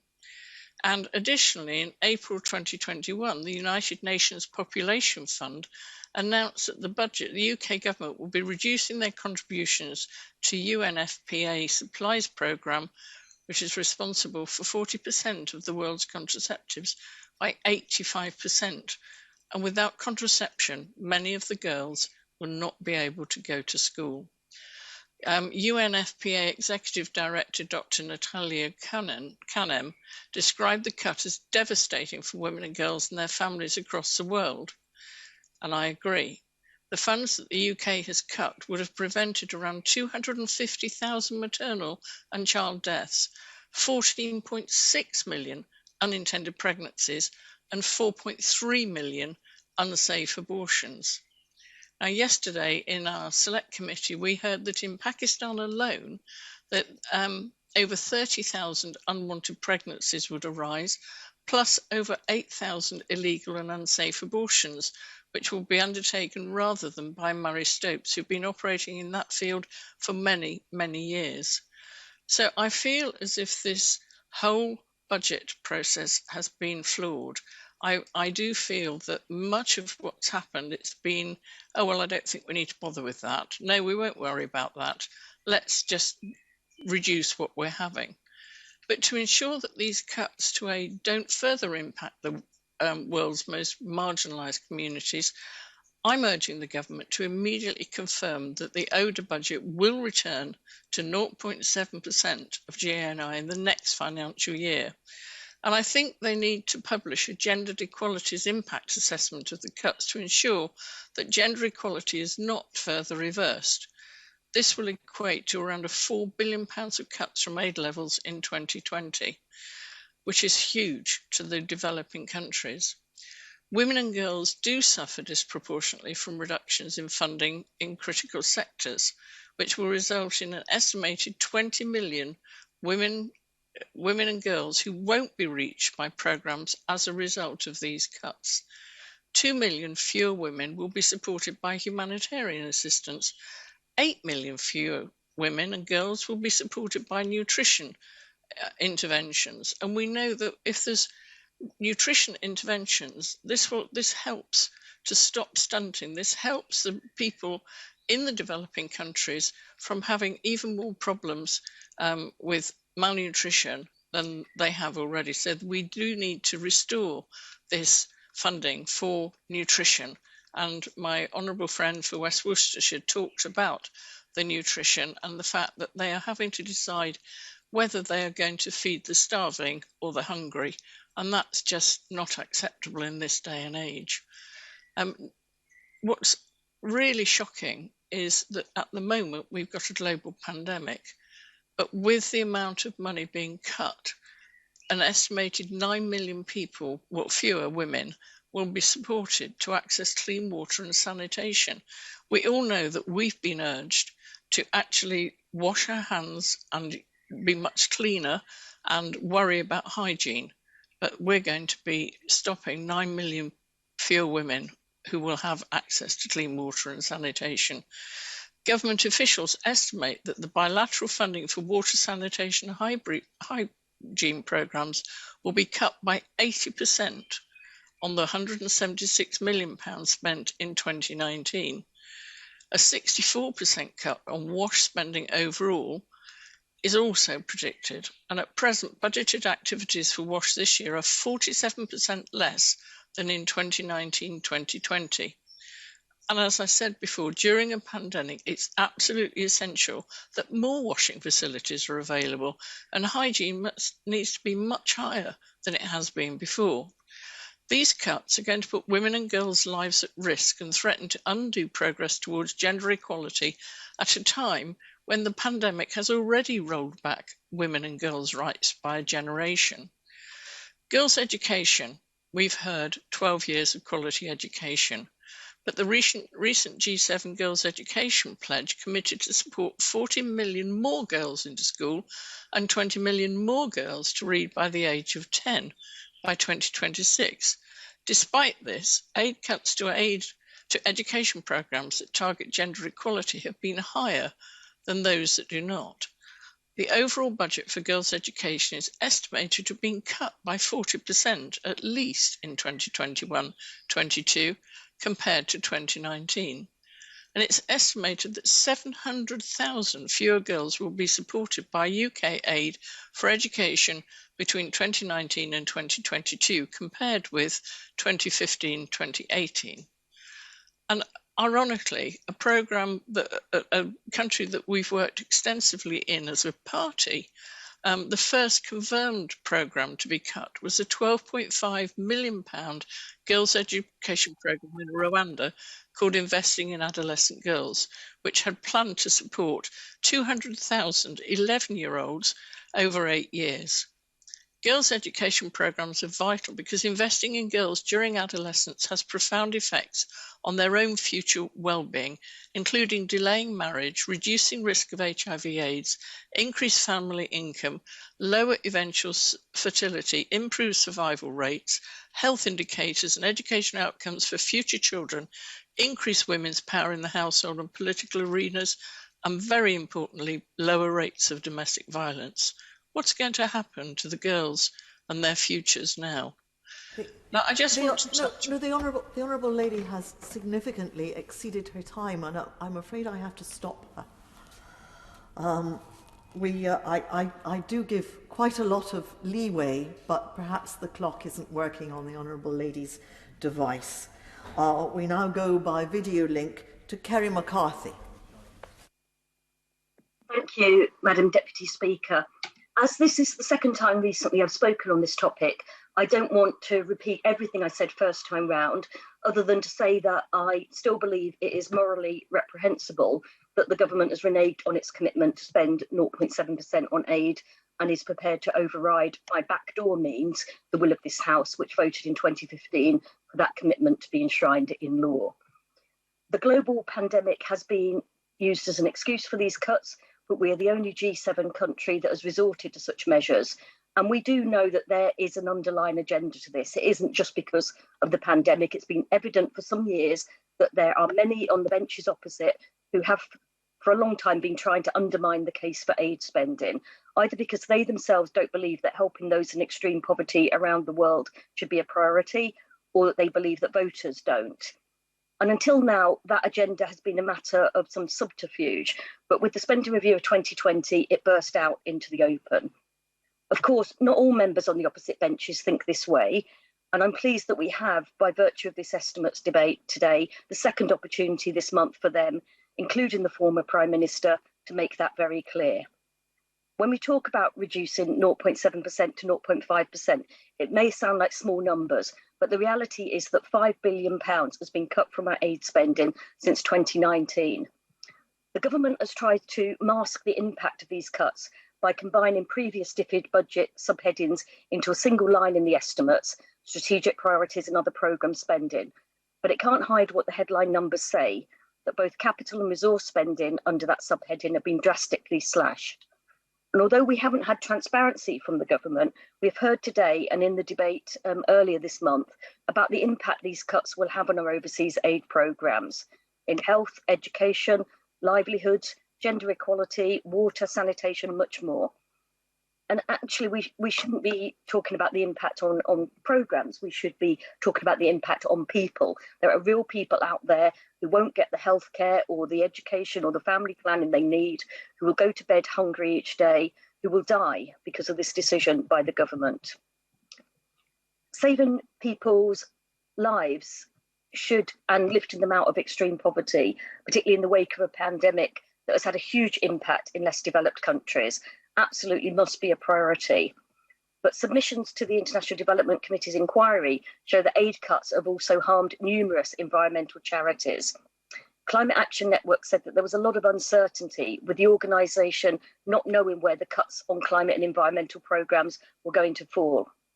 And yet it looks as if CDC, with its £700 million fossil fuel portfolio, which Tier Fund highlighted in its submission to the committee, will be unaffected, showing completely the wrong priorities from the government in the run-up to COP26. Another charity, Temwa, had a project ready to go in Malawi to fund more sustainable farming practices, only to have the government axe a £250,000 grant at the very last minute.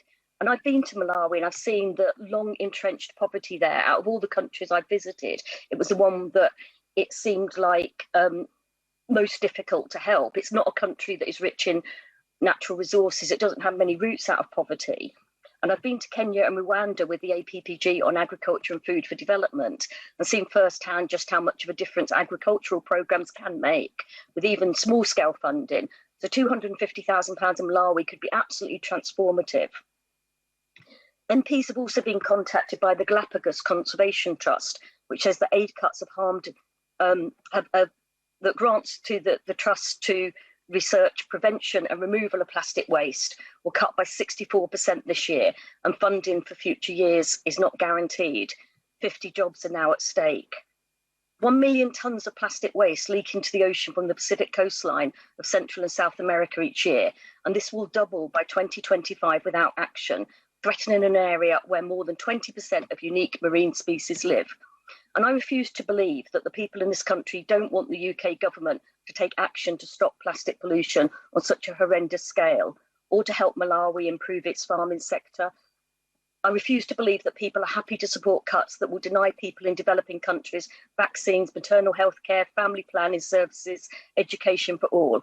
I just don't believe that this country is like that. And I hope the government will realise that too and restore spending to where it should be. Thank you. Dr. Andrew Murison. Madam Deputy Speaker, thank you very much indeed.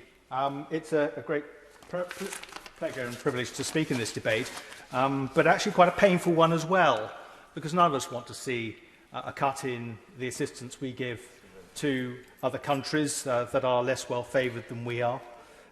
This debate today covers pages 183 to 196 of a very meaty document running to 680 pages, and we've mainly focused on international development, and correctly so.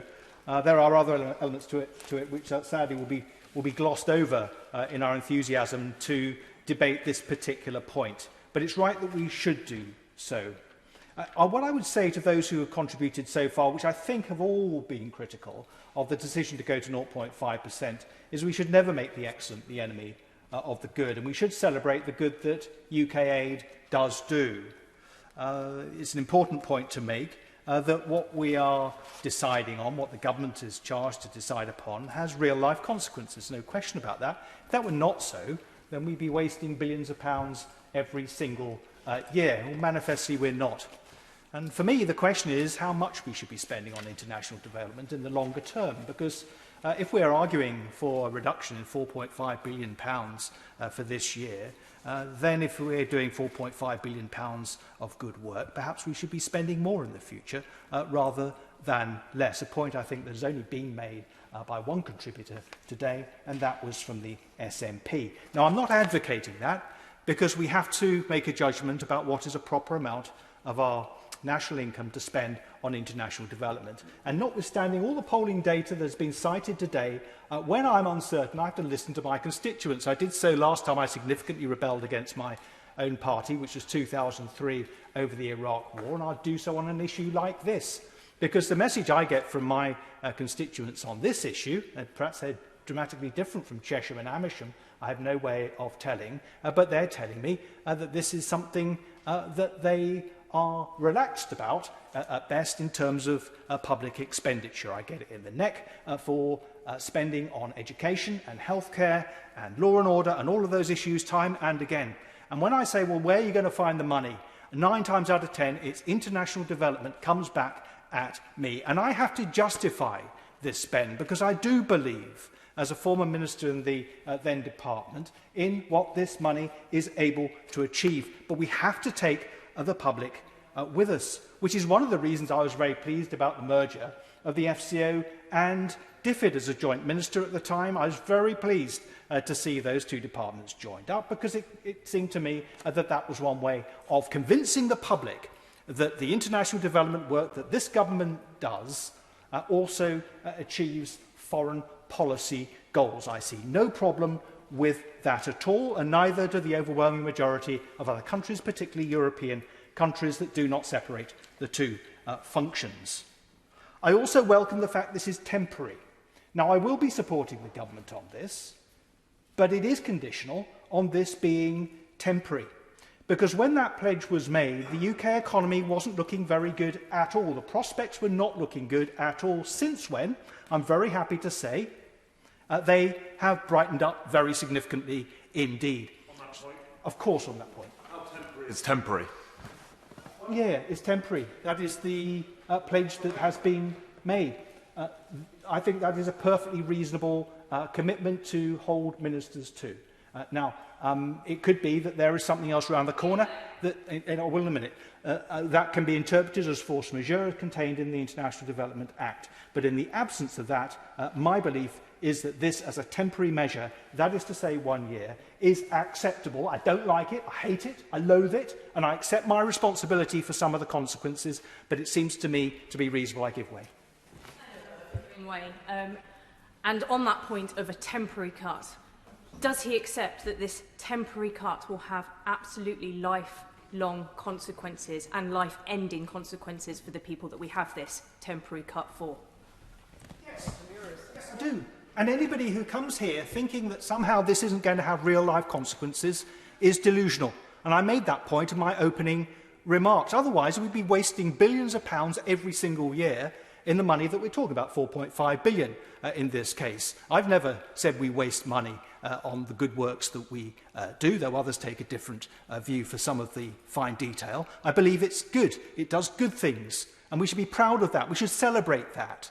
But I've got to accept my part of the responsibility in supporting the government on this measure for the fact that it is going to have real-life consequences. I also welcome the government's focus on its 7 priorities outlined in the integrated review, and I very much support its emphasis on Africa. That is absolutely right. I think contained within that is an admission that we cannot, going forward, do everything, and that we do need, as a middle-ranking country, now to focus on what we do well. I would urge ministers to be very careful about the Daily Mail test, and that is the reputation of international development. Now, some legations abroad are tempted, with small pots of money available to ambassadors, to do what they think look like good projects on the ground. It is usually those projects, from my experience, that brings the whole thing into disrepute, and it is not worth the candle, because it influences fairly profoundly the views the public take of international development, and it completely trashes the undoubted fantastic work that the money we allocate to international development does do, and it removes public support for international development, makes it very difficult on the doorstep. We need to take oversight of that and make sure it does not happen. Can I suggest that we, in the few minutes available to me, suggest we need to look at the OECD straitjacket? I touched on some of this in my remarks and intervention on Lebanon for my first-hand experience. We do great stuff with things that are not at the moment audible, and we need to ensure that that in some way is counted. Can I praise the government for its leadership on vaccines and COVAX? This is the issue of the moment, but also give a cautionary note, sound a cautionary note. And that is, there's no point in wheelbarrowing vaccines to countries that do not have adequate healthcare systems to deliver them. I don't want to see our vaccines simply used to vaccinate the elite in capital and regional cities. So we need to be very careful about that. And can I ask him what he might be doing in terms of improving those systems, maybe the logistics behind it, maybe using some of the assets that we have that are very good, such as the armed forces, medics and logisticians. I have to represent my interest as laid out in the register in that respect, because it seems to me there is a real role for them to play. Can I support comments that have been made by the British Council? We don't do cultural imperialism. Some right honourable members have touched upon that, get very close to that. We don't do Institut Français, we don't do Francophonie, but we should be robust in defence of our values as inculcated in the British Council. And can I emphasise the importance of the English language, which is one of the best weapons and ambassadors we have. We don't own it. It's not our language anymore exclusively, but we are the custodians of it. And the British Council propagates it in a way that it can't possibly fulfil the demand. I hope very much that the loans extended to the British Council by the FCO can be extended into grants for the British Council. I think that would be very helpful and enable it to do the great work it does, particularly in terms of the English language. Sarah Owen. Thank you, Madam Deputy Speaker. And it's a pleasure to follow the member from South West Wiltshire, although we will respectfully disagree on some parts, particularly this focus on polling. On an issue this serious, leadership is about doing what is right, not just what is popular. And I will say now that there are political points within this speech, because this is a political issue. Poverty is a political choice, and cutting aid to the world's poorest at this time is a very poor political choice. The last Labour government's commitment to the world's poorest was one of our proudest achievements. We do have more that unites us on this side of the House than divides us, and that is something we can say we are truly united on. But what we have is a divided government that cannot decide whether charity begins at home or whether it wants to build a global Britain. It's a totally incoherent position. I completely agree that we should be doing more to look after the poorest in our own country. So let's never forget that this is the government that was so embarrassed of their record of increasing child poverty in our own country that they once tried to abolish it, its very definition, from law. Those pushing this cut tell us that charity begins at home. So then, why are they content with over 7,000 children living in poverty where I live in Luton North? If charity really begins at home, why was the party opposite okay with sending a single cheese slice, a few bits of ham and a couple of slices of bread and calling it a week's worth of food for a child during the pandemic? And if charity really does begin at home, why are we allowing as many as 3,500 veterans in Britain today, people who fought for our country, to go without a home? Is that really looking after our own? Let's not forget, ever forget, what looking after our own has looked like under the Conservatives for the past 11 years. Let's never let the Tories forget that that is their record when they say they want to cut aid for the most vulnerable people in our world.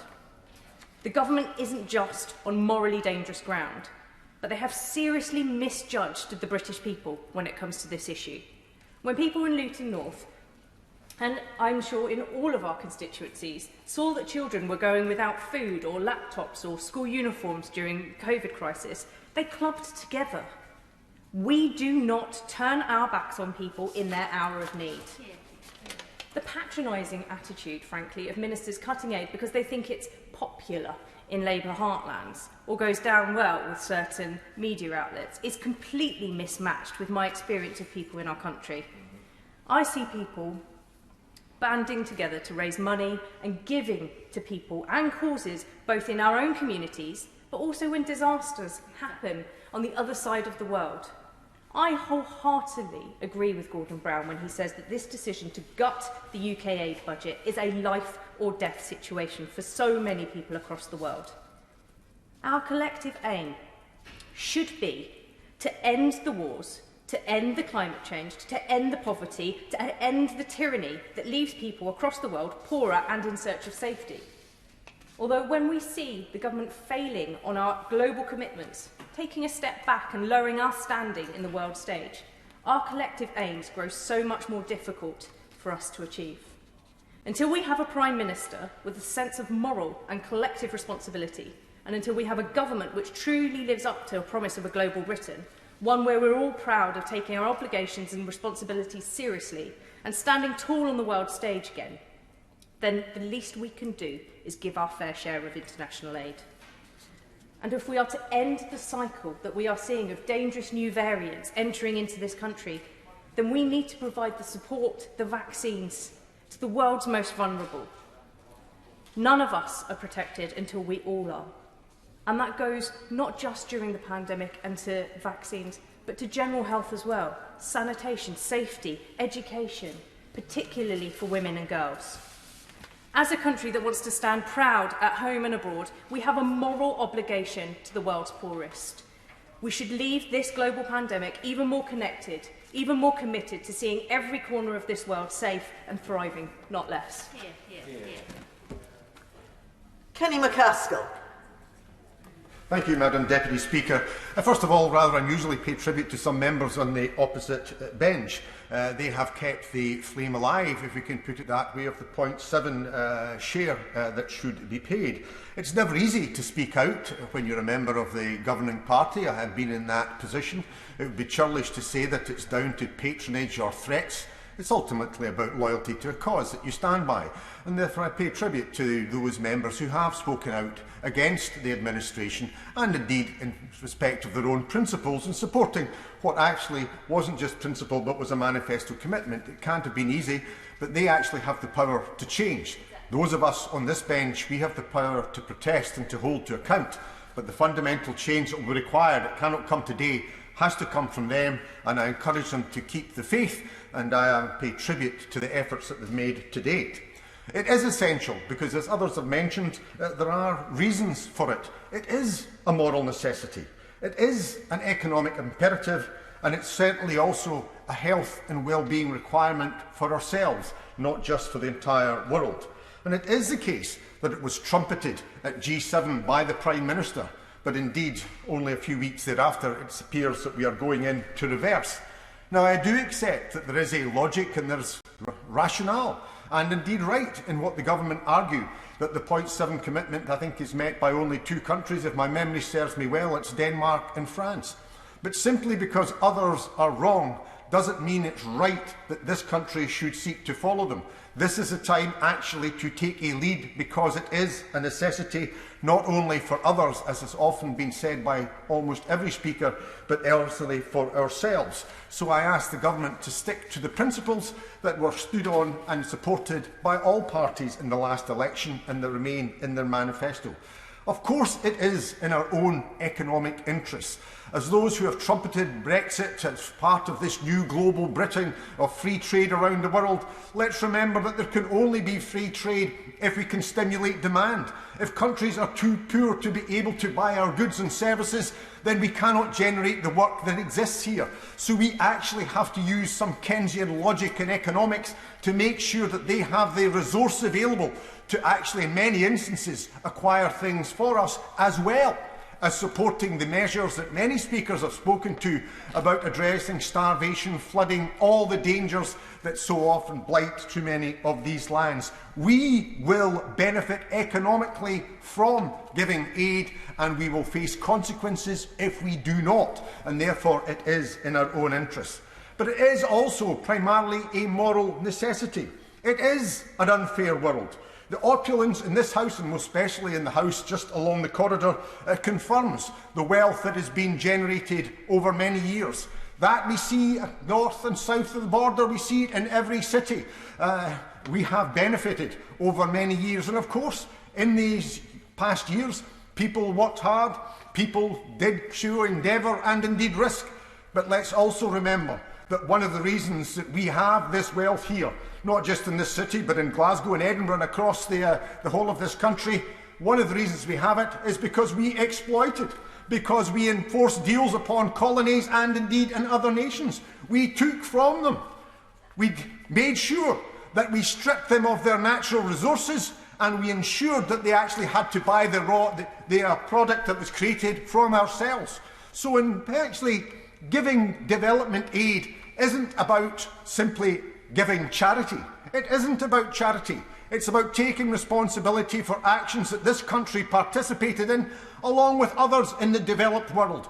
Because we did it, the French did it, the Dutch did it, the Belgians, and on it went. And the Western and developed world accrued their wealth at the expense of what is now the developing world, because we took from them and we insisted upon, we benefited from their natural resource. So this isn't about, as I say, giving charity. This is about their right. It's our obligation to actually give back to try and make that fairness. The government talks about a levelling up agenda, and they are right. There has to be a levelling up agenda, not simply in the north of England, but indeed across the border between Scotland and England. But there fundamentally has to be a levelling up around this globe in terms of between the northern and southern hemispheres, because the wrong and the poverty that exist, that manifests itself in the UK in a north-south divide, exists on planet Earth in a north-south divide, and it's our obligation and our necessity that we take action to reverse that. But it's also about health and well-being, because I was reading just some statistics I saw yesterday that 85% of shots or vaccinations have been carried out in upper and middle income tier countries. 0.3%, not even 0.7%, 0.3% have been carried out in lower income countries. We've already seen what's happened with Delta variant. If we want to make sure, as epidemiologists fear, that we do not face a further variant that won't be able to be dealt with by our vaccination, then we have to take steps to ensure that we support the health and welfare within those countries, and that's why it's in our own interest to ensure that we provide that 0.7. And finally, given the short time left, I just want to comment on the position being made about women and girls. That is fundamental. I recall as Justice Secretary dealing with violence reduction, and I remember speaking to officers, and we made great progress in Scotland in tackling violence reduction. There's still a long way to go, but I say this because it's a microcosm. Because we were doing all these youth five-a-side football at night to stop young men drinking, participating in gang violence or whatever. And then the light bulb moment happened for some police officers when they suddenly realised that they were sitting, keeping the lads out of trouble, and standing around waiting to speak to the lads were all the young teenage girls. And they suddenly realised that if we don't attract and deal with these teenage girls, we'll be dealing with their children in 16 years or whatever else. And anybody who's ever seen the Justice and Analytical Services correlations between youth offending, criminal offending and indeed teenage pregnancies, it's stark. That is a microcosm. If we want to make these countries better, then we have to pour resource into women and children, as we do in terms of making a fairer country in this land. So as I say, it's for these reasons, for our own economic well-being, for a moral purpose, but equally for our own health and well-being, that we have to have point 7. David Mundell. Thank you, Madam Deputy Speaker, and it's a first to follow an ALBA member in this Parliament. The honourable gentleman may have changed parties, but he hasn't changed his passionate delivery. And I thank him for that contribution, as I thank the Honourable Lady, the Chairman of the International Development Committee, for her part in bringing forward today's important debate. Although, as my right honourable friend, the member for Maidenhead, made clear in her very forceful speech, it will not lead to a vote on the restoration of the 0.7%. I've made it very clear that I want to see that restoration. Of course, it's vital that our aid budget, whatever it is spent efficiently and with maximum impact. That's why I find it inconceivable that the rumoured cuts at 80% to the nutrition budget can be true. I say rumoured because of the difficulty in establishing the facts that others have already set out.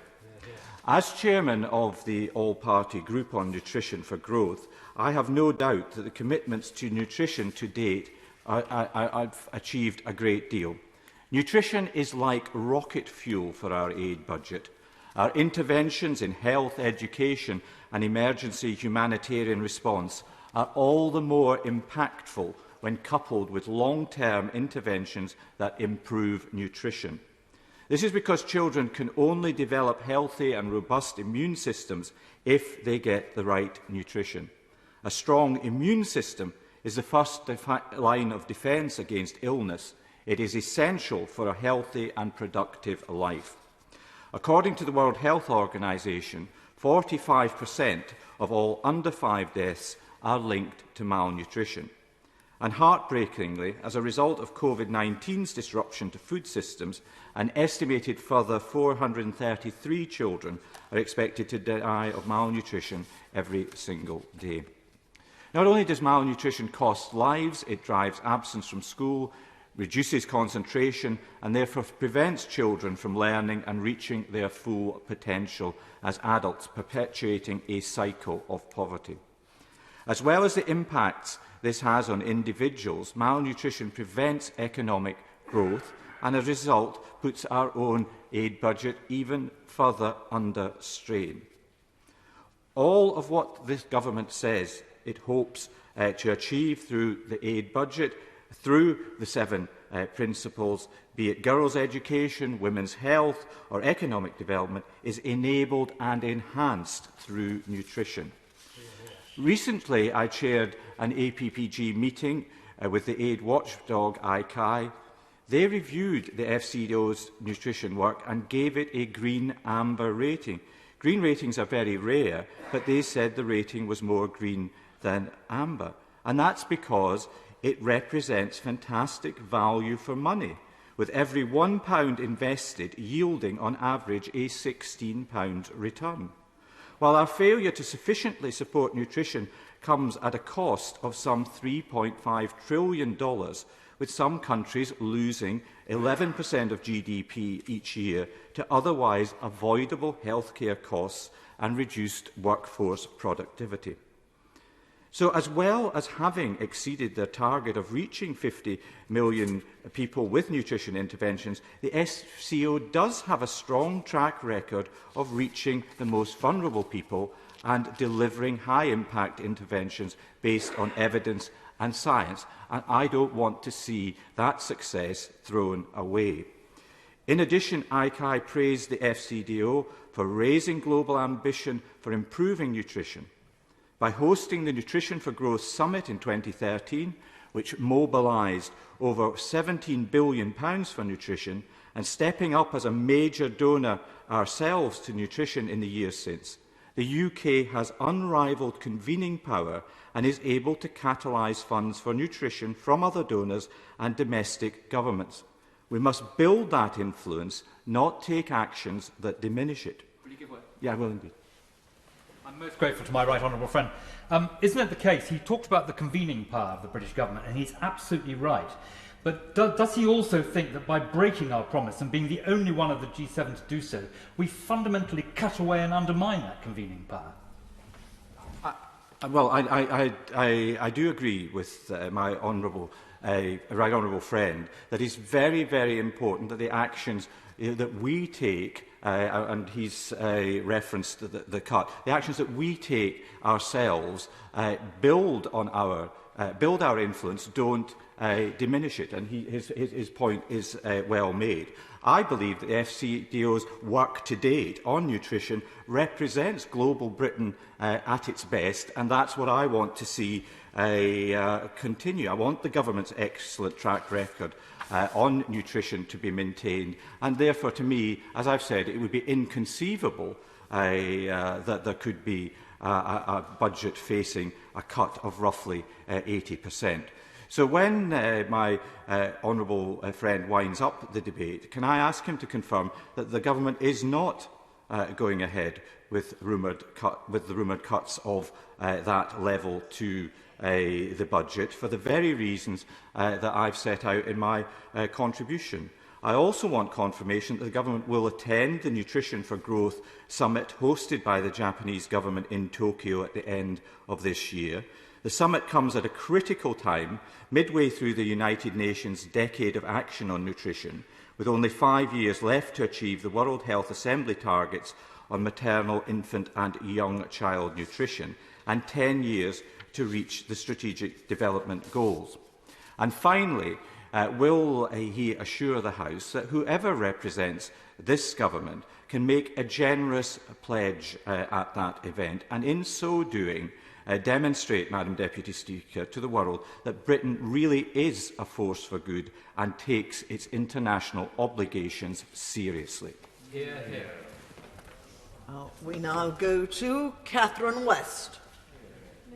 Thank you very much, Madam Deputy Speaker, and it's a pleasure to follow the member for Dumfriesshire, Clydesdale and Tweedale, and I agree with him that it seems inconceivable that the UK could move away from its 0.7% commitment of GNI to the world's poorest. The member for Rotherham reminded us when she introduced today's debate that it was so important to follow the money. And it does worry me that we still have a lack of transparency on which programmes exactly will be cut. And I hope that the Minister will lay that out in some more details this afternoon. The member for Rotherham has a very strong reputation for standing up for women and girls. And so much of that has come out in our speeches this afternoon regarding the impact of this cut to the budget on women and girls throughout the world. We know also that the UK's soft power will be severely affected by this proposal to cut back the amount that is spent on overseas aid. For example, the BBC World Service could be at risk. I know myself, when I was living in China, the importance of tuning in Nanjing when I was a teacher to listen to the regular news, because it was one of the only things I could trust, knowing that it was coming essentially from high quality news sources in London. The importance of the British Council in promoting values and promoting the exciting and wonderful offer that the UK has in its university sector. The MP for Aberavon has talked extensively of his experience in Russia when he worked for the British Council, and that gave him an incredible insight into the importance of culture and the importance of soft power in changing minds and being persuasive. Language one of the other members this afternoon has talked about the importance of the English language, and we know that it's through the British Council that people often have their first encounter with the English language through the English language examination system that is administered by the British Council. We know also the importance of language learning for our own students here in the UK, whether that's community languages, modern foreign languages in secondary schools, which are at an all-time low number of students taking modern foreign languages, and the Erasmus and Horizon schemes, which provide for undergraduates and postgraduates to promote language learning. This is all part of the UK's soft power and the importance of persuasion in winning arguments in terms of our values, the importance of democracy and the rule of law. I wanted briefly to spend the last couple of minutes on the importance of the global health research and development elements of the ODA funding. We know when Dr. Sarah Gilbert received the enormous ovation and applause in Wimbledon yesterday. Why? Because she is one of the inventors of the AstraZeneca vaccine and has given us a glimpse of freedom, not just her, of course, her whole team. But why does she understand, and where did her learning come from? It came in the research towards the malaria vaccine. We know that research and development is so important because it may not be a specific application that very day, but it will come in very handy at a future point. And the idea that we would cut back now on global health security is just a nonsense.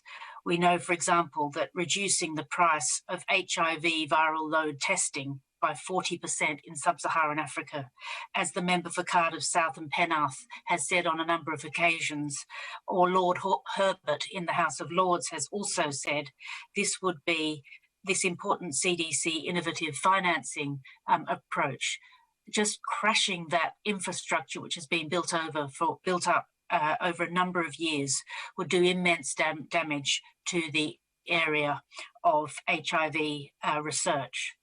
Furthermore, we know that these sorts of cuts will have an impact on our own regional universities. We know, for example, not just the example of Dr. Gilbert, who's a very high-profile example, but really the area of research around genomic work, where we're still in the foothills of understanding the important links between the work that is done in developing countries with new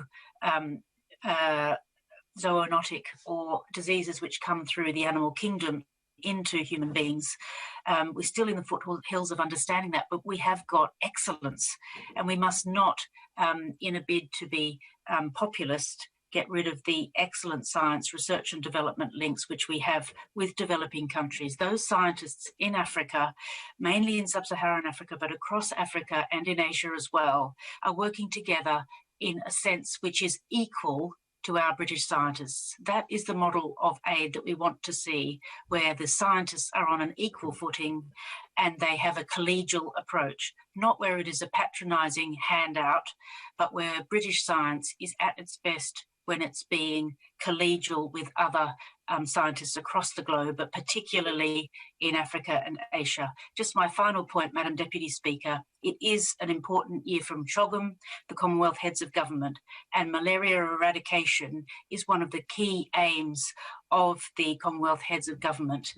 We know that Prince Charles has just become the Malaria No More patron, and that is in an attempt to promote the importance of strengthening health systems across Africa, of supporting research and development, and of supporting a results framework that incorporates progress against malaria and other neglected tropical diseases, as well as improvements in key indicators of community level service provision as core metrics of success. I hope that the Minister will respond to those points that I've raised, and I thank you very much, Madam Deputy Speaker, for this opportunity to contribute to the debate. Thank you very much, Madam Deputy Speaker. I welcome the chance to speak on the estimates for spending on official development assistance. I wish to take this opportunity, as others honourable members have, to question the government's decision to cut the aid budget from 0.7 to 0.5% of GNI. I do understand the points raised by the Treasury on the need to make savings given the financial strain caused by COVID-19. I understand that difficult decisions must be made. However, as has already been said in this House, the cut of around $4 billion in aid is worth only about 1% of what the Chancellor has borrowed to protect us from COVID. So I take issue with any cut to our aid budget, but I take even more issue with where the cuts appear to be falling. If we absolutely must cut aid, we need to be very careful. We need to very carefully investigate where savings can be made. I do question whether the government should have done more to manage the reduction of the budget without slashing funding for life-saving programmes. The cut from around 15 billion to 10.7 billion is a cut of about 30%. So why then have we cut 60% of the UNICEF budget, 85% of the UN Population Fund, and 80% of our funding for water projects? Clean water is life itself, Madam Deputy Speaker. I will let my honourable friend intervene. For giving way, he is making an important point here, but one of the bigger issues is the speed at which the cut was announced. It didn't give time for any of those organisations that saw those cuts to be able to prepare for them, to be able to put in mitigating circumstances to allow them to run programmes on a skeleton staff. Whatever it may have been, we have not given the right amount of lead time for those businesses and those organisations to be able to actually prepare for those cuts. So if we wanted to do it, we should have delayed doing it and putting it into another year altogether. I thank my honourable friend very much for his intervention, and he is indeed right. I think the sort of planning, there seems to be very little planning generally in both the speed of these cuts and where they have fallen. And why have we not looked at the administration costs in this budget? Why is it that water projects in particular and UNICEF projects have been cut so drastically? So we do need to actually, I think we just need to sort of pause and think for a moment, and let's actually try and rectify much of the damage that's been done, because I think it can be brought back into place. These are just a few examples, but it seems to me the most vital programmes that have taken a disproportional hit. Cutting the budget for the UN Population Fund from 154 million to 23 million will have a devastating impact on the ground. Likewise, our commitments to water and sanitation projects will be cut from 176 million to around 35 million. We are not talking about billions of pounds. These are relatively small amounts of cash, especially in this grand scheme of 400 billion that we have borrowed to battle COVID-19 and save lives in this country, which I very much support. And so I question whether the money for these programmes could have been cut in other areas instead. I've been to Bangladesh. I've seen for myself the needs of people there. And there are people with very little or nothing. They cannot rely on a generous welfare state when things go wrong, as we can here in the UK. It is easy to forget, as we live in a prosperous country, that there are people in the world who do not have access to clean water.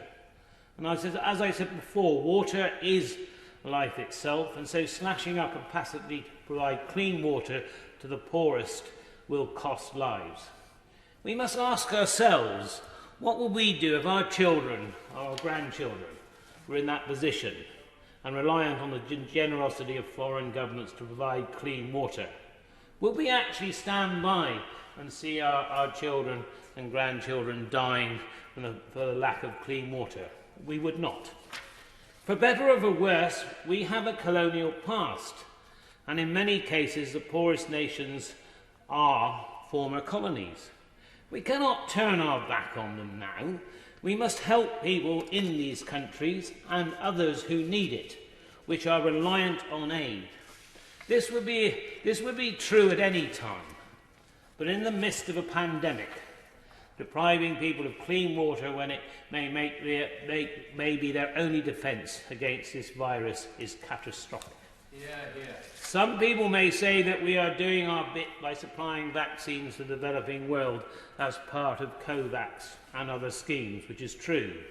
But mass vaccination programmes are not delivered overnight, and humans need clean water every day to survive.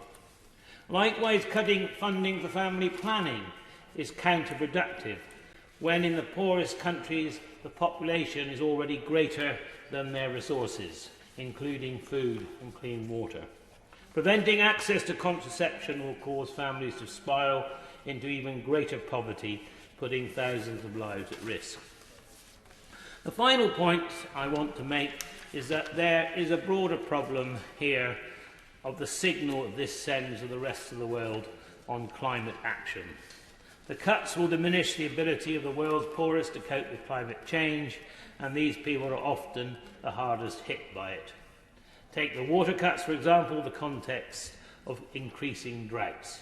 We need to strengthen the resilience of communities in poor countries to drought, not weaken it.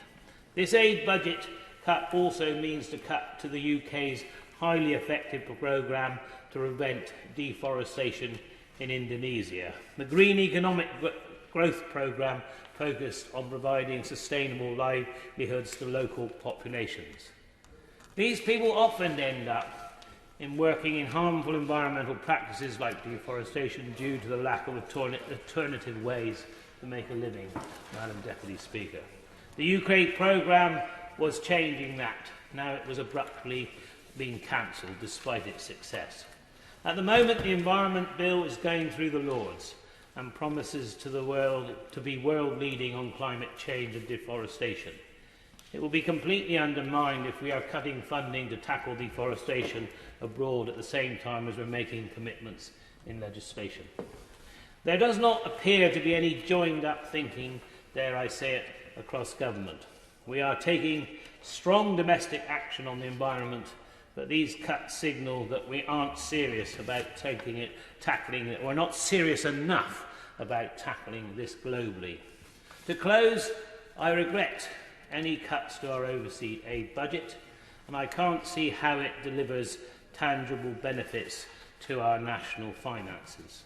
I therefore hope to see the government come forward a method of restoring the budget, whether that is very quickly or more gradually over a longer period of time.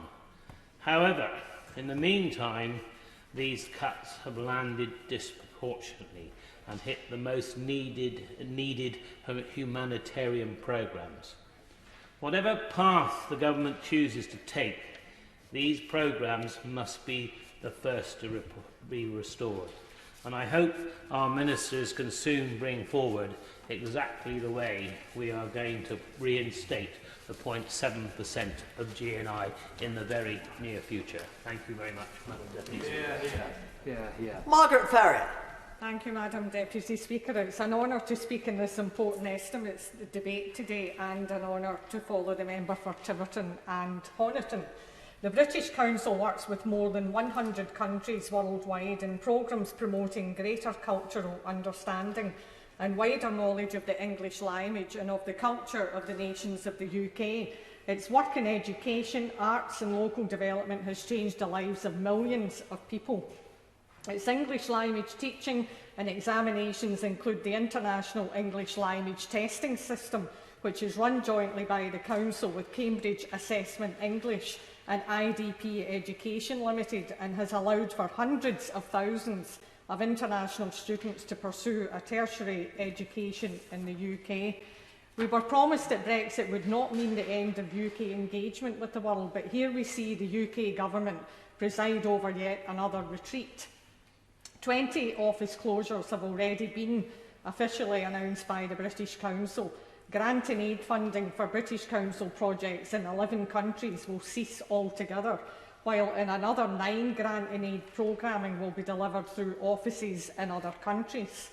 According to the official British Council press release on the subject, job losses across the organisation appear to be unavoidable. Afghanistan is one of the countries affected by this decision, where British Council projects over the last decade have included training thousands of English language teachers and promoting the revival of Afghan arts. It's English for Afghans programme, which fosters training in greater English language skills in schools, the civil service and among religious leaders, was invaluable in furthering Afghan economic self-reliance and combating political extremism. The British Council also runs active citizens training packages in Afghan universities, which facilitate community engagement, active citizenship and youth exchanges. Young people on these courses develop a wide range of skills in leadership, communication, citizenship and volunteering, and address unique local priorities through social projects in their own communities.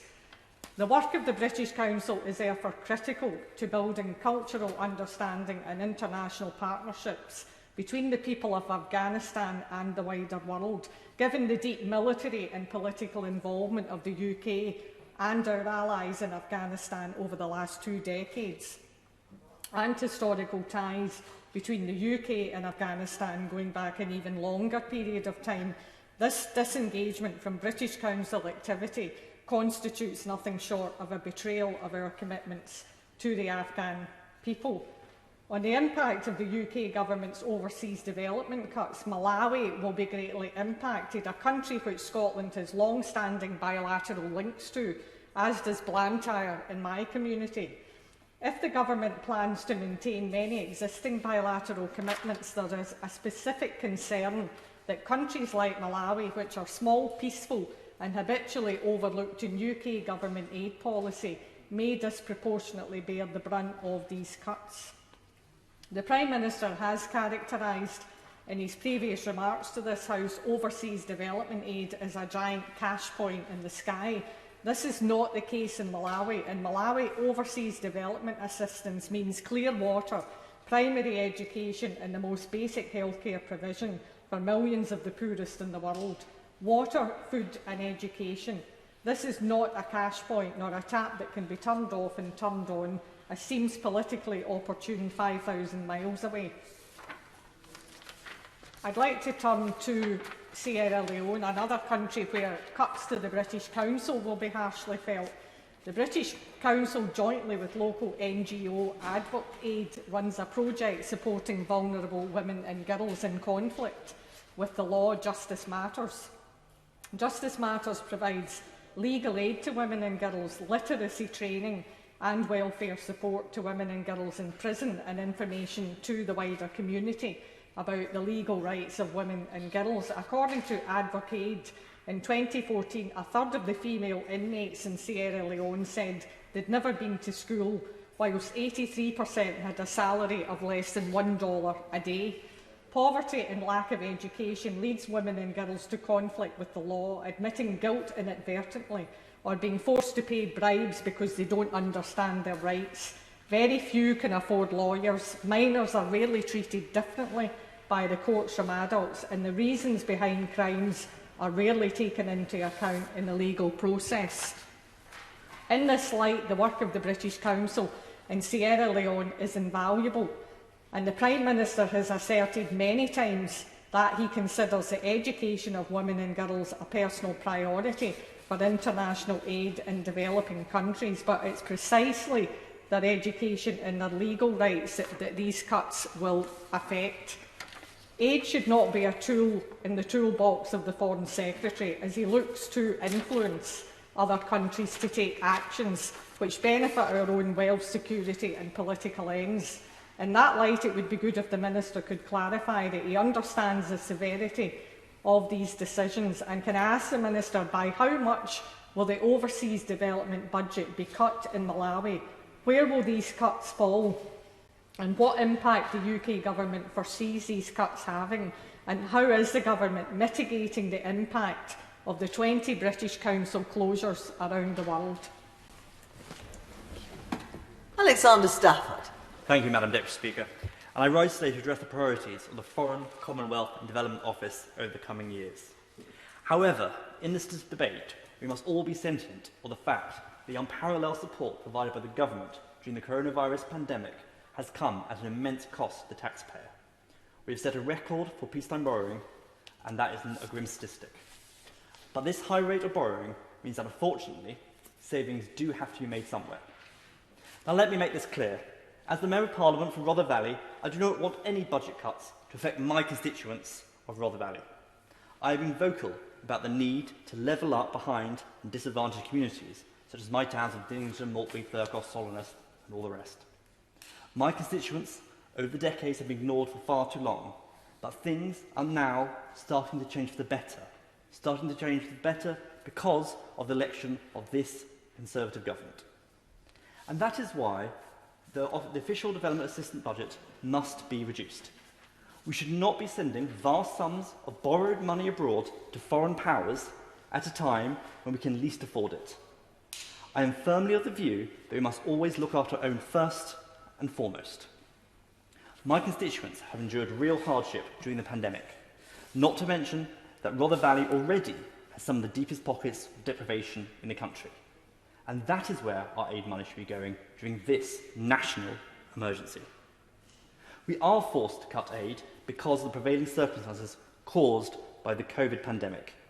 But nevertheless, the UK does still remain a world leader in international aid, delivering more than £10 billion this year alone, which place it as one of the G7's biggest donors. Britain's heroic contributions to the global coronavirus vaccination effort are testament to our status. In light of this, we must think carefully about where to direct the Foreign Office and aid expenditure for the year ahead.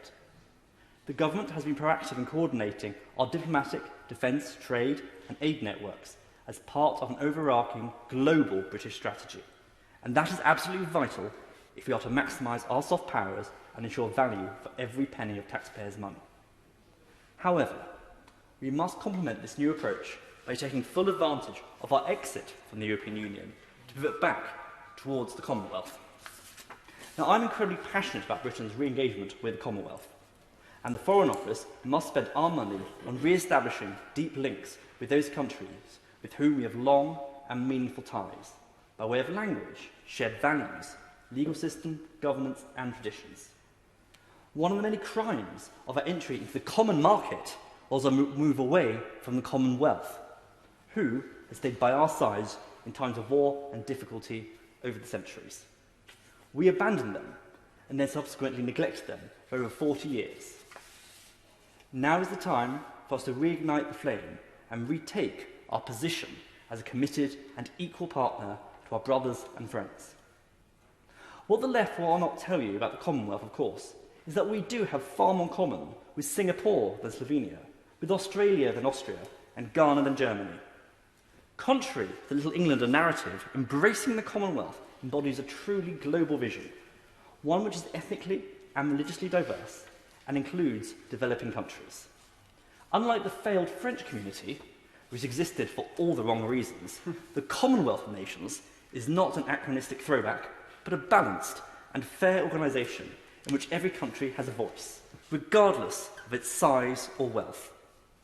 Other Commonwealth countries are very enthusiastic about the membership, and it's great to see other countries, such as Rwanda and Mozambique, taking advantage of opportunities presented by this political association of 54 diverse countries to actually join us. And there are many other territories that are desperate to join this great unity of nations, such as Somaliland and South Sudan, who have also applied to join. On that point, I of course give way to my friend. I'm delighted to hear the Honourable Gentleman reassert the values of the Commonwealth, and I totally agree, but perhaps he might be able to point out the fact, or I might be able to point out the fact to him, that these cuts are going to hit our Commonwealth friends. These are where they are being spent. And he did also start off by talking about the point that, we were making cuts because we had incurred such costs. Perhaps he might be able to tell the House where else cuts have been made, because the only cut that has been made in the last 13 months is to the foreign aid budget. It's always a pleasure to give way to my honourable friend. But I said in my speech already on his speech, he raised 2 points. First of all, where did the cuts go? And I would say the very first place the cuts should be made should be in foreign aid, and the last place they should be one which affect the people of Rother Valley and the people of all our seats. So in fact, in the first place, it is correct that is where the cuts are going. And on his point about the Commonwealth, I completely agree. We should then, what aid we are giving, and it is right that we're giving aid, we should direct that more and better to deepen our ties to the Commonwealth. Because for me, this debate is not just about 0.5%, 0.7%, 0.3% maybe, but it should actually be more like, where is that percentage actually going? And I would argue it goes towards our friends. Our friends and countries have deep historic links to the Commonwealth, those that stood by us in good times and bad through hundreds of years, rather than a political union that brought about a post-Second World War in Europe. Now, it is clear to me that the best use of the Foreign Office expenditure is investment in the Commonwealth, rather than on aid spending to countries outside the Commonwealth. This will allow Britain to maintain its place in the world, grow its footprint in the economies of the future, and turbocharge global Britain post-Brexit. Even more importantly, in the context of aid, our engagement with the Commonwealth can make the greatest difference to the most people in developing nations. And let me make this clear about aid. By engaging with the Commonwealth, we can actually help more people and more of the poorest people, and that is very important. Now, these Commonwealth citizens, with whom we have so much in common, need our support, and we must now prioritise them. Our neglect of the Commonwealth, and we have neglected the Commonwealth, has unfortunately seen us abdicate responsibility for encouraging good governance and high standards in much of the world. Reconnecting now will allow us to speak up for the persecuted Anglophone community in what was formerly the southern Cameroons. It will assist in the fight against Islamic extremists in the East and West Africa, and provide comprehensive support to the millions of British nationals in Hong Kong. These issues must be front and centre as we pivot back towards the Commonwealth. And as I draw to the close, I wish to emphasise that a cut in the aid budget does not mean a smaller, less influential Britain. It is simply fiscal common sense, allowing us to reduce our borrowing while protecting our constituents from the impact of these cuts. We are still left with a huge Foreign Office and aid budget, which should be redirected to fully embrace the Commonwealth of Nations. And if we do this, we can spread the benefits of global Britain from Barbados to Botswana, from India to Fiji, from Kenya to Malaysia, and that will be a better world for us all. Now go by video link to Brendan O'Hara. Thank you, Madam Deputy Speaker. The decision by this government to take essential life-saving money away from the world's poorest people is absolutely shameful. That the government of one of the richest countries in the world has decided arbitrarily to reduce the help it gives to the poorest and the most vulnerable people on the planet, particularly in the middle of a global health pandemic, simply beggars belief. And it must be the final abandonment of what little was left of the UK's reputation for moral leadership. The government knows, and any member, like the member for Rother Valley, who intends supporting these cuts, should know that this is not a consequence-free decision. Taking away more than £4 billion of life-saving aid guarantees that tens of thousands of the world's poorest people are going to die. Madam Deputy Speaker, everyone should also be aware of the consequences of what they're signing up to, because this isn't like pulling the plug on the building of a new school. This isn't putting off the construction of a new bypass because money is tight. This isn't suspending the restoration of the Palace of Westminster because we can no longer justify the cost. This is a decision that will kill people. People are going to die as a direct result of this decision, and there is absolutely no running away from that reality. It is also, Madam Deputy Speaker, the ultimate betrayal of the thousands of people who work in our NGOs and our charity sector, people who strive day in and day out to alleviate the suffering and deliver food and bring comfort to the world's most marginalised communities. And at a time when charities such as SCIAF, Compassion UK, the wonderful Mary's Meals from my Argyll and Bute constituency, Oxfam, Plan International, and so many others are being asked to do so much more with so much less. This is a kick in the teeth that neither they needed nor deserved. Madam Deputy Speaker, I still find it utterly bewildering that the confirmation to slash aid for the world's poorest was in the integrated review of security. The idea that by making the world's poorest people even poorer, that we somehow make ourselves safer is an absolute nonsense.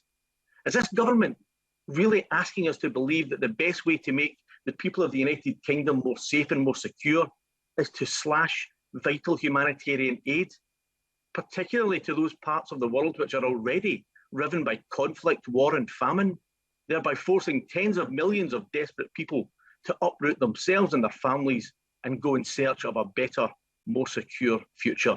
It's a ridiculous notion, and they know it is a ridiculous notion. But what makes this betrayal of the world's poorest utterly grotesque is that, having announced that they were taking away billions from those poor communities, the government announced that they are to spend it on increasing their stockpile of nuclear warheads.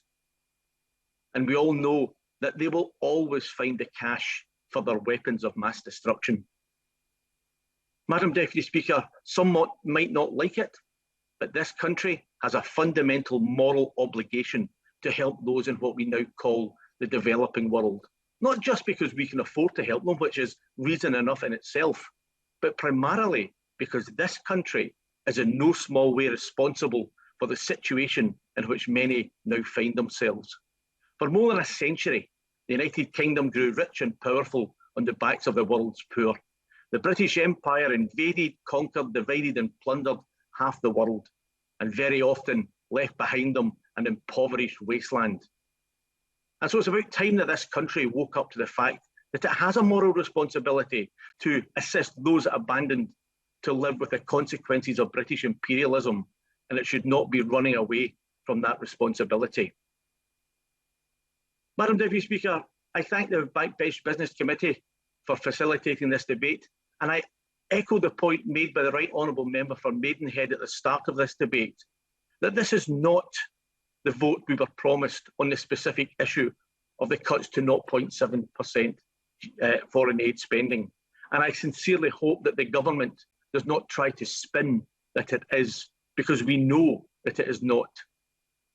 We have to have a vote on the cut to foreign aid budget, because every member in this House must have the opportunity to register his or her approval or otherwise of that decision. Members cannot be allowed to hide behind crocodile tears or meaningless words of regret, and no longer can they hope that by choosing to stay silent that they won't be asked to come off the fence.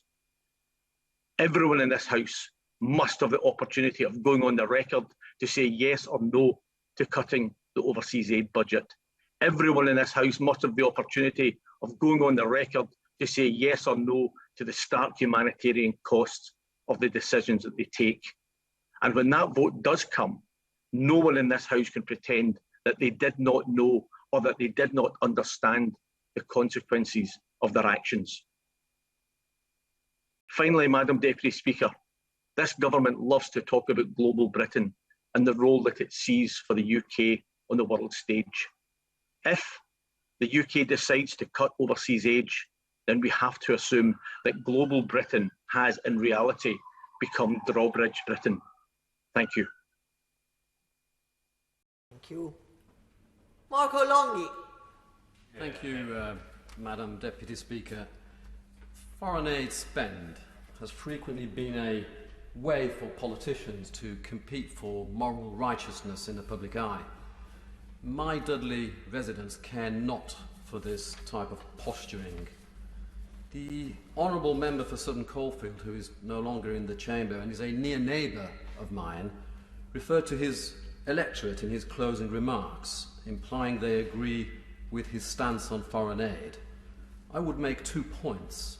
I am literally just down the road from his constituency, and I can categorically assert that a significant majority of my residents do not agree with him, and would also gently point out to him that until very, very recently, on average, 2/3 of all people polled of the people of this country do not agree with him either. So, for example, when he used just the other day the majority view argument to support assisted dying on GB News, just the other day, perhaps he might consider being consistent with his rationale instead of imposing his moral virtues on the country's majority view. On that point, I'm sorry to interrupt the honourable gentleman who goes on. That is fine if that is his argument and that he is going to make that. but surely he believes that it is right for this House to have a vote on this issue, because we are all representatives of our own constituencies and of the views of our constituents. So surely he should not fear, forget the polling, but allow this place to have its say. Does he not agree with that sentiment? I might refer the honourable gentleman to previous year's votes on Brexit, when a significant number of elected members did not represent their own constituents and voted the opposite way to the way their own residents wanted to vote. Labour, Madam Deputy Speaker, will always oppose what the government does, even if it tripled foreign aid, and having only ever averaged a maximum under 0.4% of national income when they were in office, and when we achieved 0.7%, their protestations are somewhat shallow, if not risible. People will see them for what they are, out of touch with working class people and totally clueless about their priorities. I am concerned with some of my colleagues. They are being so generous with other people's money, a notable socialist behaviour, I might add. Perhaps they can explain to my Dudley North taxpayers why we should spend £15 billion overseas when my residents cannot find council houses and when we still have homeless people on our streets. Some of them brave veterans. I'd like to make progress, please. COVID has given rise to exceptional circumstances, Madam Deputy Speaker, and the government was entirely right to reduce aid and focus on rebuilding our country. Charity begins at home. That said, I do not agree with reducing the foreign aid budget from 0.7% to 0.5% of national income. I would scrap the target altogether. Foreign aid should and needs to be completely reformed. A fluctuating number each year that bears no real link with need, priorities or actual outcomes is no way to plan or act strategically. It's not how a household would budget, it's not how a business would budget, and it shouldn't be how a government budgets. Which other government department do we fund as a percentage of national income? On that point. I would like to make progress. We do, there is a point. On that point, I can give you the answer. We committed in our manifesto in 2019 to funding research and development at 2.7% of our GDP. We commit to NATO spending at 2% through the Ministry of Defence. The list goes on. In response to that intervention, it might be helpful for the House to know that, in fact, so many colleagues have decided at the last minute not to take part in this debate, having originally asked to do so, that there is actually plenty of time. It's quite historic for me to say that. I would normally be saying, I urge the honourable gentleman not to take time on interventions, but he is at liberty to do so. Marco Longhi. Thank you, Madam Deputy Speaker. I will respond by saying it's not the way we fund policing, education or health here at home. Surely a more sophisticated approach that is outcome-focused, that delivers measurable change in very poor countries by employing actually some of our own local and UK-based companies is a far better approach than the arbitrary and unaccountable system we continue to virtually signal about. I would ask two things of colleagues wanting to reinstate 0.7%. Let's focus efforts on achieving much better outcomes by reforming foreign aid, and whilst we're at it, focus on challenging the EU and other wealthy countries who consistently fail to meet their own targets and don't measure up to what the UK is certainly doing. On that point? No, thank you. By any measure, the UK already does far more than most, both in cash terms and in areas not captured by our foreign aid spending. And certainly my constituents know that very well. Thank you, Madam Deputy Speaker. We now go by video link to Sir Roger Gale. Thank you, Madam Deputy Speaker. I was taken slightly on the hop. I was expecting another colleague in front of me. May I start by congratulating the Honourable Lady, the member for Rotherham, on securing this very important debate. My right honourable friend, the member for Maidenhead, in her opening remarks, reminded the House that this is a debate about FCDO estimates. It's not a proxy vote for a reduction in overseas aid. And as we do not, as my right honourable friend, the member for Sutton Coldfield, reminded us, normally vote on estimates, because to do so would simply be disruptive in parliamentary terms, we still need a meaningful vote. And to try to suggest that this is somehow a vote on the overseas aid issue is simply disingenuous, and it will not wash. Madam Deputy Speaker, in breach of an Act of Parliament, the government is seeking to reduce our overseas aid budget from 0.7% to 0.5%. That in itself is significant. But that figure is based upon gross national income. And the net effect of that is, of course, that because gross national income has also reduced, it is a cut upon a cut. And it is a cut upon provision for some of the poorest people in the world. I listen with sadness to the comments of a couple of my younger friends in the House who seem to think only that charity begins at home, and that because of the pandemic, we cannot afford to fund overseas aid at the legal rate. Madam Deputy Speaker, we are and remain, thank God, one of the richest countries in the world. In the context of the national budget, the amount of money spent on overseas aid is pitiful. And I'd ask my honourable friends to think again about whether we should, in fact, be reducing the money that we spend on, for example, the education for young women that the Prime Minister hailed triumphantly at the G7, or whether we should cut funding for the provision of clean water to young people, particularly who sometimes have to walk for miles to draw such water as is available from infected streams, or whether we should cut the funding for sanitation of a kind that no member in this House would wish their children to experience.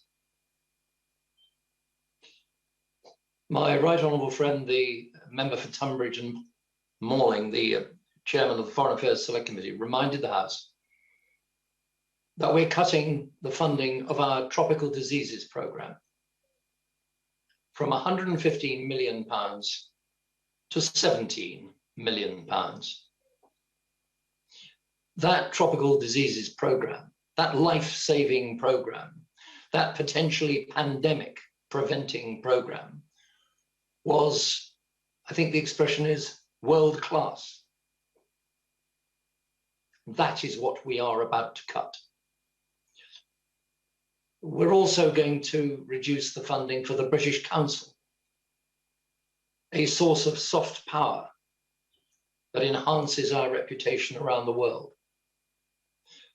Voluntary service overseas that provides so much opportunity for British volunteers who wish to help those in developing countries. And to cut the International Community Service Programme, a programme involving very many young people from the United Kingdom who've been going out around the world, a programme instigated by my right honourable friend, the member for Sutton Coldfield, when he was the Secretary of State. That's going to go. These programmes are trailblazers for global Britain, or were. They're not projects that can be turned on and turned off like a tap. They involve real people, real expertise, real time, real effort. By cutting the funding for this year, we're probably setting each one of those programs back, even if the money is reinstated next year, by 5 or 6 or 7 years, because it will take time to rebuild from the rubble that's left and to get those programs up and running again, if ever. Is this global Britain? Is this really what we want? Do we really, Madam Speaker, want to break the trust that we have built up internationally for fair dealing, for generosity, for an understanding of what our place in the world really is? As my right honourable friend, the member for Halton Price, said in a very powerful speech, these cuts are about real people. They are about life and death. And what we are choosing to do means death for some of those people. Madam Deputy Speaker, I hope that the government will either implement the Speaker's instruction and allow this House of Commons to have a vote, a meaningful vote, on a substantive motion on the reduction of our overseas aid from 0.7% to 0.5% of GNI, or to give an absolute cast iron guarantee from the front bench today that the money will be reinstated in full next year. Thank you. We now go by video link to Neil Hanvey. Thank you, Madam Deputy Speaker. I'd like to start off by paying tribute to the Honourable Member from Rotherham and also to the Honourable Member from Sutton Coldfield for keeping the pressure on this matter with the government. I'd also like to thank Mr Speaker for recognising the importance of this debate. I'd like to start off by respectfully disagreeing with the Honourable Member for Stirling and his remarks about how we would do things differently in Scotland.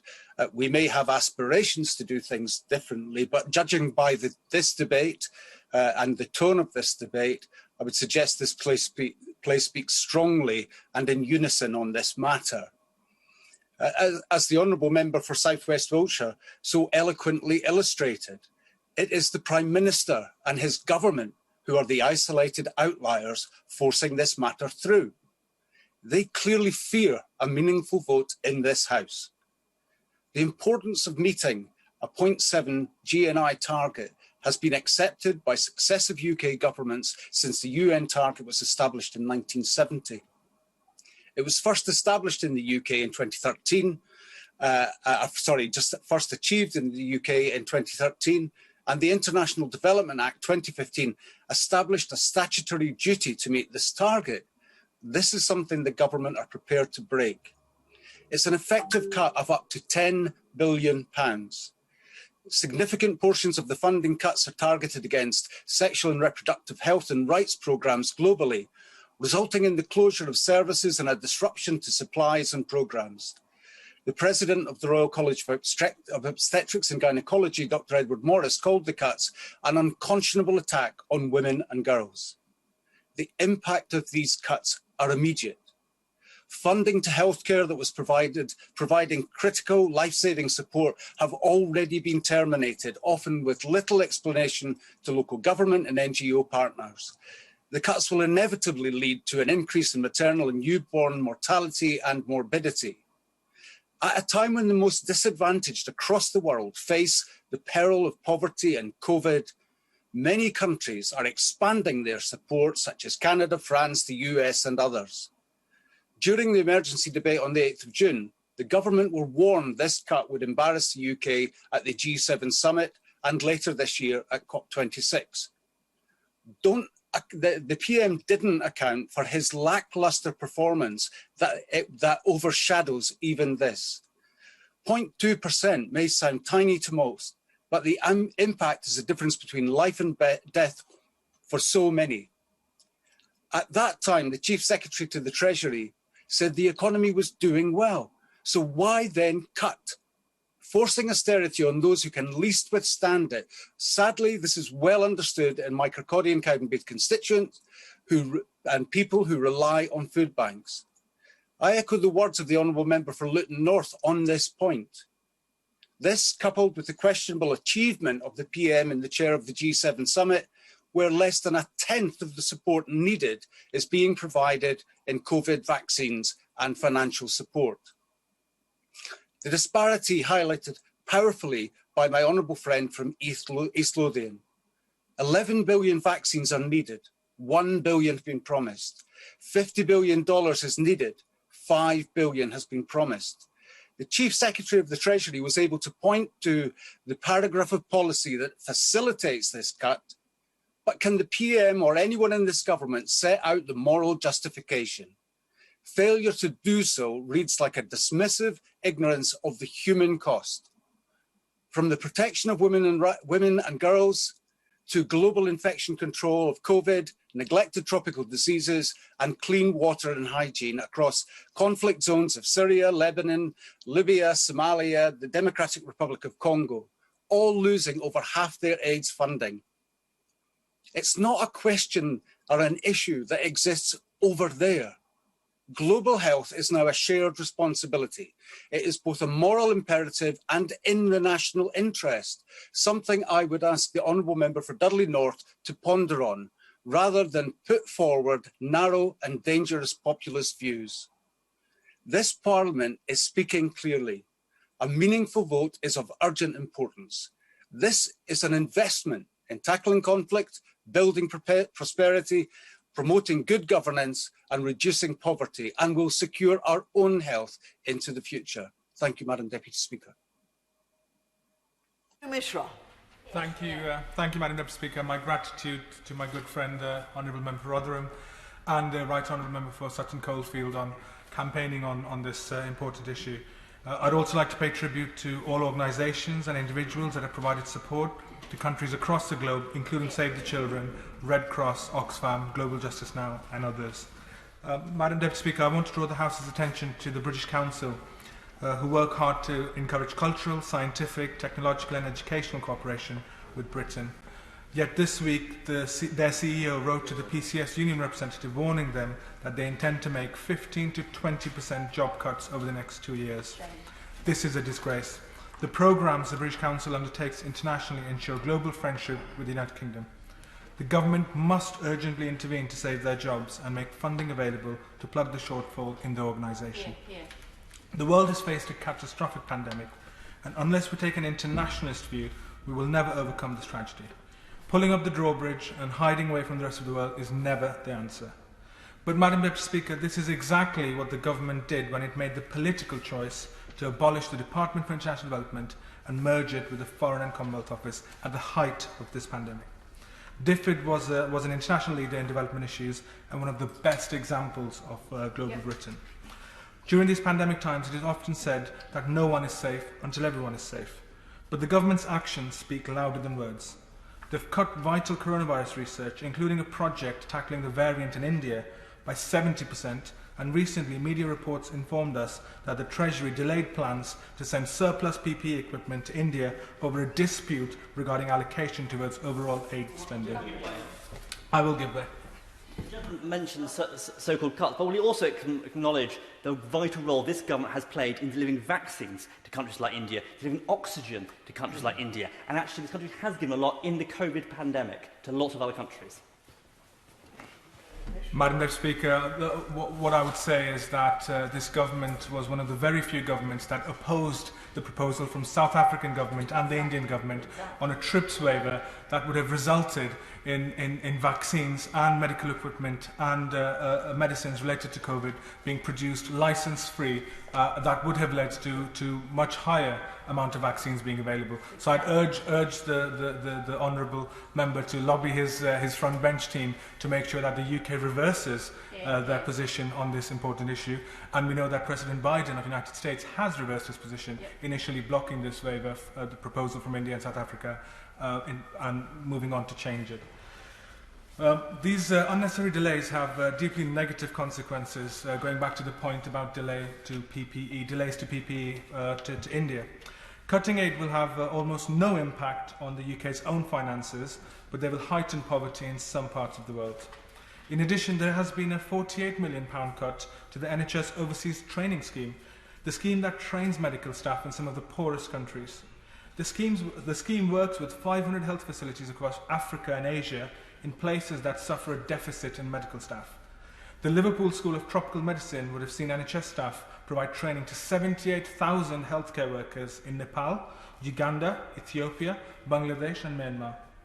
The UK has 820 Bangladeshi nationals working in our NHS, 118 Ethiopian people, 572 Ugandan and 1,988 Nepalis. Moving on, the CDC group, which promotes privatisation and unaffordable private hospitals in the Global South, is due to receive £779 million this year. It seems that cuts only apply to projects that support development. Disgracefully, Madam Deputy Speaker, aid spending targeted at meeting the strategic priorities will only be cut by 37%, and funding to the much criticised Conflict, Stability and Security Fund, which last year was found to have supported brutal police squads in Nigeria, has fallen by only 19%. Madam Deputy Speaker, this multi-billion-pound cut to overseas development assistance has a momentous human cost. There is no question that these cuts will result in thousands of unnecessary deaths. Cutting programmes including humanitarian aid, global health, girls' education, water and sanitation, food insecurity and malnutrition, and sexual and reproductive health have real consequences. The UK must return to 0.7% of GNI as ODA under the internationally agreed definition, but also the government must bring a meaningful vote to this House on this important decision.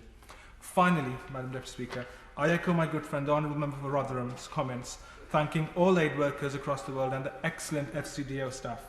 They do a very important job in extremely challenging circumstances and deserve our support and gratitude. Thank you.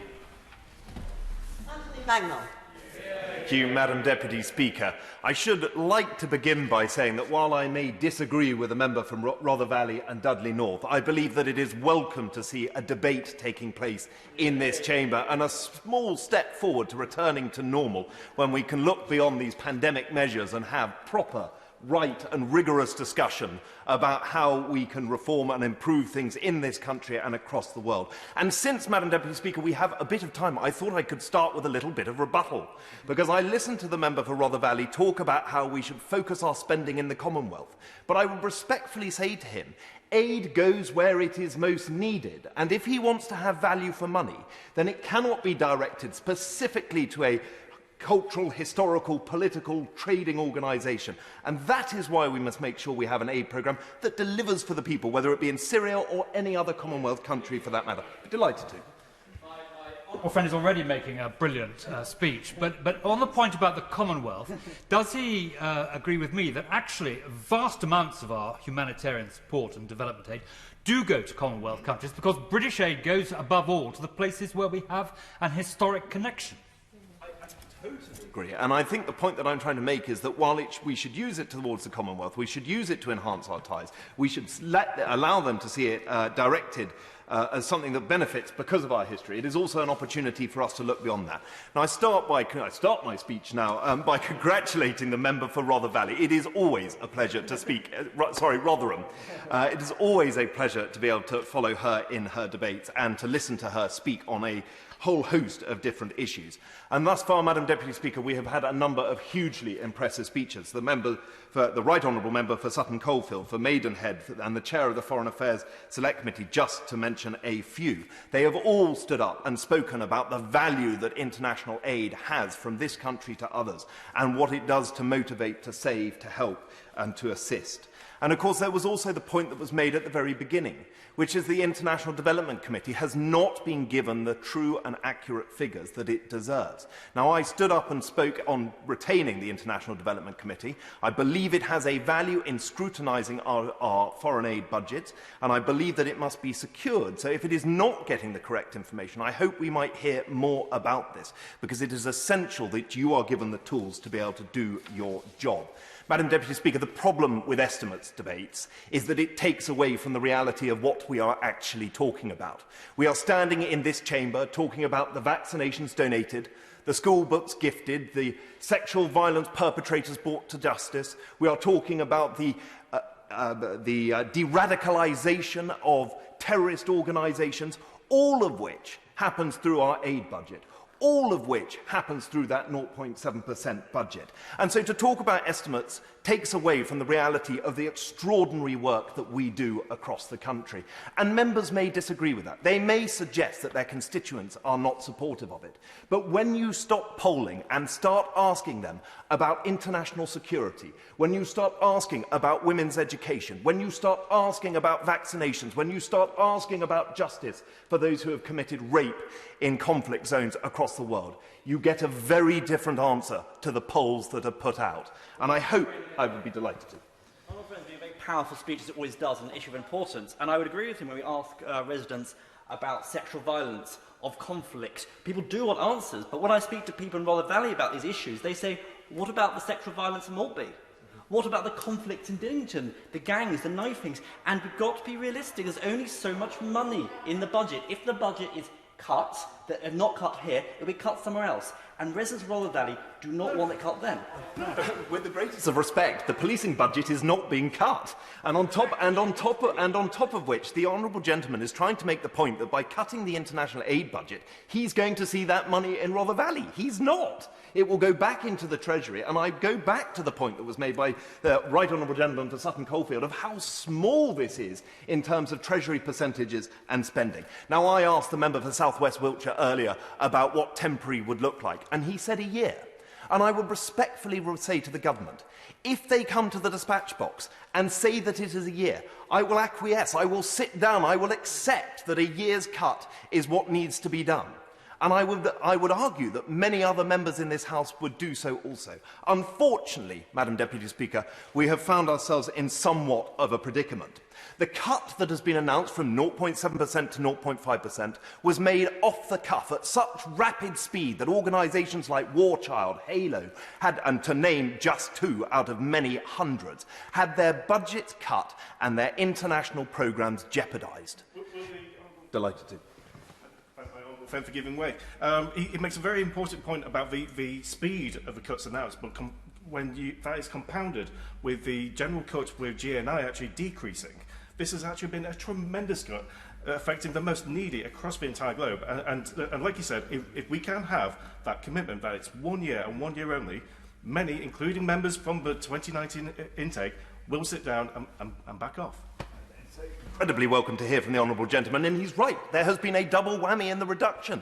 And so international organisations not only have to deal with the cut itself, but also the overall GNI reduction, which is in place because it is there to make sure that in good years there is more money available and in bad years there is less. Therefore, making the argument that we take stock of the economic situation. And it was also made by the member for Tiverton and Honiton, who suggested about the water aid programmes.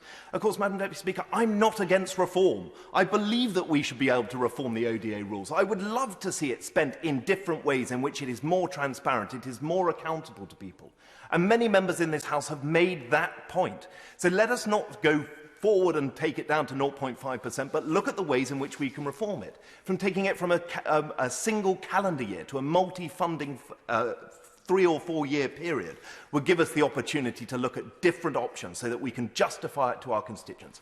I believe that global Britain is about 4 things. It is about defence, it is about diplomacy, it is about trade, and it is about development. But all 4 of those things are integrated with one another. Failure to act and to work on one impacts the other. With our 2 aircraft carriers sailing around the world, who are potentially, and I hopefully, unlikely to see conflict, but there is a humanitarian assistance vessel right there that could be used within our ODA budget. we must look at the impact that it has on those different areas. Of course, our aid pays for our security, as I've already mentioned. It is what stops us from seeing all of those terrorist organisations from across the world being able to flourish with unencumbered. And Madam Deputy Speaker, we heard from many across this House saying that if we were leading on these issues, others would follow. And they did. Many other European countries have followed and are now reaching 0.7% targets.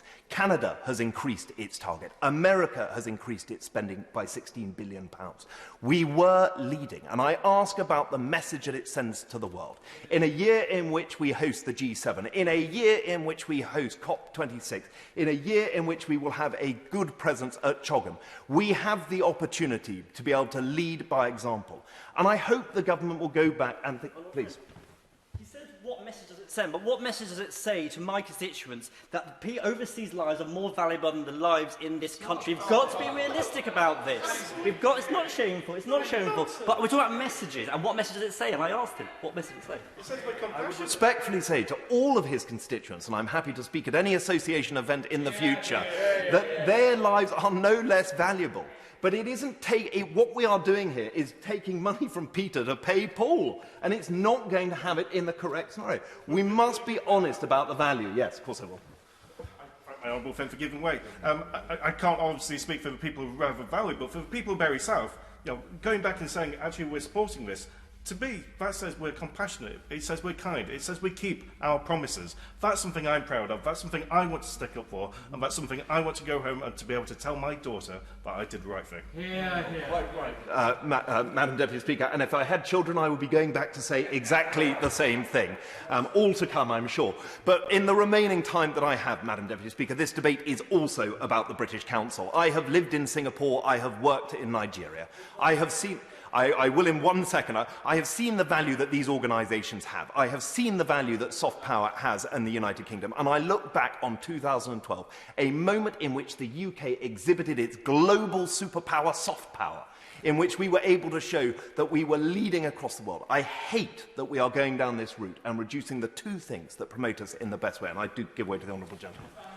For giving way. Does he agree with me that using us and them attitude is not helpful? The UK is one of the richest countries in the world and it has a proud record of supporting projects across the world, and dividing people into us and them is not helpful at all in this debate. The gentleman from Stockport makes a fantastic point, and one that I will end on, which is that if we are uncomfortable with how people view 0.7%, it is down to this House and to us as members to be able to explain it properly and show them the true value of what Britain does in a globalised world. Thank you, Madam Deputy Speaker. Lee Rowley.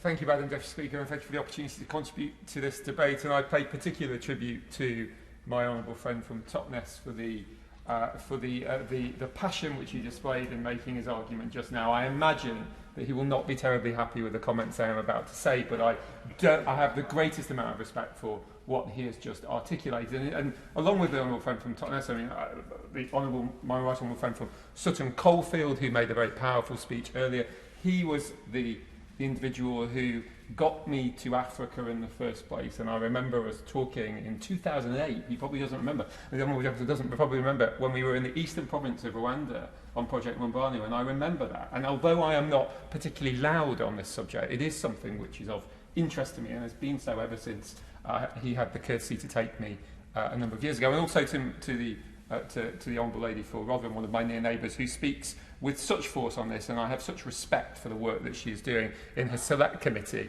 But as the honourable lady anticipates, but perhaps I can start with some perhaps shared principles. Start my contribution today by reaffirming some of the things that have already been spoken about with some eloquence. That support for those who are in need is part of what makes us human.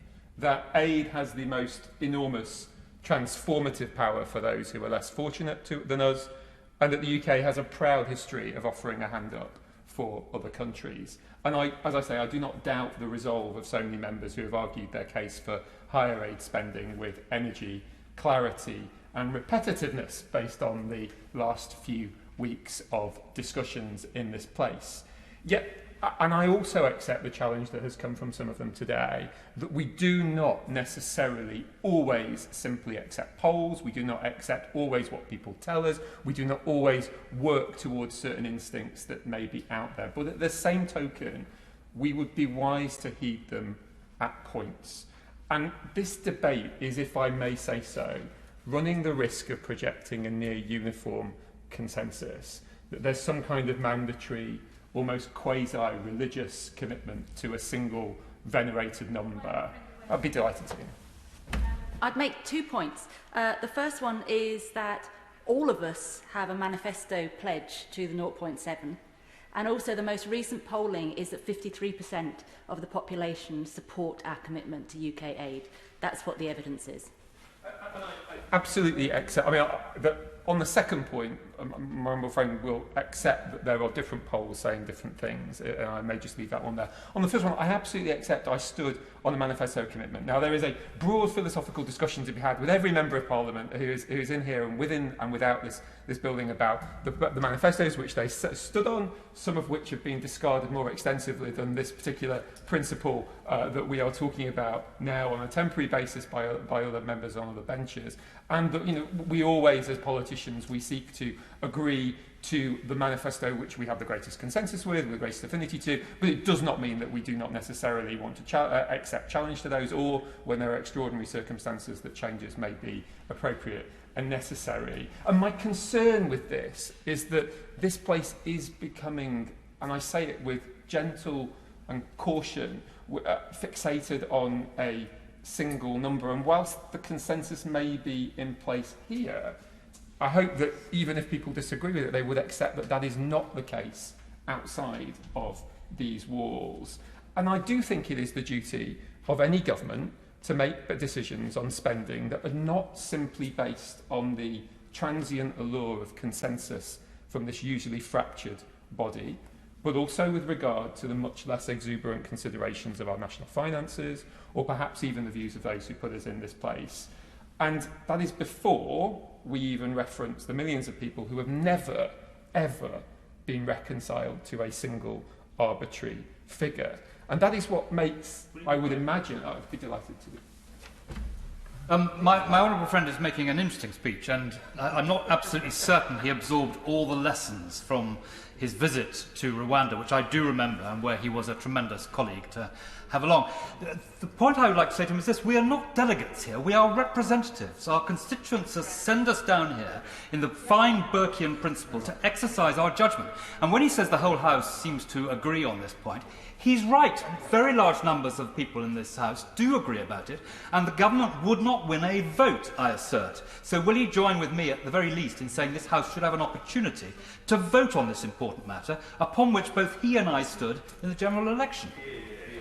My honourable friend raises an important point, and one which I know he has pursued relentlessly, and I'm sure will continue to do beyond the confines of my very limited contribution to today's debate. And I'm sure he can take it with the representative of the executive, and hopefully I hope that he is successful in his course. If I may just make progress, and I'd be delighted to in a moment from my honourable friend. That is probably what makes today's debate so frustrating, I think, for people who may be watching out there who don't share the consensus which is generally coming across in this debate today. And it is as if we are arguing about whether we are ending aid in its entirety in certain of these speeches, none of whom have been recently, if I may add. We are effectively arguing today about whether we are going to spend an extraordinary amount of money on international aid or an incredible amount of money on international aid. We are allowing a debate to become skewed by a skirmish over an arbitrary percentage, a percentage which was agreed back in the 1950s by the World Churches Council, which I still am not 100% sure of the basis of. Be happy to. The honourable gentleman is making a tremendous speech, although I happen to disagree with all of it. But he is making a great speech and showing his true parliamentary skills. But the point is that we have arbitrary numbers all over the shop when it comes to politics, whether it's 2% in NATO, whether it was the 2.7% R&D commitment. It is a misnomer to suggest that we have only got this in foreign aid. And so therefore it is something that shouldn't be shied away from in terms of introducing. absolutely right that we have arbitrary targets everywhere, and I don't doubt that. And one of the reasons that I sought election to this place was to try and get under the skin of some of those arbitrary targets, some of those shibboleths which haven't been challenged for a number of years, some of those aspects which we perhaps should look at and may wish to retain, but we should never be shy of reviewing them once again. And on that very point, it cannot be that the only approved manifestation of compassion, and I'm not saying this in a way to be particularly sharp with honourable colleagues here, but the only manifestation of compassion is via a single monetary figure, free from the realities of vague financial responsibility or even a semblance of fiscal rectitude, before we even get into points which my old friend from Totnes quite rightly brought up about value for money. And having sat on the Public Accounts Committee a couple of years ago, there were some interesting reports which came through on value for money in this area, which I accept is a very difficult one to judge, but which we may wish to turn to with as much frequency and as much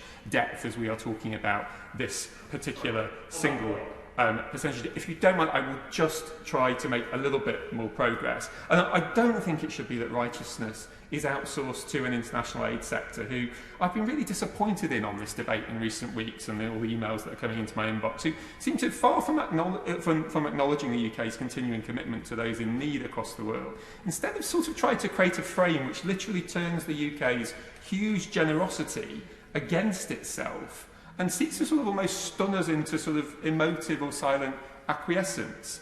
And it mustn't be, it really mustn't be, that virtue can only be found in criticism of one number owned by one country, and that when that country will still proportionately spend more this year than Switzerland, Belgium, Finland, Canada, Ireland, Japan, Austria, Iceland, Hungary, New Zealand, Spain, Italy, Portugal, Slovenia, Poland, Slovakia, South Korea, the Czech Republic, Greece, Australia and the United States did in the previous year. I say that not just to make a rhetorical point, but also because it is important that we understand the context within which we are debating this important point. So, I absolutely acknowledge the strength of feeling in the debate today from those who take a different view from me. And I hope, I'm sure, I know that honourable members who do not take my view, and who will also acknowledge that people who, like me, do not speak necessarily as loudly or as frequently on this subject, but also feel strongly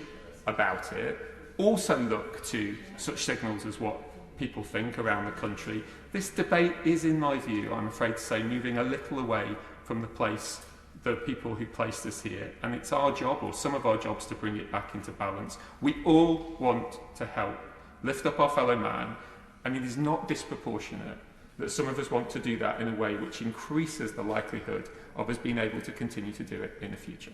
Thank you. Sir David Amos. Pay a warm tribute to the honourable member for Rotherham. She is doing a superb job as leading her select committee, and I did agree with her in many of her remarks. And I also pay a warm tribute to my right honourable friend, the member for Sutton Coldfield, on the way he is leading his campaign in terms of international aid. I do find myself, Mr Deputy Speaker, in some difficulty because the Minister responding to the debate happens to be my parliamentary neighbour and a good friend of mine, and his boss, the Foreign Secretary, I was actually backing to be leader of the Conservative Party. So I do not want to fall out with either of them. And I think the remarks made about international aid, other colleagues have been far more eloquent about than I would. So I really want to talk about the British Council, who I think are absolutely fantastic. And wherever I go throughout the world, I always ask to see the British Council contact, and they deal with overseas trade. They're marvellous. They're the oldest cultural relations organisation in the world, and the Prime Minister and Defence Secretary have both given their support to the excellent work which they do. And I very much support my honourable friend, the member for Bowson and Billericay, efforts as chairman of that group. And I was very pleased to sign a cross-party letter to the Prime Minister on that issue. And there are so many reasons to be proud to be British. My goodness, I was proud to be British last night when we beat the Germans. And one of them is our soft power and how we use that to help those internationally who are less able to help themselves. The British Council, Mr Deputy Speaker, represents the best of Britain overseas through educational and cultural successes. However, It is a two-sided relationship as it works both ways. And before the coronavirus pandemic, as chairman of the all-party parliamentary group on the Philippines, I attended a Philippines Independence Day event in Southend. There I met a very talented artist who wanted to have her work displayed in the Philippines. And thanks to the British Council, that was made possible. This is one small example of how the British Council helps to facilitate a sharing of culture and history between our two countries. It was also fantastic to have a local Southend artist have her work displayed internationally, and just one further reason why Southend should be the next city of culture and be a city.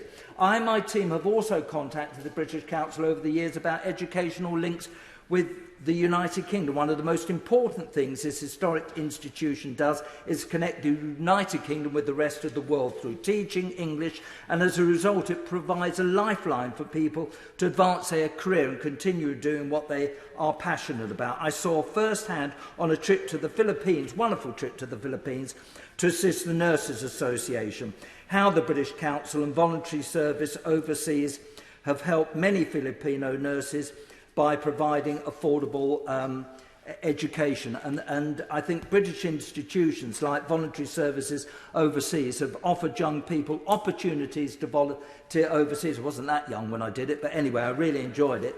So I asked the government to commit to the reinstatement of international youth volunteering so young Brits can benefit from the same opportunities as their predecessors once conditions again allow for safe international travel. In 2014, on a trip to Egypt organised by the Interparliamentary Union, I met with young people involved in a British Council project to learn about their opportunities to develop the skills they need for the future. They were especially appreciative of the chances to learn English, participate in art workshops and visit the United Kingdom. As chairman of the all-party parliamentary group on Qatar, I welcome the strong bilateral ties we have with Qatar, especially in terms of energy, our cultural links, our economic partnership, and I think it demonstrates what a true partner we are with that country, and I hope their World Cup next year will be very successful. I mentioned the Maldives, and I have my entry declared in the register. The Maldives economy is effectively based on two things, tourism and tuna. The coronavirus pandemic has ruined the tourism industry, and the 20% import tariffs, I do hope my honourable friend might mention, if he doesn't have time, he'll write to me, we impose on tuna, is harshly damaging their economy. And as chairman of the all-party parliamentary group, I think we should be helping the sustainable line and rod caught tuna industry by significantly reducing tariffs, especially as we hosted the G7 and will be hosting COP26 in Glasgow later this year. We must protect the British Council in order to follow the government's Global Britain agenda, and soft power is a vital component of that plan. Soft power should be at the heart of our policy making, with a focus on international trade deals and tackling climate change. Therefore, it comes as a great disappointment that the British Council has been forced to close in 20 countries, including Australia, after agreeing the provisional terms of the UK-Australia Free Trade Agreement and after hosting the G7 summit in Cornwall, which was attended by world leaders from the countries affected by the British Council closures, including the United States of America. I am, Mr. Deputy Speaker, surprised and disappointed by that. So in conclusion, I think it's obvious that the British Council does not have enough funding to run programmes in every country in which they are currently present. I think the cuts will prove to be a false economy. I therefore urge the government to rethink the allocation of resources to enable as many countries as possible to benefit from the irreplaceable services that the British Council provides, and to give others internationally the opportunities to learn, share and succeed. Bradley. Thank you very much, Mr Deputy Speaker. And can I start by referring to my entry in the Register of Members' Interests? Can I congratulate the Honourable Lady from Rotherham for securing this debate, and also my right honourable friend from Sutton Coldfield for his fantastic contributions that he has made to this debate over many, many years. I have to confess, Mr Speaker, I wasn't expecting a full 7 minutes, and therefore I have 3 points to make. I will pad them out slightly more than I might have done with the 3 minutes I was expecting, but I have 3 points to make. My first point is around the way that we conduct foreign policy in this country. And my honourable friend, the chair of the Foreign Affairs Committee, referred to this earlier. If the UK wants to have a policy-based foreign policy led by the Foreign and Commonwealth Office, which is now the Foreign, Commonwealth and Development Office, it needs to include within that the trade policy and defence policy. The Foreign and Commonwealth Office was a very good policy department. It was excellent at policy. And the old Department for International Development was an excellent delivery department, as is the Department for International Trade, as is the Ministry of Defence.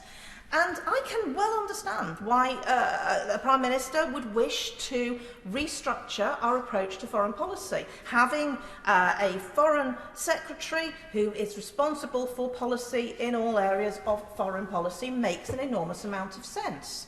But government works by having ministers with different responsibilities and having tension between those ministers. Because if you have a minister, Mr Deputy Speaker, who is responsible for, and particularly a minister at Cabinet, who is responsible for international development, they will focus their efforts on that. And the Foreign Secretary can consider the whole range of foreign policy with the Secretary of State for Defence and the Secretary of State for International Trade and the then Secretary of State for International Development. But not having that seat at the Cabinet table, not having that dedicated department, not even having a dedicated minister within the department, I believe is a mistake from the point of view of the United Kingdom, because I think that political tension helps to make for better decision making. I think the Honourable Lady wants to give one. Thank you very much, and I'm very grateful for the point that she's making, but does she also agree with me that there's a trickle-down of that tension, in that we now have ambassadors who are having to make cuts on programmes in the very countries where they're trying to negotiate the trade deals, the diplomatic relationships, the complex human rights issues that this country is so good at trying to navigate? I agree with the Honourable Lady, and this is my point. If our ambassadors are responsible merely for diplomatic relations, that is one thing. But if they're going to be responsible for making decisions around international development, they also should be responsible for decisions around defence. They also should be responsible for decisions around trade, because this is all part of one policy area. And actually, I think it is much healthier for government. The Minister looks like he wants to give me to give way to him. My honourable friend, does he wish me to sit down? I will do. I can say myself, ambassadors are responsible for the whole of HMG. My honourable friend, who is one of my oldest friends in this place, makes a very important point, but the Honourable Lady also makes the point that if ambassadors are having to make decisions around cutting programmes at the same time as developing diplomatic relations, at the same time as representing every bit of HMG, then it will make their jobs that much harder. My second point is about the 0.7, and I listened to my honourable friend, and I have great sympathy with the fact he feels he's in a den of people who disagree with him in this place. I don't actually disagree that much with him. I think he would be surprised to discover that I do accept that we are in the most extraordinary times. And Mr Deputy Speaker, I think you were in the chair last time I spoke on this. I don't like anything about this pandemic. I don't like the fact that this house is empty. I don't like the fact that I can't see my loved ones. And I really don't like the fact that we don't have the money that we should have and would like to have. And I would much, much rather we did. But I accept that we don't. However, the programmes and the organisations that rely on British aid need to know that that money will be restored next year. And I talk about the Global Fund for the End of Modern Slavery, who I've spent significant time talking to. The programmes they will need to cut, if they don't have certainty about spending next year, will really damage the work that they have spent years doing and the organisations that they support have spent years doing. And the problem is someone else will move in. someone else will take that space. Someone else that we may disagree with will start to move in those circles and take on those projects. And years of building up the relationships, and it's all part of that soft power. It is the power that being a permanent member of the Security Council gives us, the power that being a country that meets our NATO commitments gives us, and the power that meeting that 0.7 commitment gives us. Yeah. And I say, it may be an arbitrary target, and there may be a debate to be had about whether that is the right target, but that is not what we're debating today. We are debating today whether we meet the manifesto commitment and whether we are going to return to that manifesto commitment. And I asked my honourable friend, who, as I say, is one of the greatest men that I know, who had whipped me and I then whipped him in the past, to please confirm, not hard enough, before we have to whip him again, not hard enough, that he will return to that 0.7% commitment next year so that we can hold our heads up high in the world. And it is imperative that if the government cannot give that commitment, that this House has a vote on this matter. A small amount of money spent at source makes an enormous amount of difference to the people at home. And we've heard talk about whether we choose between people at home or people... There's no choice here. The migrants crossing from the Channel, crossing the Channel from Calais, are getting on those boats because organised criminals have told them that there is a route to get to the United Kingdom if they get on those unsafe boats. If we spend overseas development money, I suspect not as much money needs to be spent at source to try to deal with that organised criminality than we are spending trying to send those dinghies back. And I just say to my honourable friend, let us think about how we can make sure that we spend that money and we spend it in the right places and we do what we need to do. So, I will give way. Thank you. The point that she makes about the migrants and the channels, the director of the World Food Programme said to me, you're removing money from the areas in Africa where the terrorists are recruiting. Do you not think that they will be using those exact same routes to get into the UK that the migrants looking for work are? Exactly. And I agree with him. Exactly. The Honourable Lady, and the point here is that this isn't an either-or. Money spent there will save money upstream. And I know that the Treasury scorecard is very difficult to comprehend and that that's not how it necessarily works, but genuinely, that relatively small amount of money will save enormous amounts of money at home, and it will make the world a better place for all of us. And then comes the British Council, to my final point. I'm disappointed by the situation that we've arrived at. Now, I know the government has put an enormous amount of money into the British Council. The British Council is normally pretty much self-sustaining. Its language schools and its language business means it pays for about 85% of its costs in normal times. But as I've said, we're not in normal times, Mr Deputy Speaker. And the British Council, like so many of us, has not been able to deliver the services it would and to therefore make the income it can and needs to. We're talking about money for 2 years till it can get back on its feet. And the price we are paying for not meeting that request by the British Council is that we will see closures of offices around the world, including in the US, Afghanistan and other places. And I said about international aid that other countries will move in. I think it can be no doubt that the significance of the British Council and the offices to have another power moving into those offices, moving into where the British Council has been. Because yes, its services it sells to the public are language services, but the service it provides to the United Kingdom is far more than just the language services. It is about Britain and Britain's place in the world, and it is perhaps the most visible part of our soft power that anyone sees in any country that is visited. As a minister, I was able to travel the world as a minister at many levels and as a select committee, on select committees. And the British Council were always present. The British Council were always there. The British Council was always promoting Britain, British values and British interests. And I say to my honourable friend, please try and find a way to support the British Council so that we don't have to see these post closures, because if once we've moved out and those relationships are lost, they will never be regained, and someone else will move in, and we will be a poorer country for it. Time limit is 8 minutes. Sir Edward Lee.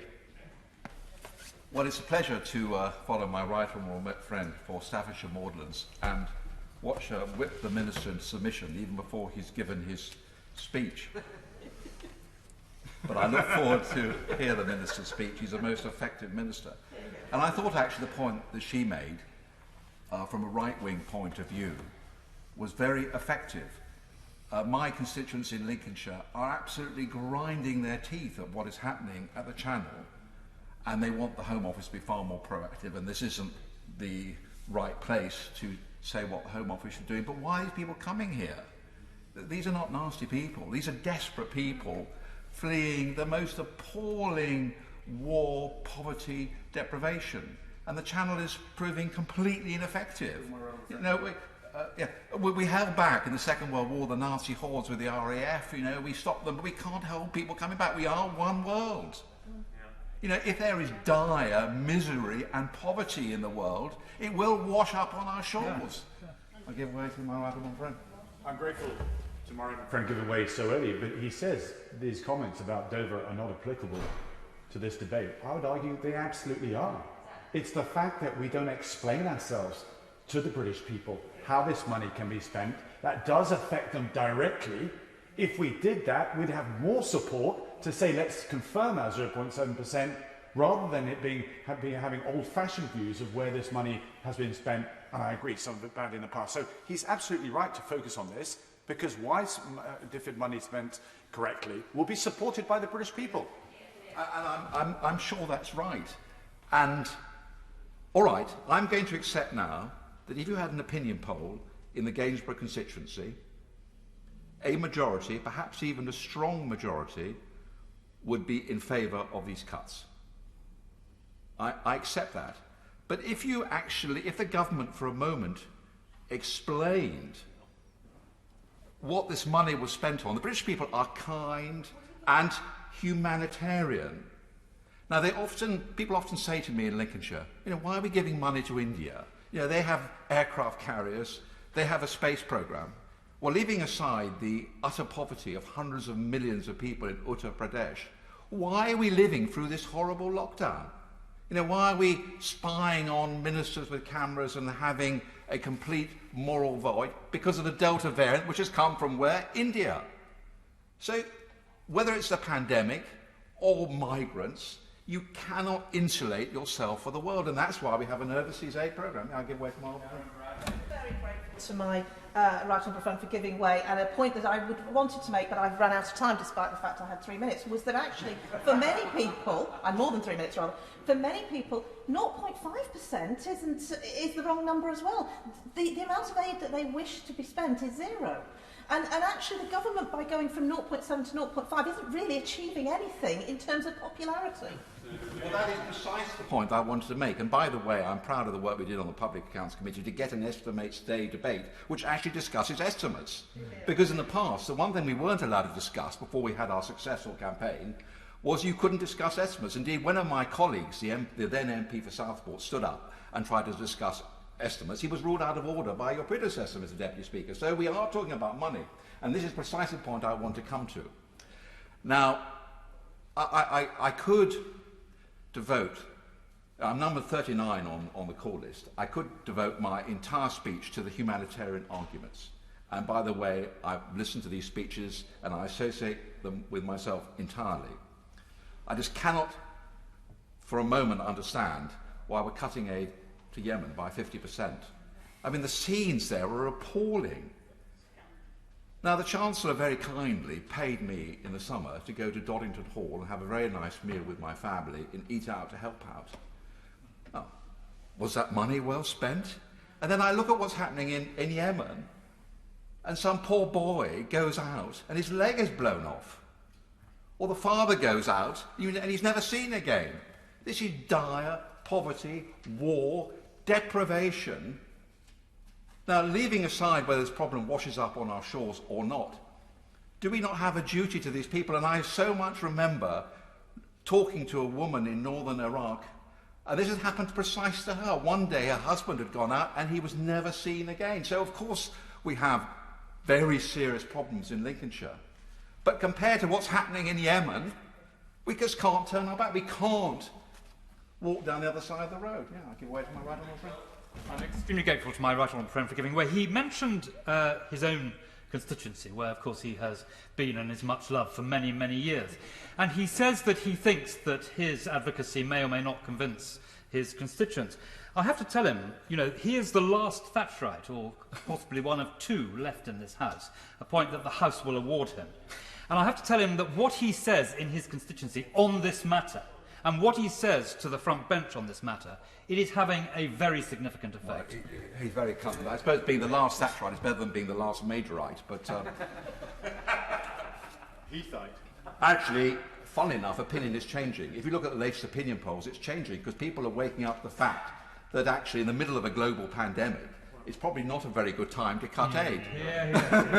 Because all these problems are now coming back to bite us. Now, oh, of course, yeah. I thank the Right Honourable Member for giving way. Just on the point he makes on Yemen, doesn't the UK have a special responsibility when it comes to Yemen as a permanent member of the Security Council, but also one of the largest suppliers of weapons to Saudi Arabia, which has a big role to play in the Yemen conflict? Have a role. And I fully accept the point about the Commonwealth. I mean, we've heard that we should prioritise the Commonwealth, but as we've also heard, where are these cuts falling on the Commonwealth? But we can't just direct our aid to the Commonwealth, we have to direct our aid where it's most needed. Now, on this Thatcherite point, and this is not a humanitarian point, because many people have made the humanitarian point, which I associate myself with. I remember in my first Parliament listening to Enoch Powell, and he sat over there. And in fact, my first rebellion was to force the government to have postal ballots in the workplace and trade unions while the minister defended workplace ballots. We'll leave it on one side, and I was supported by Enoch Powell. Now, what would Enoch Powell say about that? He wouldn't have liked this 0.7%. But he would have said it's quite ridiculous to have an arbitrary limit of 0.7%, to reduce it to another arbitrary limit of 0.5%, which is no more popular or less popular than the 0.7%, and then to promise we're going to increase it back to 0.7%. It is, as he would have said, and I can't do the Birmingham accent, unlike my right honourable friend, it is a logical absurdity. It is a nonsense built on stilts.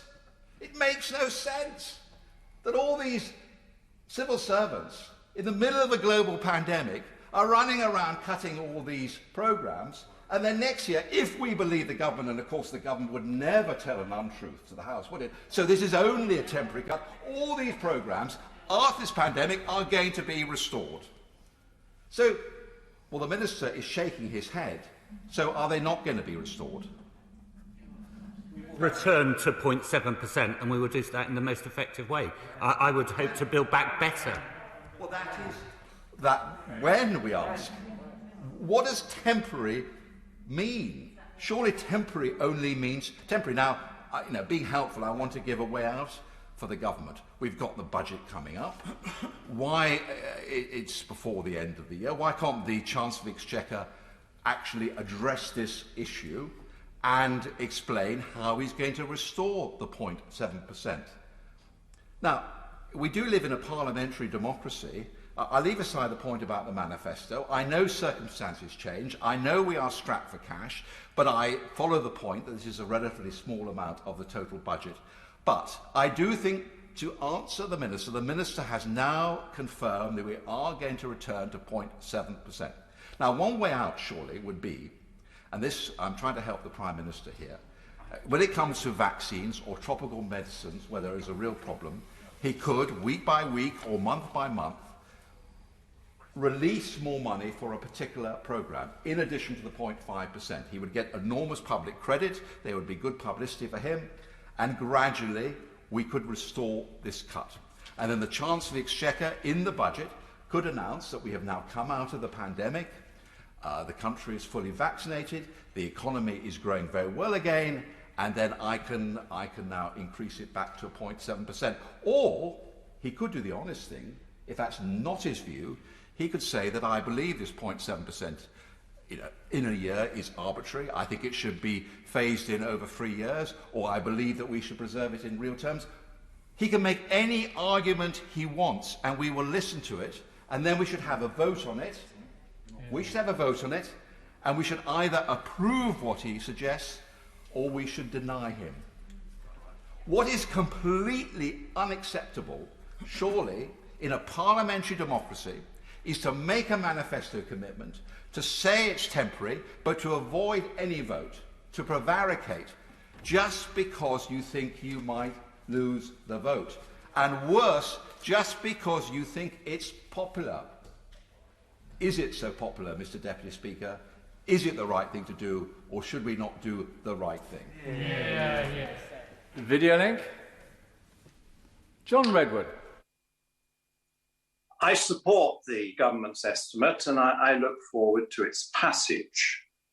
And I do also back the government's judgment at this very difficult time when so many economies, including our own, have been badly damaged by responses to the pandemic.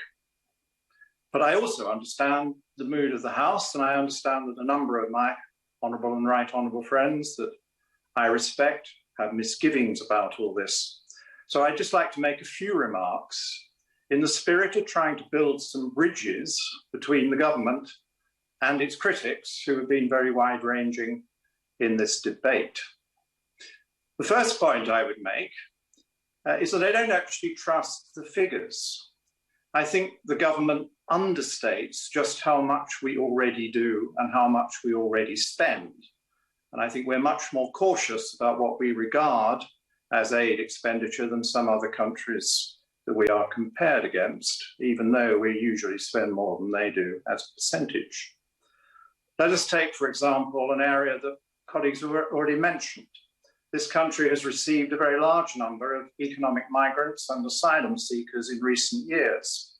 In the year to March 20, the last figures we have officially, 715,000 people came to live in our country, and many of those did come from poor countries who would qualify for overseas aid. And we don't fully account for the first year setup costs in the way that one might, the housing, the public service provision, the top-up benefits and the other assistance that people are rightfully given when they come to live with us and we wish them to live to a reasonable standard. And that surely is a very important part of our overseas aid, helping people who wish to come here because they find their own countries so disadvantageous.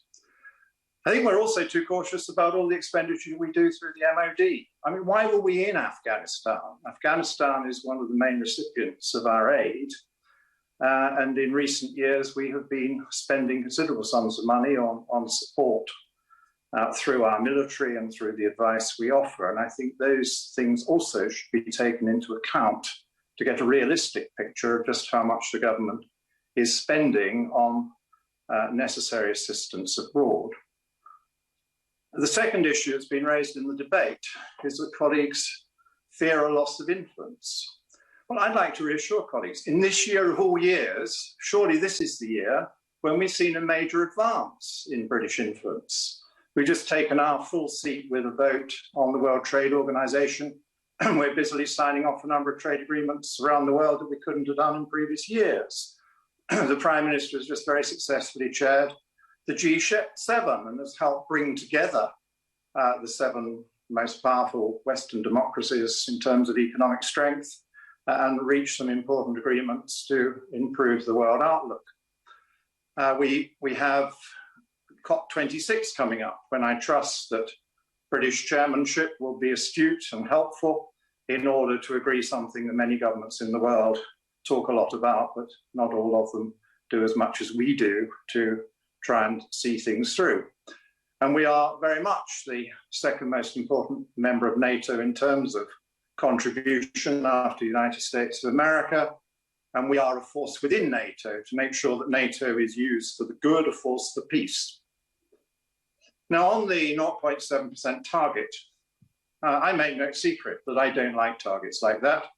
I didn't feel at the time it went through there was any point in trying to persuade Parliament, because Parliament was very hooked on such a target. But the difficulty with a target like that is that, as we see, national income can change quite rapidly in ways that people didn't predict, if something like a pandemic strikes in particular. And it isn't always possible when you get the recovery to build up the spending as quickly as the GNI.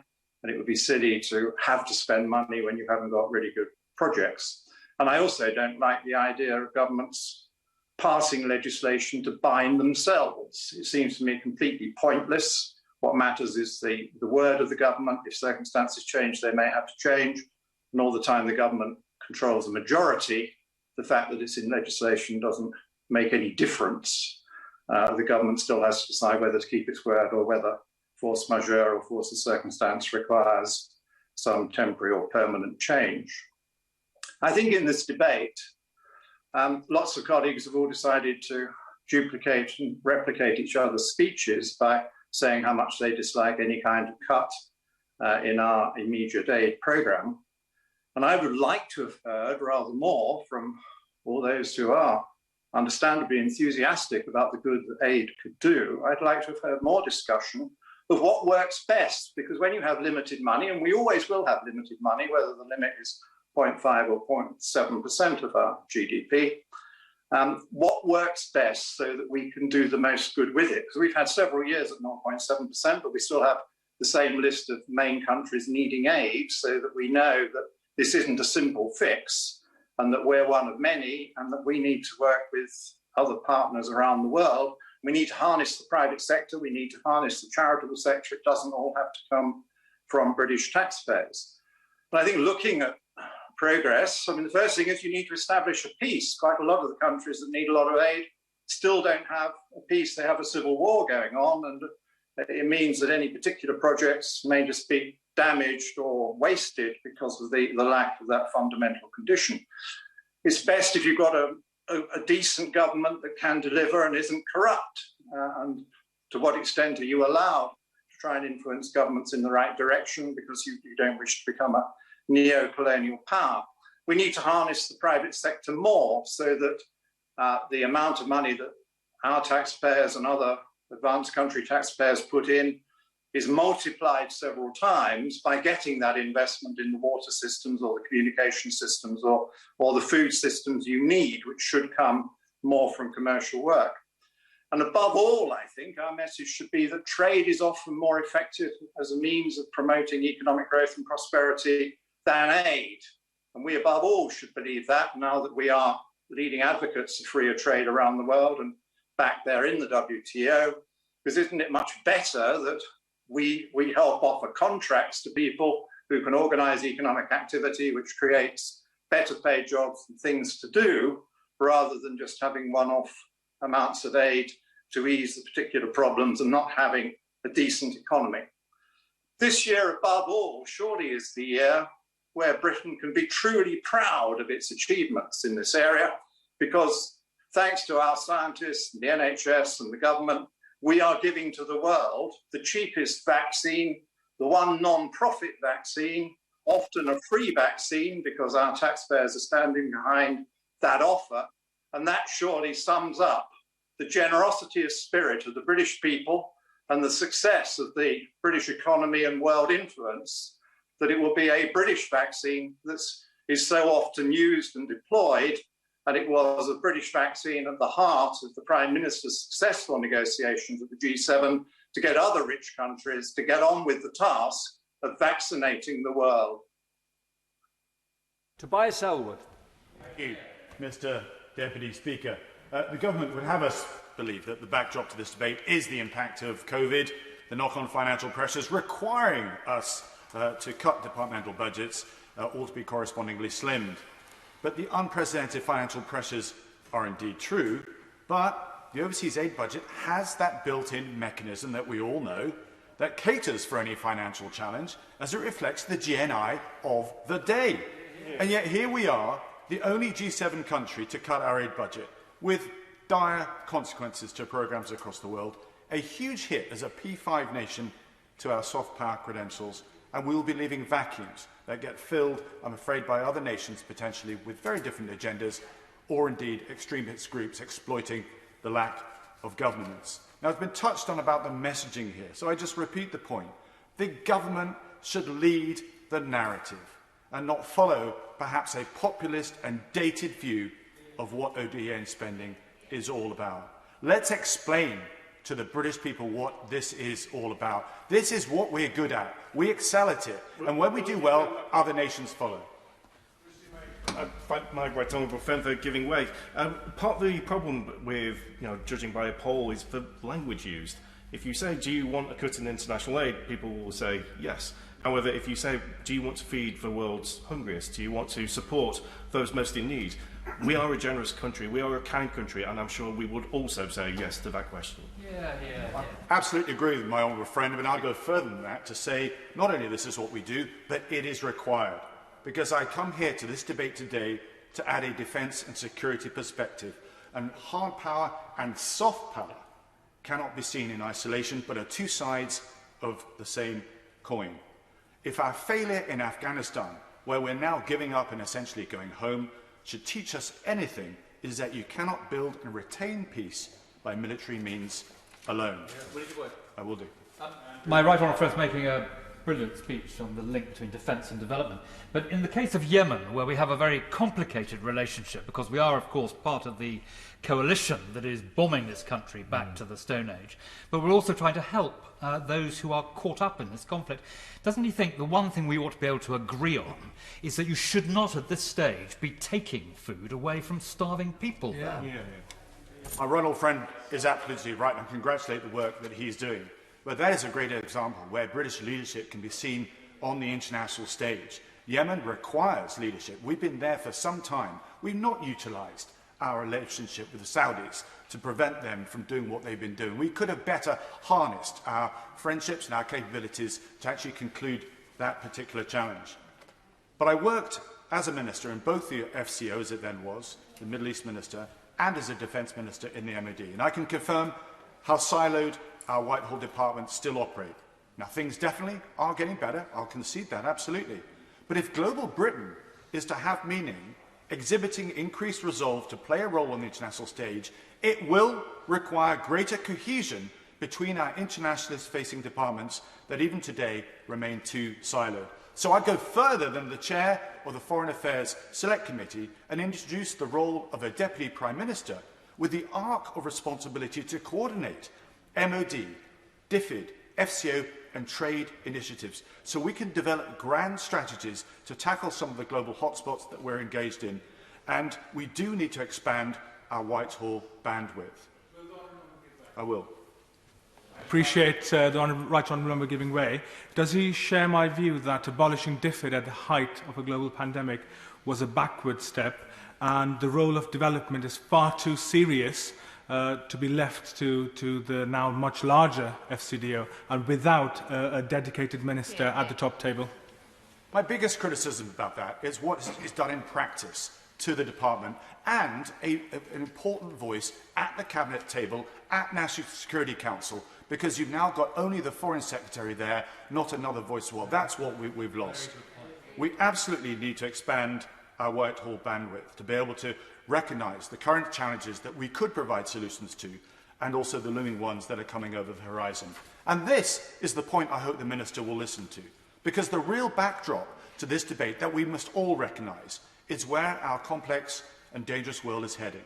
If there was one welcome outcome of the G7 summit, it's the realisation that unless the West becomes less risk-averse, regroups and reunites, the next decade will get very bumpy indeed. I've been consistent in my clear message to this House. Over the next 5 years, the world is getting more dangerous, not less, more complex, not less. Authoritarianism is on the rise, new power bases are emerging, and states are starting to rearm at an alarming rate. And to compound matters, we now have the growing challenge of climate change, which is already having an impact on security and governance in some of the world's most vulnerable regions. Storms, floods, droughts will affect agricultural productivity, damage economies and lead to mass migration, most notably from Africa to Europe. This goes back to the point of where the challenge is. It's not in Dover, it's actually in Africa. Simply put, global security in our ever complex and confusing world is on a worrying glide path. And right now, there is no grand plan to alter the current trajectory. The threat picture is greater and more complex than during the Cold War and requires addressing. Now, the political scientist Joe Nighy introduced the term soft power a decade ago, the ability to influence the behaviour of others to get the outcomes you want by attracting and co-opting their support. But in the spirit of Sun Tzu, who said the supreme art of war is to subdue the enemy without fighting, I argue here today a new global soft power war, or soft war, is already at play. But we in the West have yet to wake up to its reality. China is weaponizing its immense soft power to significantly advance its influence and reach and promote its own interpretation of the international rules-based order. We are seeing this gathering apace across Africa and Asia through its One Belt, One Road infrastructure programs, its gifting of 5G networks and military support, and to ensnare dozens and dozens of countries into its sphere of influence. It is also securing senior leadership positions in international organisations such as the United Nations to neutralise any criticism of its errant behaviour, and is now contributing ever significant Chinese military forces to UN peacekeeping missions. And as we've heard today, it's using its Confucius centres, now over 600 across the globe, to advance its message. This will be China's century, as it eventually overshadows and overtakes America as the dominant military, economic and technological superpower. Yet here we are in Britain, still failing to put two and two together. For a nation which usually prides itself on its place and influence in the world, its grasp of global situational awareness, I'm genuinely baffled to understand why it's not reading and responding to this bigger picture. China is offering a competing authoritarian ideology and is leveraging its colossal economic growth to undercut Western competition. And on this current glide path, the world will splinter into two spheres of competing influence. So now is not the time to cut our defence budgets or our aid budgets as these threats increase. Yet here we are doing both. There is a phenomenal opportunity for British leadership here, made all the easier with this new US administration to craft a post-Brexit international role at the very moment the West is required to regroup. So I urge this government to listen to the voices here today in this Parliament, to see the bigger picture, to recognise the scales of threat that we face, and invest in the statecraft, the hard and soft power tools that we need, and expand Whitehall's international bandwidth. For the actions we, the West, choose to take over the next few years could have implications for how the next few decades play out. Christian Wakeford. Thank you, Mr. Speaker. Like my right honourable friend for Staffordshire Moorland, I came in anticipating 3 minutes and somehow now have 8 minutes. Unlike I've now since written some more notes and now have a difficulty of trying to read my own writing. I rise in this debate, Mr. Deputy Speaker, to recognise the UK's global reputation for delivering life-saving aid, to warn of the risks resulting from a reduction of the 0.7 target, and to offer ideas to maximise UK support to the world's most vulnerable through the next decade and beyond. However, in starting to do that, I obviously have to pay tribute to my honourable friend from Totnes, who made the very important point that it's all four aspects of defence, trade, development and diplomacy all working together. And like four wheels on a car, you cannot get to your destination without all four working at the same time. So we do really need to consider the impact of development on trade, the impact of development on defence, the impact of development in diplomacy, and likewise in reverse. This really does need to be a much more holistic view as to what we can do to be a truly global Britain. Mr. Deputy Speaker, aid is a British success story. We are recognised as global experts and have achieved incredible results. Since 2015, we've helped 14 million children access education. We've helped 6 million girls. When leadership was needed to address COVID-19 in poorer countries, the UK stepped forward, committing over £500 million and 100 million vaccination doses to the COVAX initiative. We have led the world in tackling violence against women and girls, launching the Preventing Sexual Violence in Conflict, and again I pay tribute to my honourable friend from Totnes, and funding innovative new programmes. Aid spending is also an investment in our global reputation. It establishes us as respected and trusted international partners, which can only help in our mission to secure trade deals that will benefit the constituents of every member in this House, including mine in Bury South. With generous and effective aid spending and global diplomatic presence comes the UK's soft power and soft influence. It places the UK at the heart of critical debates and gives us the legitimacy and the ability to guide international action on key global challenges like climate change. When the UK speaks on these issues, the world listens. It is with concern, therefore, that we witness the slashing of aid budgets, eroding this proud legacy and ultimately costing lives. We've made a commitment to ensuring 12 years of quality education for girls, and as a member, indeed a founding member of the International Parliamentary Network for Education, this is something I am immensely proud of. Yet our aid cuts leave 700,000 girls without access to education. We have pledged to prevent 20 million people from experiencing catastrophic famine, but have cut our funding to Yemen, a country on the brink of famine, by nearly 60%. The cuts are not going unnoticed by our friends, or, more importantly, our adversaries. The UN Secretary-General has described the aid cuts as a death sentence. My right honourable friend, the member for Bournemouth East, has said previously that the recruiting sergeants of Hezbollah, Al-Shabaab, Boko Haram, ISIS and other armed militia across the globe will be the immediate beneficiaries of the cuts to the UK's humanitarian programmes. China and Russia are watching, and they will not hesitate to fill this vacuum that we're creating and destabilise more regions across the globe. With an eye on the development of the UK's new international development strategy, I want to make 3 recommendations to finish. Firstly, let us use the strategy to announce a return to spending of 0.7 of GNI on aid and to signal to our G7 and G20 allies that Britain can be a force for good and a trusted international partner. Secondly, let's focus our aid on where it's needed the most. The International Rescue Committee's analysis shows that 20 mostly conflict-affected countries currently host 85% of the 235 million people in need of humanitarian assistance globally. Maintaining our commitment to spending 50% of ODA in fragile and conflict-affected countries provides the greatest opportunity to drive down humanitarian need and ensure value for money for taxpayers. Finally, let's unleash the power of integrating diplomacy and development. We are permanent members of the UN Security Council, we are members of NATO, we are members of the G7, members of the G20, members of Five Eyes. We have a global diplomatic network. In short, we have clout. When we speak, the world rightly listens. But our world-leading diplomacy should lead efforts to reduce suffering, fostering peace in conflicts like Yemen, removing barriers that deny humanitarian aid to those that need it, and holding those that attack civilians and violate international law to account. I am proud of Britain. I am proud of a global Britain, especially in a post-Brexit world.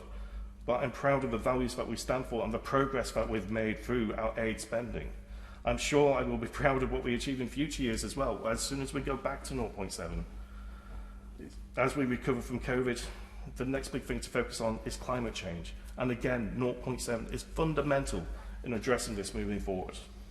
But these results will only come if we retain our aid spending. Restoring the budget is not just the right thing to do morally, it's the right thing to do for the UK's national interest. Let's return to 0.7 and return to doing what we do best. Mr. Deputy Speaker, I close by saying Britain keeps its promises. Let's do so again. And when we say anecdotally many times in this House, it's country, it's constituency, and then it's your party. This may not be the popular thing in the country. This may not be the popular thing in my constituency. It may well not be the popular thing in my party, but it's the right thing to do. Yeah.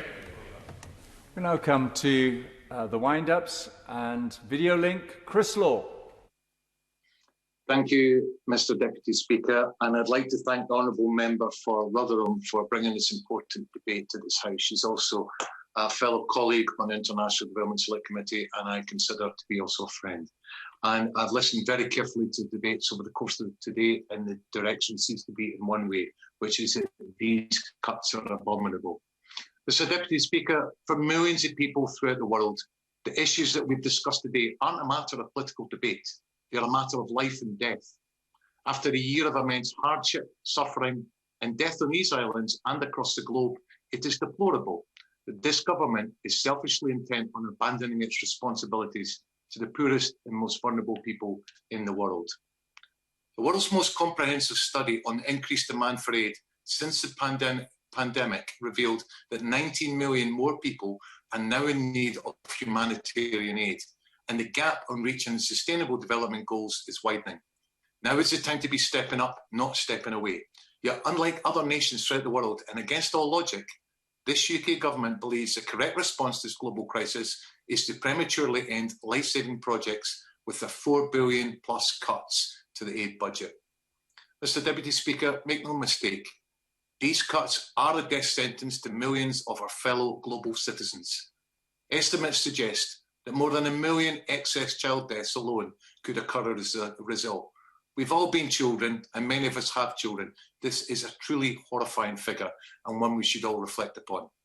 It should shame the Prime Minister, the Foreign Secretary, and this government. But as their behaviour has demonstrated since they began their assault on international development by abolishing the department last year, they have scant regard for the facts and the consequences of their actions. They are determined to pursue this callous policy, even if that means running scared of a parliamentary vote and, of course, breaking the law. The SCDO's spending plans give barely any detail on where these cuts are falling and how spending compares to previous years. They are trying their very best to make scrutiny almost impossible and hide these cuts. Charities are still in limbo as to whether their immediate and future programmes can even go ahead. Unable to plan properly, domestic and international NGO recruitment has been paused, and skilled and experienced staff are being laid off, losing decades of institutional memory. This is an appalling way to conduct government and an unsustainable state of affairs. The NGO sector is a success story for Scotland and the UK more widely, but the UK government is intent on trashing that. And as news emerges of each project either cut or cancelled, the devastating reality of this government's decision becomes clearer. So let's begin with the most basic of needs, namely food. Malnutrition contributes to nearly half of all children under age 5 globally who die.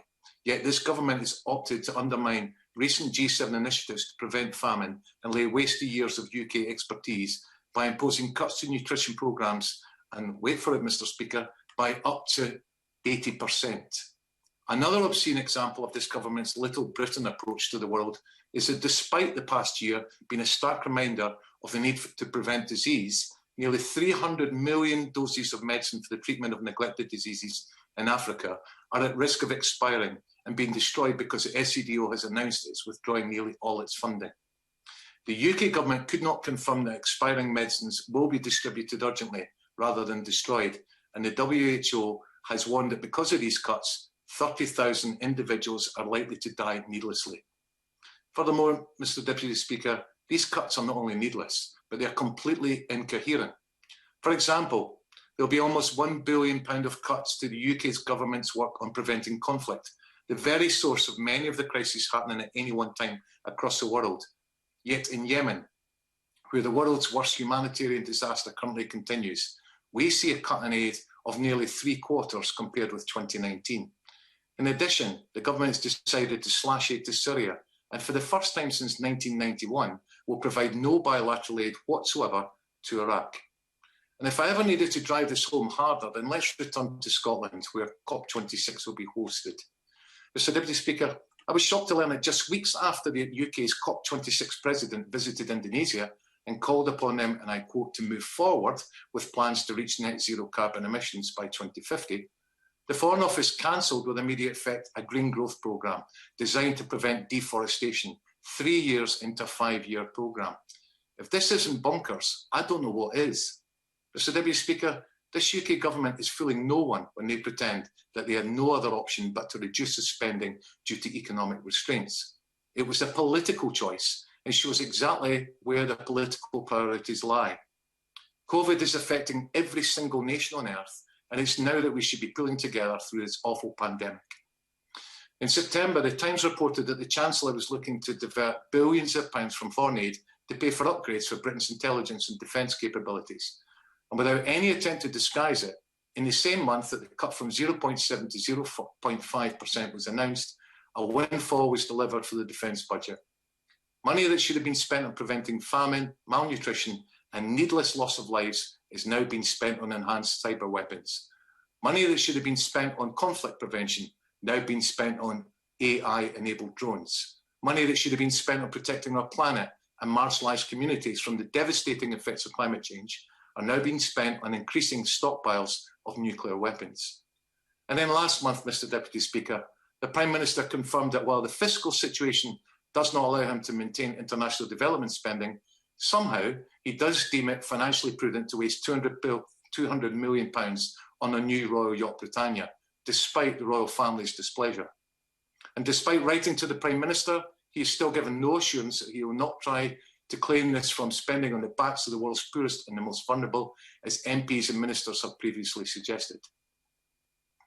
Mr. Speaker, Mr. Deputy Speaker, despite the bluster of global Britain, the facts speak for themselves. This is a UK government that would rather spend money on nostalgia-driven vanity projects and weapons of mass destruction than on saving human lives. This is cold, hard, and brutish. Mr. Deputy Speaker, during my Spirit of Independence campaign in 2014, I often argued that voting for Scottish independence was paradoxically a vote to protect what many understood as traditional British values, that of fairness, justice, and inclusion.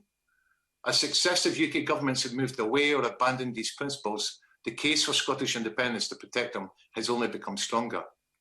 This becomes even more apparent as the UK becomes increasingly insular and diminishes its role in the world. Indeed, in 2014, the Better Together campaign told voters in Scotland that being part of the UK ensured them a place at the top table as a global leader. Yet, as we have seen since then, the UK has left the EU, broke international law, and now during a pandemic, when every other G7 country has increased their aid contributions, they have broken their promises on international support. While the UK government is abruptly ending deforestation prevention projects vital to global climate change efforts, the Scottish Government is doubling its world-leading climate justice fund. While the UK Government is alone in slashing its international development spend by a third at this critical juncture for the world, the Scottish Government is working with its partners worldwide and increasing its international development fund by 50%. While the Scottish Government fulfills its role as a good global citizen, this Little Britain approach of the UK Government doesn't even blush at the evidence that millions of lives will be lost by their incoherent, unnecessary, and frankly, callous cuts. Finally, Mr. Deputy Speaker, when the people of Scotland have the choice on their future, which they have democratically demanded in the recent Scottish election of this year, I have no doubt what option they will choose. Thank you. Stephen Doughty. Well, thank you, Mr. Deputy Speaker, and can I thank my honourable friend, the Member for Rotherham, Chair of the Select Committee and the Backbench Business Committee for securing this important debate today, and all those members across the House who supported that application. And it has been a very good debate, Mr. Deputy Speaker, some very, very powerful contributions from across the House, and it's been good to be back in this place actually having a proper debate and people engaging and asking questions in the way that we would hope to see in this place more going forward. We heard very powerful comments from the Chair of the Committee on the lack of transparency over these cuts, the public financial illiteracy of them and how they've been impacted. We heard the former Prime Minister speaking powerfully about not looking at things in silos and how things like modern slavery and girls' education are intimately connected. The impact that she spoke about on the UK's clout on the world stage, powerfully spoken about. We heard the Chair of the Foreign Affairs Committee speaking about how these cuts will undermine Britain's bilateral ties, and that this was a mistake when we should be impacting around the world. My honourable friend from Bethnal Green and Bow speaking about the impact on food insecurity when famine is on the rise, on the joint economic and health crisis the world faces, which I will come on to. The Right Honourable Member for Sutton Coldfield, the former International Development Secretary, again, an extraordinarily powerful and persuasive speech, and making point absolutely right that the government is, in fact, the one rebelling against its own commitments, against its own manifesto commitments, and indeed the absurdity of cutting organisations like UNICEF and UNFPA and the work on neglected tropical diseases at a time when their work is more crucial than ever.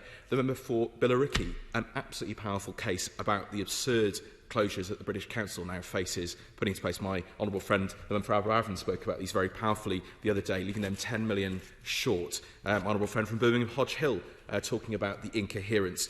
The Right Honourable Member for Halton Price and Howden speaking about the stark impact of these cuts on our fellow human beings in some of the world's worst humanitarian catastrophes, and that polling is showing actually that the British public want us to support action in those circumstances. The Honourable Member for West Worcestershire, former Minister, speaking that the most powerful poll that would matter in this place would be actually having a meaningful vote, as the Speaker has requested, and as so many members across this House have requested. And that meaningful vote is not tonight, despite what the Prime Minister tried to suggest and the Leader of the House tried to suggest the other day. The Member for Mid-Derbyshire, speaking about the powerful, damaging impact this is going to have on women, on family planning, on water and sanitation. My honourable friend from Bristol East, speaking about how the cuts were morally reprehensible.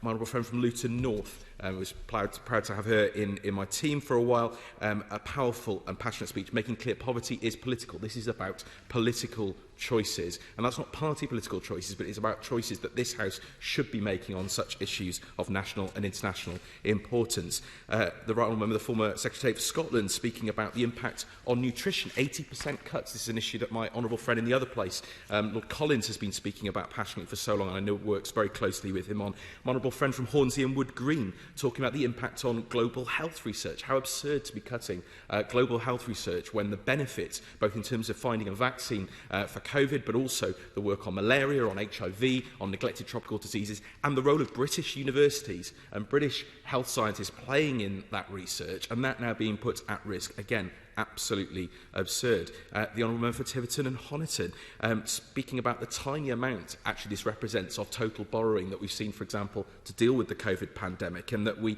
have to look at the wider health systems globally and issues like clean water and health systems to deliver beyond vaccines. Again, another member from the other side, the member for North Thanet, speaking incredibly powerfully about why on earth we are cutting pandemic-preventing programmes and literally the life or death decisions that are now being made. My honourable friend from Stockport, a typically strong speech, speaking about the job cuts impact at the British Council. The honourable member for Totnes, I thought, gave an absolutely fantastic speech, incredibly well informed about the practical implications of these cuts and challenging, rightly I thought so, some of his own colleagues, including the member for Rother Valley, about the impact this is actually going to have on the Commonwealth. These cuts are going to have an impact on Commonwealth countries and countries that want to join the Commonwealth, like South Sudan and others. They're going to impact on places like Rwanda, which the honourable gentleman ran a fantastic programme on that many of his own colleagues attended over many years. The Honourable Member for Southend West, rightly saying that the British Council represents some of the best of Britain. Why on earth are we cutting it? And the Right Honourable Member for Gainsborough, absolutely nailing it on the head. British people are kind and humanitarian. And why on earth we would want to be cutting when we see those scenes from places like Yemen. I have friends working out there at the moment for the United Nations, for MSF, British citizens out there on the front lines taking that action. How on earth we would be cutting that at this time is unbelievable. The Right Honourable Member, the Chair of the Select Committee, again a very, very powerful speech, rightly pointing out the damage to Britain's strategic interests in the world. That is space that will be taken by others, our adversaries, those who wish this country ill, and have a very, very different vision of how this world should be. Why on earth we are retreating when they are advancing is beyond me. And the member for Bury South, I thought, gave an absolutely excellent speech. I will give way to him very briefly. Thank you. I do intend on being incredibly helpful, but also correcting my own record. Whilst I paid tribute to my honourable friend for Totnes, I failed to pay tribute to the honourable lady for Rotherham in regards to not only bringing forward this important debate, but for all the work that she's been doing in preventing sexual violence against women across the globe.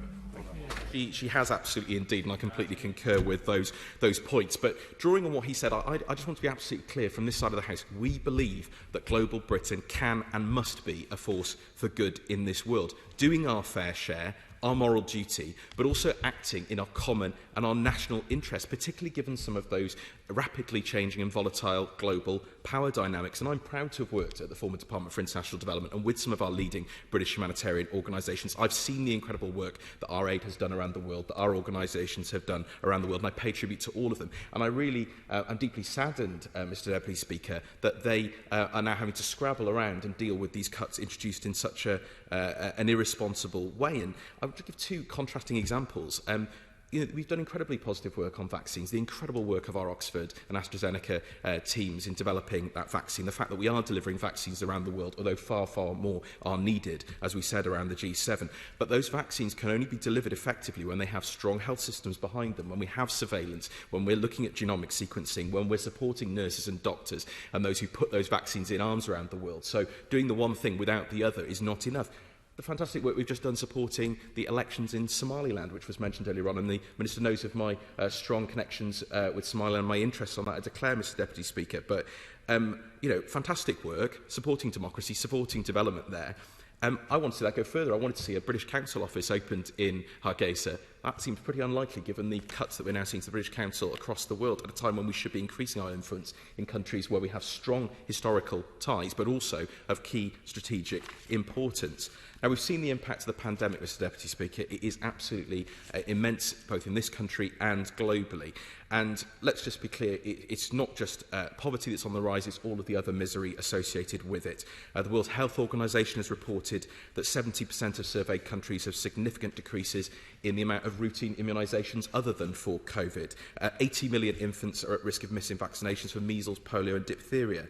We will see 6.3 million more cases of TB, adding 1.4 million deaths from that terrible disease. 50 million children in Pakistan and Afghanistan will likely now not receive a polio vaccine. Stop AIDS have stated that 11.5 million people have had now inconsistent access to crucial antiretroviral treatments and therapies, putting their lives at risk. And I do much work, as you know, Mr Deputy Speaker, as chair of the all-party group on HIV and AIDS. Gender-based violence on the rise, an additional 31 million cases predicted. 9.7 million students at risk of dropping out of school. 11 million girls risking not coming back to school because of COVID. And the UN estimates that 132 million people could fall into food insecurity and famine. And that will only be exacerbated by the climate crisis that we already know that is impacting and that is coming. And it's for those reasons that not one of the other G7 nations has decreased its official development assistance. In fact, most are increasing their spending. France increasing, Germany increasing, Italy, Japan, Canada, Finland. One of the honourable members listed a long list of countries. I can list a long list of countries that are doing exactly the opposite to what we're doing at the moment and look aghast at what we're doing at this time. And let's look at one of the current situations we face. The Minister knows that I've raised with him, and he knows the very, very serious situation in Ethiopia, some very volatile developments in the last few days, and the millions that are at risk there from famine and from conflict and some truly horrific reports. And yet we don't have clarity, Mr Deputy Speaker, on what is happening in terms of UK funding to Ethiopia at this critical time. The Minister spoke the other day of diversion of funds, but we're not clear about whether UK funding will be increasing in response to the demand or decreasing. I hope the Minister can clarify that. And I know the Minister had, I think, a Ghanaian flag on his mask. Am I correct? I am correct.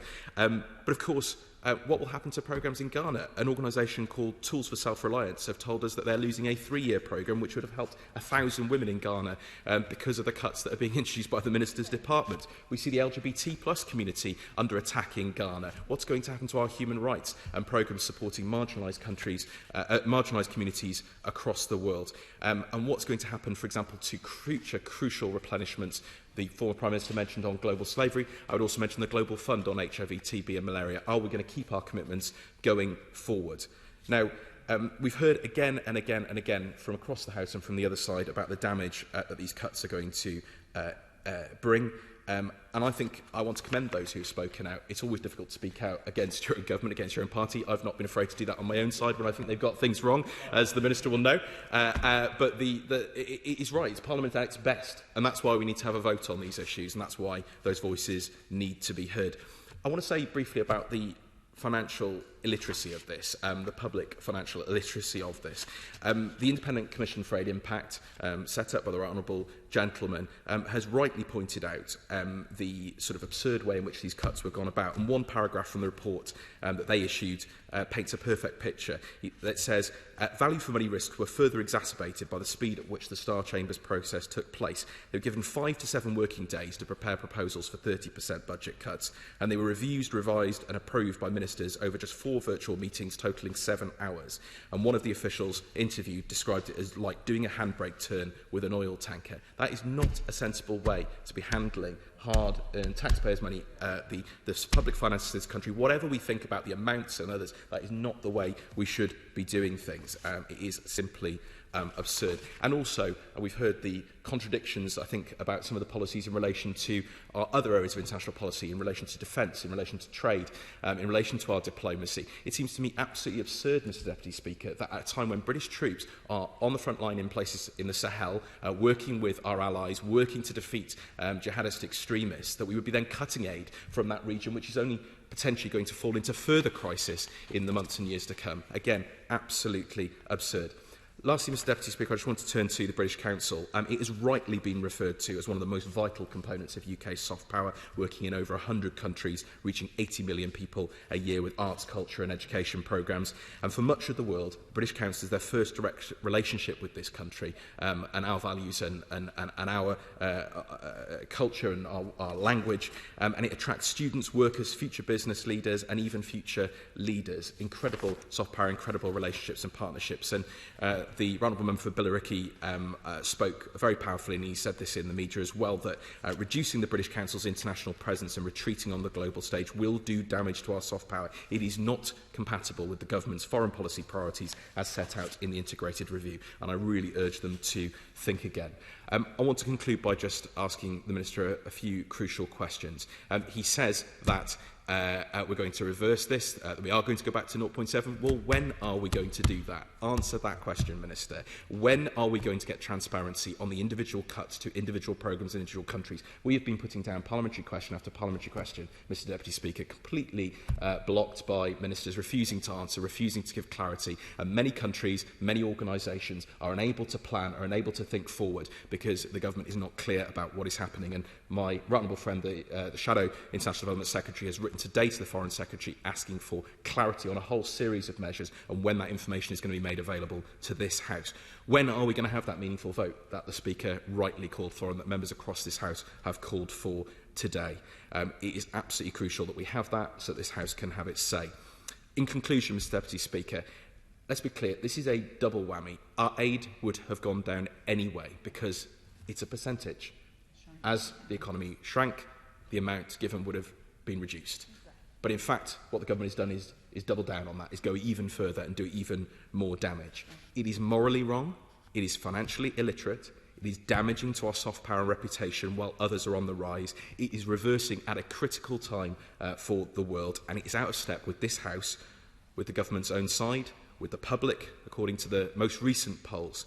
And I think, Mr Deputy Speaker, that Britain is and can be so much better than this. It's one of the things that could unite in this House. It could unite us as a country and could unite us at a time when there are critical threats and critical challenges facing this world and facing all human beings, whether they're British or from other countries. And I would urge the government to think again on these cuts. Minister. Thank you, Mr Deputy Speaker. It's been a passionate, informed debate with over 38 members speaking. I'm very grateful to the Honourable Member for Rotherham for bringing forward this debate and her work to attach all the right documents both with the backbench and the liaison committee. I know that many members of the House are passionate about development and passionate about 0.7, myself included, which members may find surprising given the defence that I will go on to make. We're extremely proud. I think we're all extremely proud as UK leadership historically on development and everything we've done. I started my career as a lending banker in the developing world. I've done 2 tours of duty, if you can call that, on the DFID Select Committee, coming back for more, and I've served on these issues in a non-integrated FCO across a number of areas, an integrated FCO DFID, where I had an office one end of Whitehall to do part of the job and the other end of Whitehall to do the other part of the job, and spent most of the time wandering between the two or the House of Commons for votes. And now I've seen at the FCDO together a model I prefer because I can draw on all the issues and complexity and make some of these tough decisions, and they are incredibly tough and serious decisions that are not taken lightly and have taken an immense amount of time. A number of colleagues have mentioned a time process being too small or too quick. None of the timescales that I saw or the flippancy in which they indicated these decisions were taken reflect the way we took decisions in Whitehall, let alone in country and thematically. So the UK, looking back, has met the target of 0.7% of GNI on ODA every year since 2013. So it's with great caution we fall short of that target now. But no other country can even match that record. And I'm proud of that, and I know there's been some debate over whether 0.7 is right or 0.5, what's audible, what's DACable, but the government are committed to getting back to 0.7%. There's been a debate over how many times you can have hypothecated expenditure or a percentage limit. The default clearly should be not to run everything by a percentage basis, but we've made a commitment, and that helps encourage our compatriots around the world to get to that point. And we should be proud of the fact that in the G7, compared to GNI, we're in the top 3. We're doing much better than our American colleagues by way of example. Right at the outset, before I get into the meat of my speech, I'd like to talk about when more information is on the way, because there's been some criticism of the government for not giving more information, although recognition it's good that we're now debating estimates on Estimates Day. So the annual report for the Integrated Department will come out in September. That will have all the financial information to the end of March. In addition, it will give a forward look from 2021 to 2022. I was a little disappointed that the Honourable Lady felt that we'd not given her all the information in committee. I'm more than happy to come to the committee again. I know the Foreign Secretary and a number of other ministers have been at the committee. But this is... I certainly give way. Minister, it is always a delight to have you at the committee, but what we're actually looking for is the hard data. We want a proper breakdown of where the money is being spent, the countries, the projects, the priorities. And so can you give me assurances that this document that's coming out in September will have that very granular detail, because we're all charged to scrutinise it and we are unable to do it with the data that's being given. I will look over that document carefully. I'm not clearly writing it myself, but I always find that annual report to be very fulsome, and would intend that it is as fulsome, if not more fulsome, given the transition to the two departments. I'm very open to that. We should also remember the numbers. A couple of people have referred to 4.5 billion as a rounding error. I understand the point that they're making, that in relation to a deficit of 300 billion that we're running, it is a smaller number, but it is a massively significant number. There's been a number of comments around polling, and we're not led by polling. I was unaware of some of the polling people have talked about. Government shouldn't be led by polling, but I'm conscious as members of Parliament we should be in touch with our constituents, and a number of members have said unpopular things on both sides of the argument. Although surprisingly, one member of Parliament said that we shouldn't be populist. I thought that was rather electorally successful, but there's people on both sides of the argument that described their point of view as being populist. So we're ahead of the US, we're ahead of Japan, we're ahead of Canada, and we're ahead of Italy. So we should hold our head high, although I appreciate that most of the speakers in this House would want us to do even more. As Minister for Africa, I'm glad to say we'll be spending over half our bilateral aid budget in the African continent, focusing on key issues. But rather than going to just Africa, I thought it would be useful to explain the process the Foreign Secretary and his ministers took. So the Foreign Secretary outlined 7 priorities to the House on the 26th of November, and underlying all of these, or overarching above all of these, is the aim of reducing poverty. So firstly, there's a focus on climate and biodiversity, particularly because of COP26, and there was a focus on our flagship target of 11.6 billion of international aid on international climate finance. Our second priority is around global health security for obvious reasons. The pandemic and a lot of our programmes have been repurposed towards COVID, although there's a number of other areas, preventable deaths of mothers, newborn babies and children. I will give way. I'm not going to be very generous with giving way, conscious of time. I made in my speech about the government's expenditure on COVID-related activities. The Prime Minister has said that some of the vaccine donations and so on are additional to current aid flows. So if he can't answer at the dispatch box right now, I would appreciate a detailed response on exactly how money that's being provided and or in-kind support is being provided to tackle COVID in developing countries is going to be accounted for, whether it will be counted as ODA towards the target or not. So the early announcements were part of existing ODA. They're repurposing. The 100 million doses are classified as ODA and will be in addition to the 10 billion ODA point that we had. So it's additionality, the most recent money. Although the Honourable Member for Woking made a very strong point that there are a lot of areas that we don't count, partly because of the rules. I'll make some progress and come back to the Honourable Gentleman if there is time. The Honourable Member for Mid-Derbyshire talked of girls' education. We're increasing our pledge to GPE by 15% to 430 million, our largest pledge ever, and G7 partners promised 2.7 billion to this cause. And the Prime Minister is hosting the Global Education Summit with Kenyatta here in the UK in July. Fourthly is a humanitarian preparedness and response, where we'll spend over 900 million, although my opposite number quite rightly raises concerns around places like Ethiopia and working out where we spend the money. So yes, we should get humanitarian access. Yes, we need to deliver that humanitarian access, and I made reference to that in an earlier debate in this place. But actually, bringing peace and security to that country is the most critical, which helps a fusion of diplomacy. I'm not going to give way quite yet, but I'll come back to Honourable Gentleman if there's time. Fifth, there's science and technology.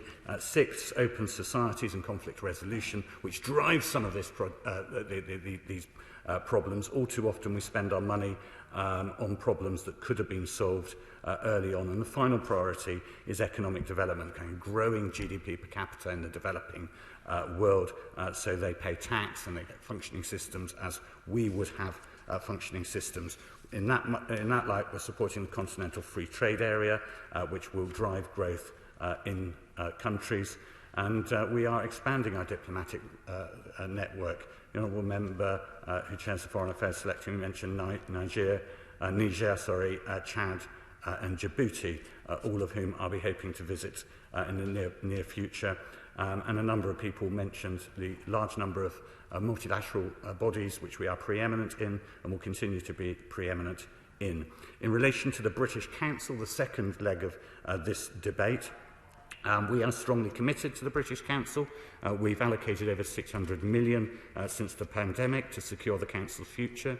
That includes a 27% increase on funding this year. I know honourable members wanted more, but in the context of an aid cut, British Council have done incredibly well out of assessment, and that is reflected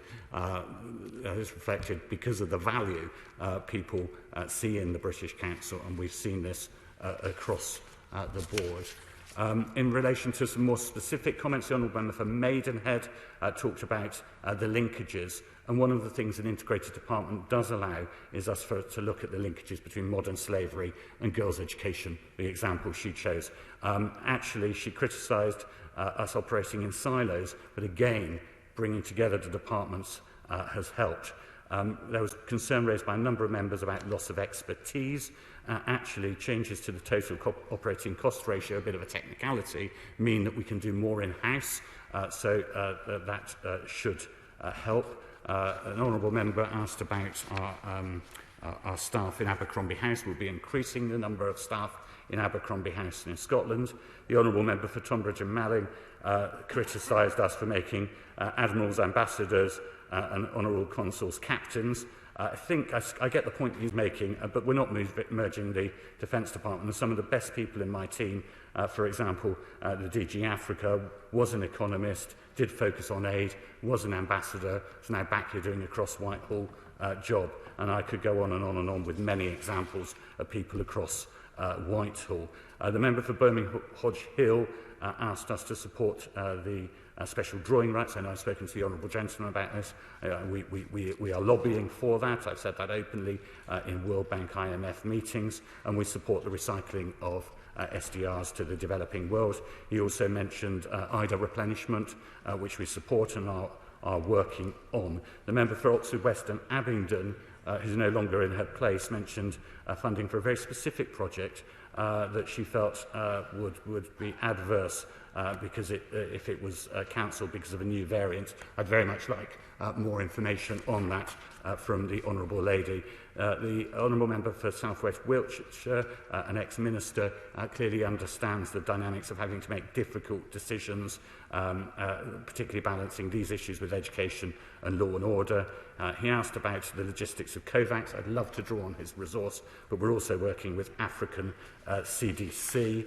There are a number of other issues. I'm just thinking the Honourable Member for Rother Valley offered an equally passionate but slightly different view to the Member for Rotherham, but it was good to see them both getting praised.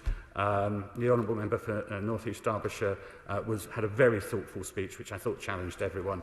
As ever, the Honourable Member for Southend West made very good points, giving his penchant for publicity and flair. No doubt he'll be front page of the Southend Echo tomorrow, not me on this debate. Staffordshire Moorland, well, the least said about her speech, the better, really. Certain things should stay in private. The Honourable Member for Bournemouth East had a deeply thoughtful speech. He said was from the defence perspective, but actually ranged much more widely beyond that. And an impressive speech from the Honourable Member for Bury South, who I've not heard speak before, but went from 10 minutes to 8 minutes to 3 minutes and back to 8. And I heard my first speech for an Alba Member of Parliament, and I noted down the Honourable Member for East Lothian initially when I was looking at it, kind, thoughtful and well-informed, but by the end I put ranting, but it was all the better for it, and when I see his name on the annunciator in future, I'm going to rush into the chamber. Thank you very much. Let's have the final word from Sarah Champion. Thank you, Mr. Speaker. It's always wonderful to have the last word. I'd like to thank everybody for their passionate contributions in this debate. This is truly a cross-party issue, and I hope the government is listening very clearly to the loud plea that we're making, because this debate isn't actually about 0.7. This is about how we see ourselves, how we present Britain to the world. And for me, I'm very proud that we have a strong history of development in this country, and it pains me that piece by piece that is crumbling away by the decisions that this government is making. And it's not the government that are facing the repercussions of that, although one could look at recent by-elections. What it actually is are the very poorest in the world, and we should not be doing that. What we need to do is provide clarity. We need clarity to the NGOs who have received FCDO funding in the past, and contrary to what the Minister said, they are being told via webinar, they are being told by junior ministers, and they are being given a week to wrap up their projects, and many of those are on public record, so I'm more than happy to share that with the Minister because it is shocking. This House needs clarity on what the government's priorities really are, because we understand the 7, but unfortunately the government keeps on going against those. But what we actually need is the government to understand, as many members have argued very passionately, defence, diplomacy, development and trade are all interlinked. And by removing and by weakening development, it weakens all of those. And I'll end by saying that there are threats to this country. And unfortunately, threats, for example, terrorism, isn't resolved by bullets. It is resolved by full tummies and economic potential. And that's what it concerns me. By weakening development, we're weakening this country's security. Thank you. Former member of the International Development Select Committee, can I say some of the most valuable work that I've done as a Member of Parliament over my 29 years. So I've really enjoyed the debate this evening. And as you know, I can't put the questions until 7, but we are going to have the dispatch boxes cleaned during the adjournment, so to save a little bit of time if that is possible. And I know the Minister is not going to touch the dispatch box until then. So order. The questions necessary to dispose of the motion stands over. Under Standing Order number 54, I am now required to put the questions necessary to dispose of proceedings on the estimates. The question is the motion on the order paper relating to expenditure by the Department for Education, which has already been moved. As many of that opinion say aye. Aye. Contrary no, I think the ayes have it. The ayes have it. Next motion. The question is the motion on the order paper relating to expenditure by the Ministry of Housing, Communities and Local Government, which has already been moved. As many of that opinion say aye. Aye. If you know, I think the ayes have it. The ayes have it. Next motion. The question is the motion on the order paper relating to expenditure by the Foreign, Commonwealth and Development Office, which has already been moved. As many of that opinion say aye. Aye. If you know, I think the ayes have it. The ayes have it. Main estimates 2021 to 2022. Minister, to move formally. To move. The question is, as on the order paper, as many of that opinion say aye. Aye. Contrary no.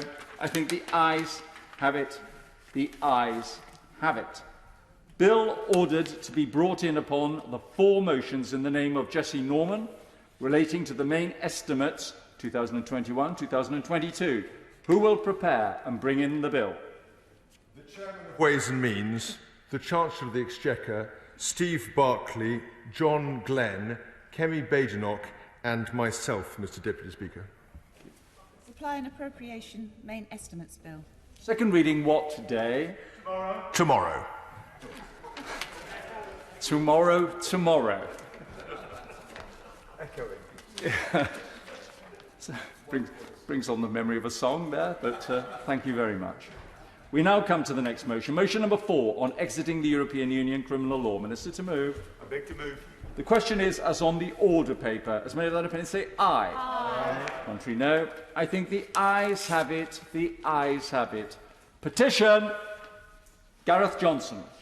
Thank you, Mr Speaker. I'd be grateful if I could present a petition on behalf of my constituents at Stonehill Woods Park, a park home site in my constituency of Dartford, which will be profoundly impacted upon should the London congestion charge move to outer London. Mr Deputy Speaker, the petitioners declare that consideration should be given to stopping the Mayor of London imposing charges for driving in outer London, and notes that if the Mayor of London imposes these charges, residents of the constituency of Dartford will be forced to pay a £3.50 fee each time they drive in outer London. The petitioners therefore request that the House of Commons urge the government to consider stopping the Mayor of London from imposing charges on driving in outer London. And the petitioners remain, sir. Petition. Outer London driving charges. Thank you very much, Mr Johnson. And we are now going to have I beg to move. This House do now adjourn. The question is that this House do now adjourn, and this is when the dispatch box on the government side will be sanitised, and I can ask the Minister not to touch it until it has been sanitised. I call Mr Peter Grant. Thank you very much, Mr Deputy Speaker. Before we do adjourn, I'd like to draw the attention of the House to the collapse last year of Blackmore Bond plc, and in particular to look at what the Financial Conduct Authority did, what they could have done and what they failed to do to prevent this. Blackmore Bond was incorporated in July 2016, went into administration in May 2020 and has since gone into liquidation. Between October 2016 and November 2018, we raised £46 million in loans known as mini-bonds, almost all of it from small-scale individual investors. They were repeatedly told their investment was guaranteed to be paid back on time with regular interest payments. But by the time the joint administrators had disentangled the company's financial affairs, it was obvious that none of that £46 million was left to repay the bondholders. Their guaranteed investment of £46 million had been reduced to nothing. Obviously, primary responsibility for this must lie with the company's directors, Philip Nunn and Patrick McCreish, who were also the joint owners not only of Blackmore Bond but of about 24 related companies. Later on, I'll disclose some information that will maybe make or help members to understand just how culpable I believe these two are. But whether their conduct in due course is found to be criminal, to be civilly unlawful, or just downright despicable, the scandal raises yet again serious questions about a regulatory framework that allowed Nunn and McCreish to persuade people to put money they couldn't afford to lose into high-risk investments where losing everything was always a possibility. In fact, an experienced investment advisor looking at the promotional material the company sent out could only conclude that losing everything was not only a possibility, it was almost inevitable. That is probably why the directors of Blackmore Bond didn't approach investment houses or experienced investors. They deliberately targeted people that they thought would be an easy touch. I'll give it a yeah. I'm very grateful. He mentions the regulatory framework, and I'm sure he'll go on to say, does he also feel there were shortcomings with the regulator itself in this issue? The FCA's attention was drawn to some of the tactics, the boiler room tactics of Blackmore Bond, and the fact it was pretty much a Ponzi scheme back in March of 2017. Yet 3 years later, the company was still operating. It's simply unacceptable that the FCA should take that approach and not be more proactive. For the second time in a few days, the honourable gentleman has managed to read my notes a couple of paragraphs ahead of me. I'm going to come on to that. My concerns don't just cover the Financial Conduct Authority. Other regulators, Companies House, the Insolvency Service, the Financial Reporting Council, the professional bodies who regulate the audit of limited companies. Of these, only the FCA falls directly under the remit of the Treasury, so that's what I'm going to focus on tonight. But I will continue to apply for debates so that the part played by other regulators can be examined as well. I think the sky would fall down if I didn't give way to the honourable member for Stankford. Mr Deputy Speaker, I'm sure the sky will not fall down, but I do appreciate the honourable gentleman giving way. The member for Glen Ross. Does the honourable member agree that financial devastations such as Blackmore Bond scandal have the potential to be avoided if the property scrutiny of regulation that the honourable gentleman referred to in his intervention authorities takes place? And does the honourable member acknowledge that often this work starts with us in this House as parliamentarians to make the change legislatively? The honourable gentleman is absolutely correct. Ultimately, the regulators are us. So if we highlight deficiencies in the system, we've got to try to get them put right, which is partly why I was so keen to get this debate. As the honourable member opposite mentioned a minute ago, in March 2017, the Financial Conduct Authority received information from a very reliable, experienced financial services professional that a company called Amima Limited was using high-pressure sales techniques to target individuals to persuade them to invest in Blackmore Bond. The source, Mr Paul Collier, described in detail what he'd seen, what he'd heard, explained exactly why he was convinced it was illegal. He made a point of sending his concerns, among others, directly to the then Chief Executive of the Financial Conduct Authority. As a mark of gratitude, they wrote back and said they were aware of the situation and it had been passed on to the appropriate department. It was end of 2019 before there was any obvious sign that the FCA had done anything. And to be fair to them, when they acted, they didn't hold back. They banned outright the sale of mini-bonds to the kind of investors that Blackmore Bond had been deliberately targeting. If they'd done that earlier, they could have prevented up to £26 million of the losses eventually suffered by Blackmore's victims. Now, the FCA have said that the sale of these kinds of investments was an unregulated activity, that Blackmore Bond plc wasn't registered or approved by the FCA for any regulated activity, and therefore the whole thing was beyond their scope. That is just not good enough, Mr Deputy Speaker. What they're effectively saying is that they had the legal power to ban the sales of these mini-bonds, absolutely, but could do nothing to stop one rogue company from selling them to one particularly targeted group of vulnerable investors. I simply don't buy that. And finally, the sale of these high-risk bonds to investors who wanted low-risk investments was allowed to carry on in an unregulated free-for-all. The promotion of these same bonds is a regulated activity. The FCA's website says that all adverts and promotions for financial services or products must be fair, clear and not misleading. Blackmore Bond's promotional materials failed all of those tests, something I'll come back to soon. And again, it took the Financial Conduct Authority far too long to do anything, and when they did this time, they didn't do enough. The FCA will claim that at some point during 2019, they were able to get Amima's website taken down. They seem less keen to be reminded that in August 2019, Paul Carlier had to tell them that the website was back up again. It may just be coincidental that a few weeks after Blackmore Bond went into administration, the director and sole shareholder of Amima placed that company into voluntary liquidation, having first reduced the company's assets from £316,000 to nil in the space of 18 months, meaning that the creditors of Amima, including Her Majesty's Revenue and Customs, won't see a penny of the £188,000 they were owed. It appears that Blackmore Bond really can pick their professional and business advisors very carefully. Coming back to the promotional materials though, Under Section 21 of the Financial Services and Markets Act, any financial promotion must be either issued by an FCA authorised company or if its contents approved by such a company. There are exemptions, but I've got no indication whatsoever that any of those exemptions come close to applying to Blackmore bonds. So anybody that was, if Blackmore bond issued financial promotions that hadn't been approved by an FCA registered firm, that was an offence under the Financial Services Markets Act, and the Financial Conduct Authority should have been dealing with it. The company issued its mini bonds in 6 waves. For each one it issued an information memorandum, which appears, as far as I can tell, to have been approved by an FCA registered firm. But that wasn't the only marketing they did. My constituent, who has probably lost £40,000, provided me a copy of a separate document that he received. It stated the 3rd of October 2016, the same date as information memorandum for the first series of mini bonds. The FCA have confirmed to me that it meets their definition of a financial promotion. It was therefore an offence if it was circulated without being approved by an authorised firm, and there is nothing in this document to suggest that it was ever approved by an authorised firm. The Financial Conduct Authority aren't convinced about that. Their view is that they can't categorically say whether this document was or was not lawful when it was submitted. But if that's the case, surely knowing what they know now about the operations of Blackmore bond, if they can't categorically say that it was not a criminal offence to send this out to potential investors, surely they should be investigating it. And then we come on to the requirement for this and any other financial promotion to be fair, clear and not misleading.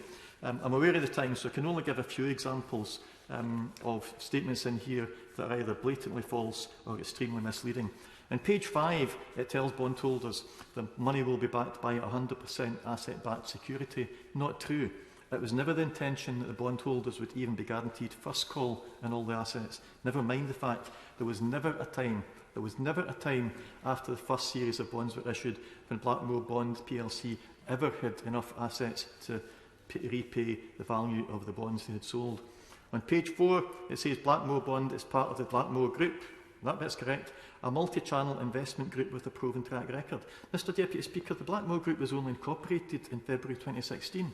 It can't possibly have had a proven track record by October 2016. It certainly couldn't have realised the £22 million in profits from property development that is claimed in the same document. Page 4, the Blackmore Group has assets under management of £25 million. So how come Blackmore Group's accounts for 2016, signed by the directors, tell us the total value of their assets was £390,000? And that after allowing for creditors and other liabilities, the total value of Blackmore Group at 2016 was £2,281. How can that equate to assets under management of £25 million? Finally, page 18.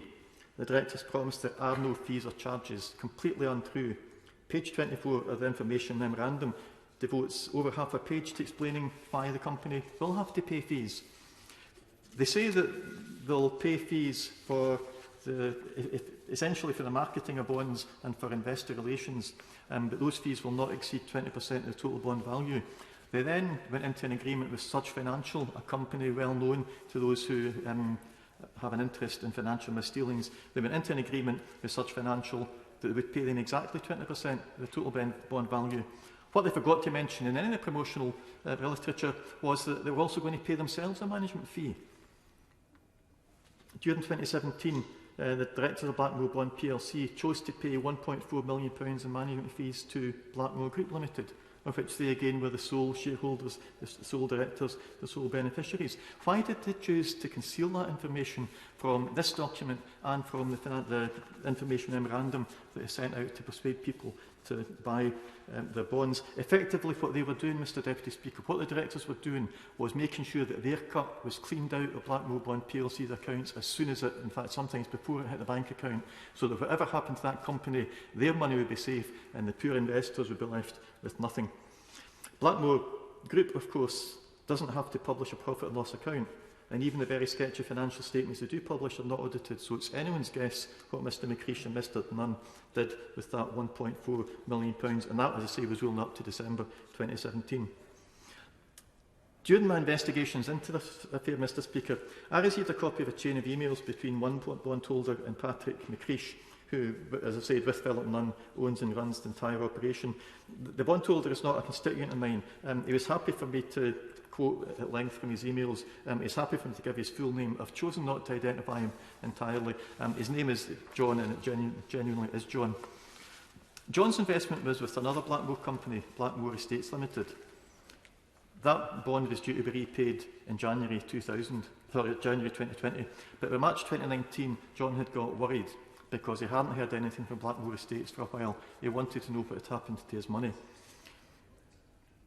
Patrick McCreesh advised him that Blackmore Estates was now part of Blackmore Bond plc and set out to persuade him not to claim back the investment that he was legally entitled to in January 2020, but to reinvest it in Blackmore Bond plc. There's numerous exchanges of emails, but by the 16th of August, John was really getting worried because his online account with Blackmore didn't seem to show anything. There was no indication as to whether he had any money left at all. He then wrote, "Patrick, I have entrusted you with my military retirement fund, my only savings. Unlike others, I cannot afford to live without this money.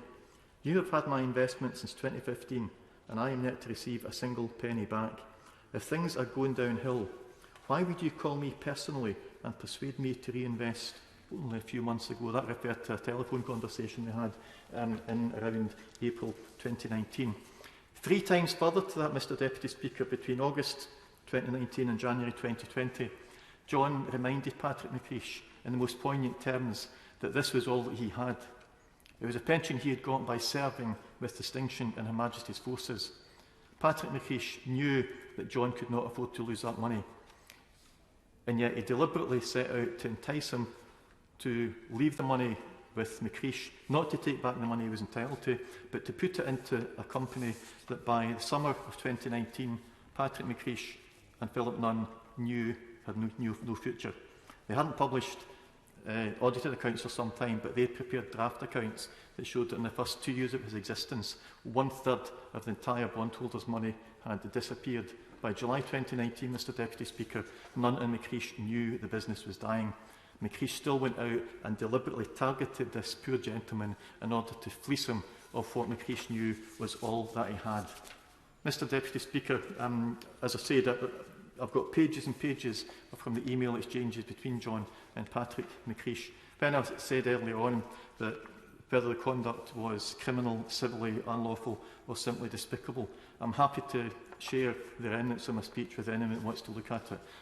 It makes perfectly clear that the behaviour certainly of one of the 2 directors to describe it as despicable would be excessively charitable to Mr McCreesh. I have no indication that Mr Nunn would have been any better. John won't ever get his military pension back. There's 3,000 other Johns out there. They were all taken in by two individuals with a track record of dodgy financial dealing, but who are still free to go and set themselves up as a different company, as directors of a different company, and to start all over again. Not by selling or mis-selling mini bonds to people like John, because that's now illegal, but they'll find another way.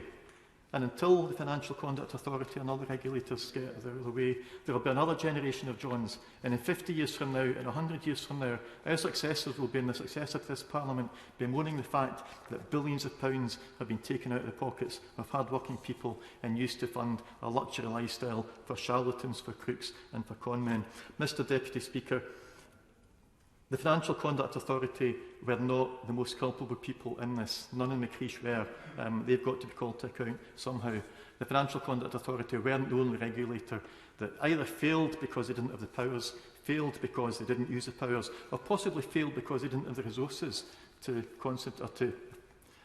deal with the amount of financial misdealing that is going on just now. But one way or another, for the sake of the next generation of Johns, the Financial Conduct Authority and these other regulators have got to get their act together, and they've got to do it quickly. Minister. Thank you, Mr Deputy Speaker. And may I start by congratulating the Honourable Member for Glenross for securing this debate. And I'd also like to pay tribute to the contributions from the Member for Strangford and the Member for Thirsk and Moulton. But I would lastly like to extend my sympathies to the Blackmore bond investors.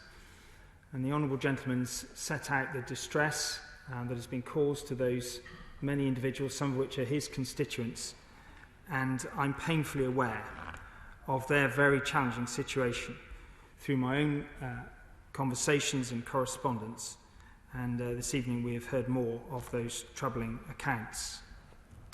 Given these difficult circumstances, Mr. Deputy Speaker, it's only right that I explain the reasoning behind the government's course of action and some of the decisions that we've made so far, and I will also touch on the conduct of the FCA, the independent regulator. But may I first remind the House of the background to this situation. As members will be aware, Blackmore Bond was an unregulated firm established in 2016, and between 2016 and 2018 it issued non-transferable debt securities, otherwise known as mini-bonds, to retail investors. It raised £46 million, and that involved approximately 2,800 UK investors, and it was to be used in property development projects. Blackmore stopped making coupon payments in 2019, and administrators were appointed on the 22nd of April last year. Now, the Honourable Gentleman raises a number of points. The orientation of most of his remarks were about the failures of the FCA, but I want to try and address some of the points that he specifically raised. And he raised the point about the way that Blackmore hid behind other regulated firms such as Amima. And it is true that while several other firms were involved in the distribution of Blackmore bonds, some of which were authorised by the FCA, the Blackmore bond itself was not regulated. So, for example, Amima was not directly authorised by the FCA, but was an appointed representative of another authorised firm, Equity or Growth Securities Limited, between July 2018 and September 2019, when the status was terminated. The FCA, if I can just finish this point and then I will give way. The FCA also intervened to take down Amima's website following further investigation. And similarly, as a result of steps taken by the FCA, Northern Provident Investments, an FCA-authorised firm, withdrew its approval of Blackmore's promotional materials, meaning the bonds could no longer be marketed. This is clearly a very complex area, but ultimately FCA cannot be said to have the same set of responsibilities towards unauthorised firms engaged in unregulated activities, and I'd be happy to give way to the Honourable Gentleman. I'm grateful to the Minister for giving way. Did it not strike him, as it struck me when the FCA gave me those same dates between 2018 and 2019, that Amima were an appointed representative of another company? But the concerns about Amima were 2017, before they appeared to be an appointed representative of anybody. Does he not feel that there's something to be looked at there, and does he not feel that maybe the Financial Conduct Authority should be asking questions about it? Well, I've set out the record as the FCA have presented it, and I'm sure that he will wish to continue correspondence with the FCA on some of those unresolved matters. But I do make the distinction between the different responsibilities that the FCA have in the case of those different actors in this case. But, Mr. Deputy Speaker, it's only right that we do our utmost to minimise the chance of episodes like Blackmore Bond taking place in the future. So I want to turn, if I may, to the issue of the regulation of mini-bonds and the steps we're taking to safeguard consumers, which was a key focus of the Honourable Gentleman's remarks. And I want to be clear to the House this evening that the Government is committed to ensuring the financial services sector is well regulated and consumers are adequately protected. And that's why in April we launched a consultation which includes proposals to bring the issuance of mini-bonds into regulation, and this follows the action taken by the FCA to ban the promotion of high-risk mini-bonds last year. And this work is the culmination of a review into the regulation of mini-bonds that I announced in May 2019, and it delivers on one of the recommendations of the recent Dame Elizabeth Gloucester's report. The consultation closes next month in July, after which the Government hopes to bring forward plans to legislate in the autumn. Now, the Honourable Gentleman also made reference to the financial promotions regime And I think underlying that was a concern around what the government was doing to improve the efficacy of the financial promotions regime. We can continue to keep that legislative framework underpinning the regulation of financial promotions under review, including whether it is suitable for the digital age. And the government has set out its intention to bring forward legislation to create a regulatory gateway for authorised firms approving the promotion of unauthorised firms. And this change, once in place, is designed to strengthen the regime by ensuring that the firms able to approve financial promotions are limited to those with the relevant expertise to do so. And the FCA will be able to better identify when a financial promotion has breached the restriction and take action accordingly. Can you give way? I'd be very happy to give way to one more thing.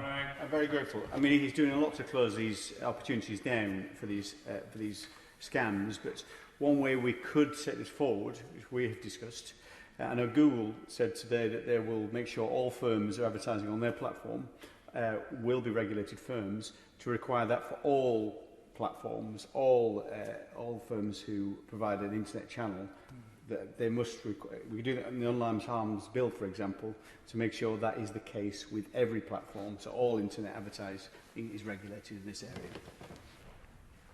I thank the Honourable Gentleman for his intervention, and he speaks with some authority on these matters. And I think that there is, a process that will continue, as he knows, through the scrutiny of that legislative vehicle. And we do need to make sure that overall, including the DCMS's online advertising review, that we actually come out in the right place in terms of dealing with these significant challenges for consumers.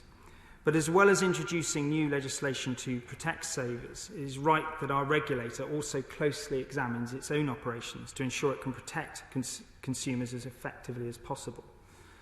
So as a result, the government welcomes the FCA's ongoing transformation programme, which is introducing reforms that will fundamentally change the way that the FCA works. And this programme will help the regulator become more efficient and effective by, among other things, enhancing its use of technology to make interventions earlier, which clearly is very desirable. Now, it is heartening to see that significant steps have already been taken, and these include important structural changes within the organisation, as well as the appointment of the FCA's first Chief Data, Information and Intelligence Officer. And I particularly welcome this focus on improving the FCA's use of data and analytics, which will improve the efficiency and speed with which the regulator can act. Mr. Deputy Speaker, these are serious matters, and we've spoken about the number of our constituents who've been adversely affected. And I regularly meet with the FCA's Chief Executive, Nikhil Rathi, to discuss the transformation programme and monitor progress. I think that there can be no complacency. This is a complex area where financial services is evolving all the time and fraudulent activities are evolving all the time. The Honourable Gentleman mentioned the innovation today by Google, which is a welcome step. But we will need to look at these matters and look at the experience through different cases like the Blackmore bonds to get this right. But I would like, Mr. Deputy Speaker, to close by reiterating my deep sympathies to all those who have suffered as a result of the Blackmore scheme. As a government, we do recognise that financial services are constantly evolving, and that regulatory system must therefore be ready to respond. But I think, as I've highlighted this evening, we are committed to a process of continuous improvement in all dimensions to ensure our regulations benefit both UK consumers and the wider economy. Thank you, Mr. Deputy Speaker. The Speaker started the day with some wonderful warm words as a tribute to Ian Davis on his retirement after long and dedicated service here in Parliament. Can I, on behalf of the Chairman of Ways and Means, First Deputy Chairman and myself, wish Ian well on his well-deserved retirement, and to thank him because of the skill that he demonstrated on a daily basis in Parliament, made the work that we do from this chair so much easier. We wish you well, Ian. Thank you for everything that you have done. Yeah. The question is that this House do now adjourn. As Mayor Van say aye. Contrary no. I think the ayes have it. The ayes have it. Order. Order.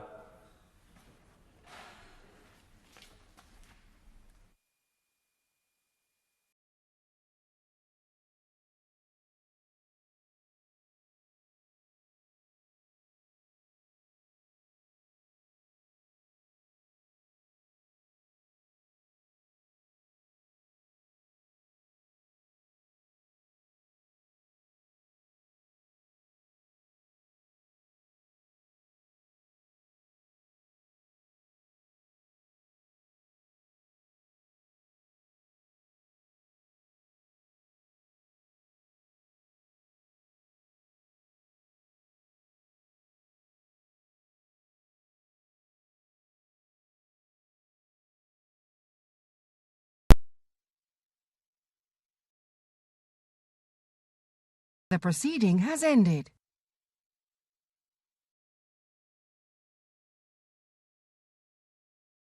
The proceeding has ended.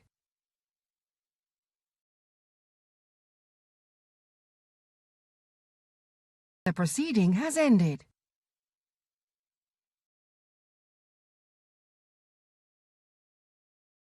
The proceeding has ended.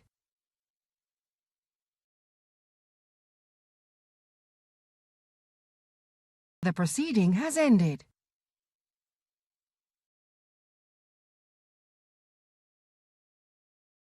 The proceeding has ended.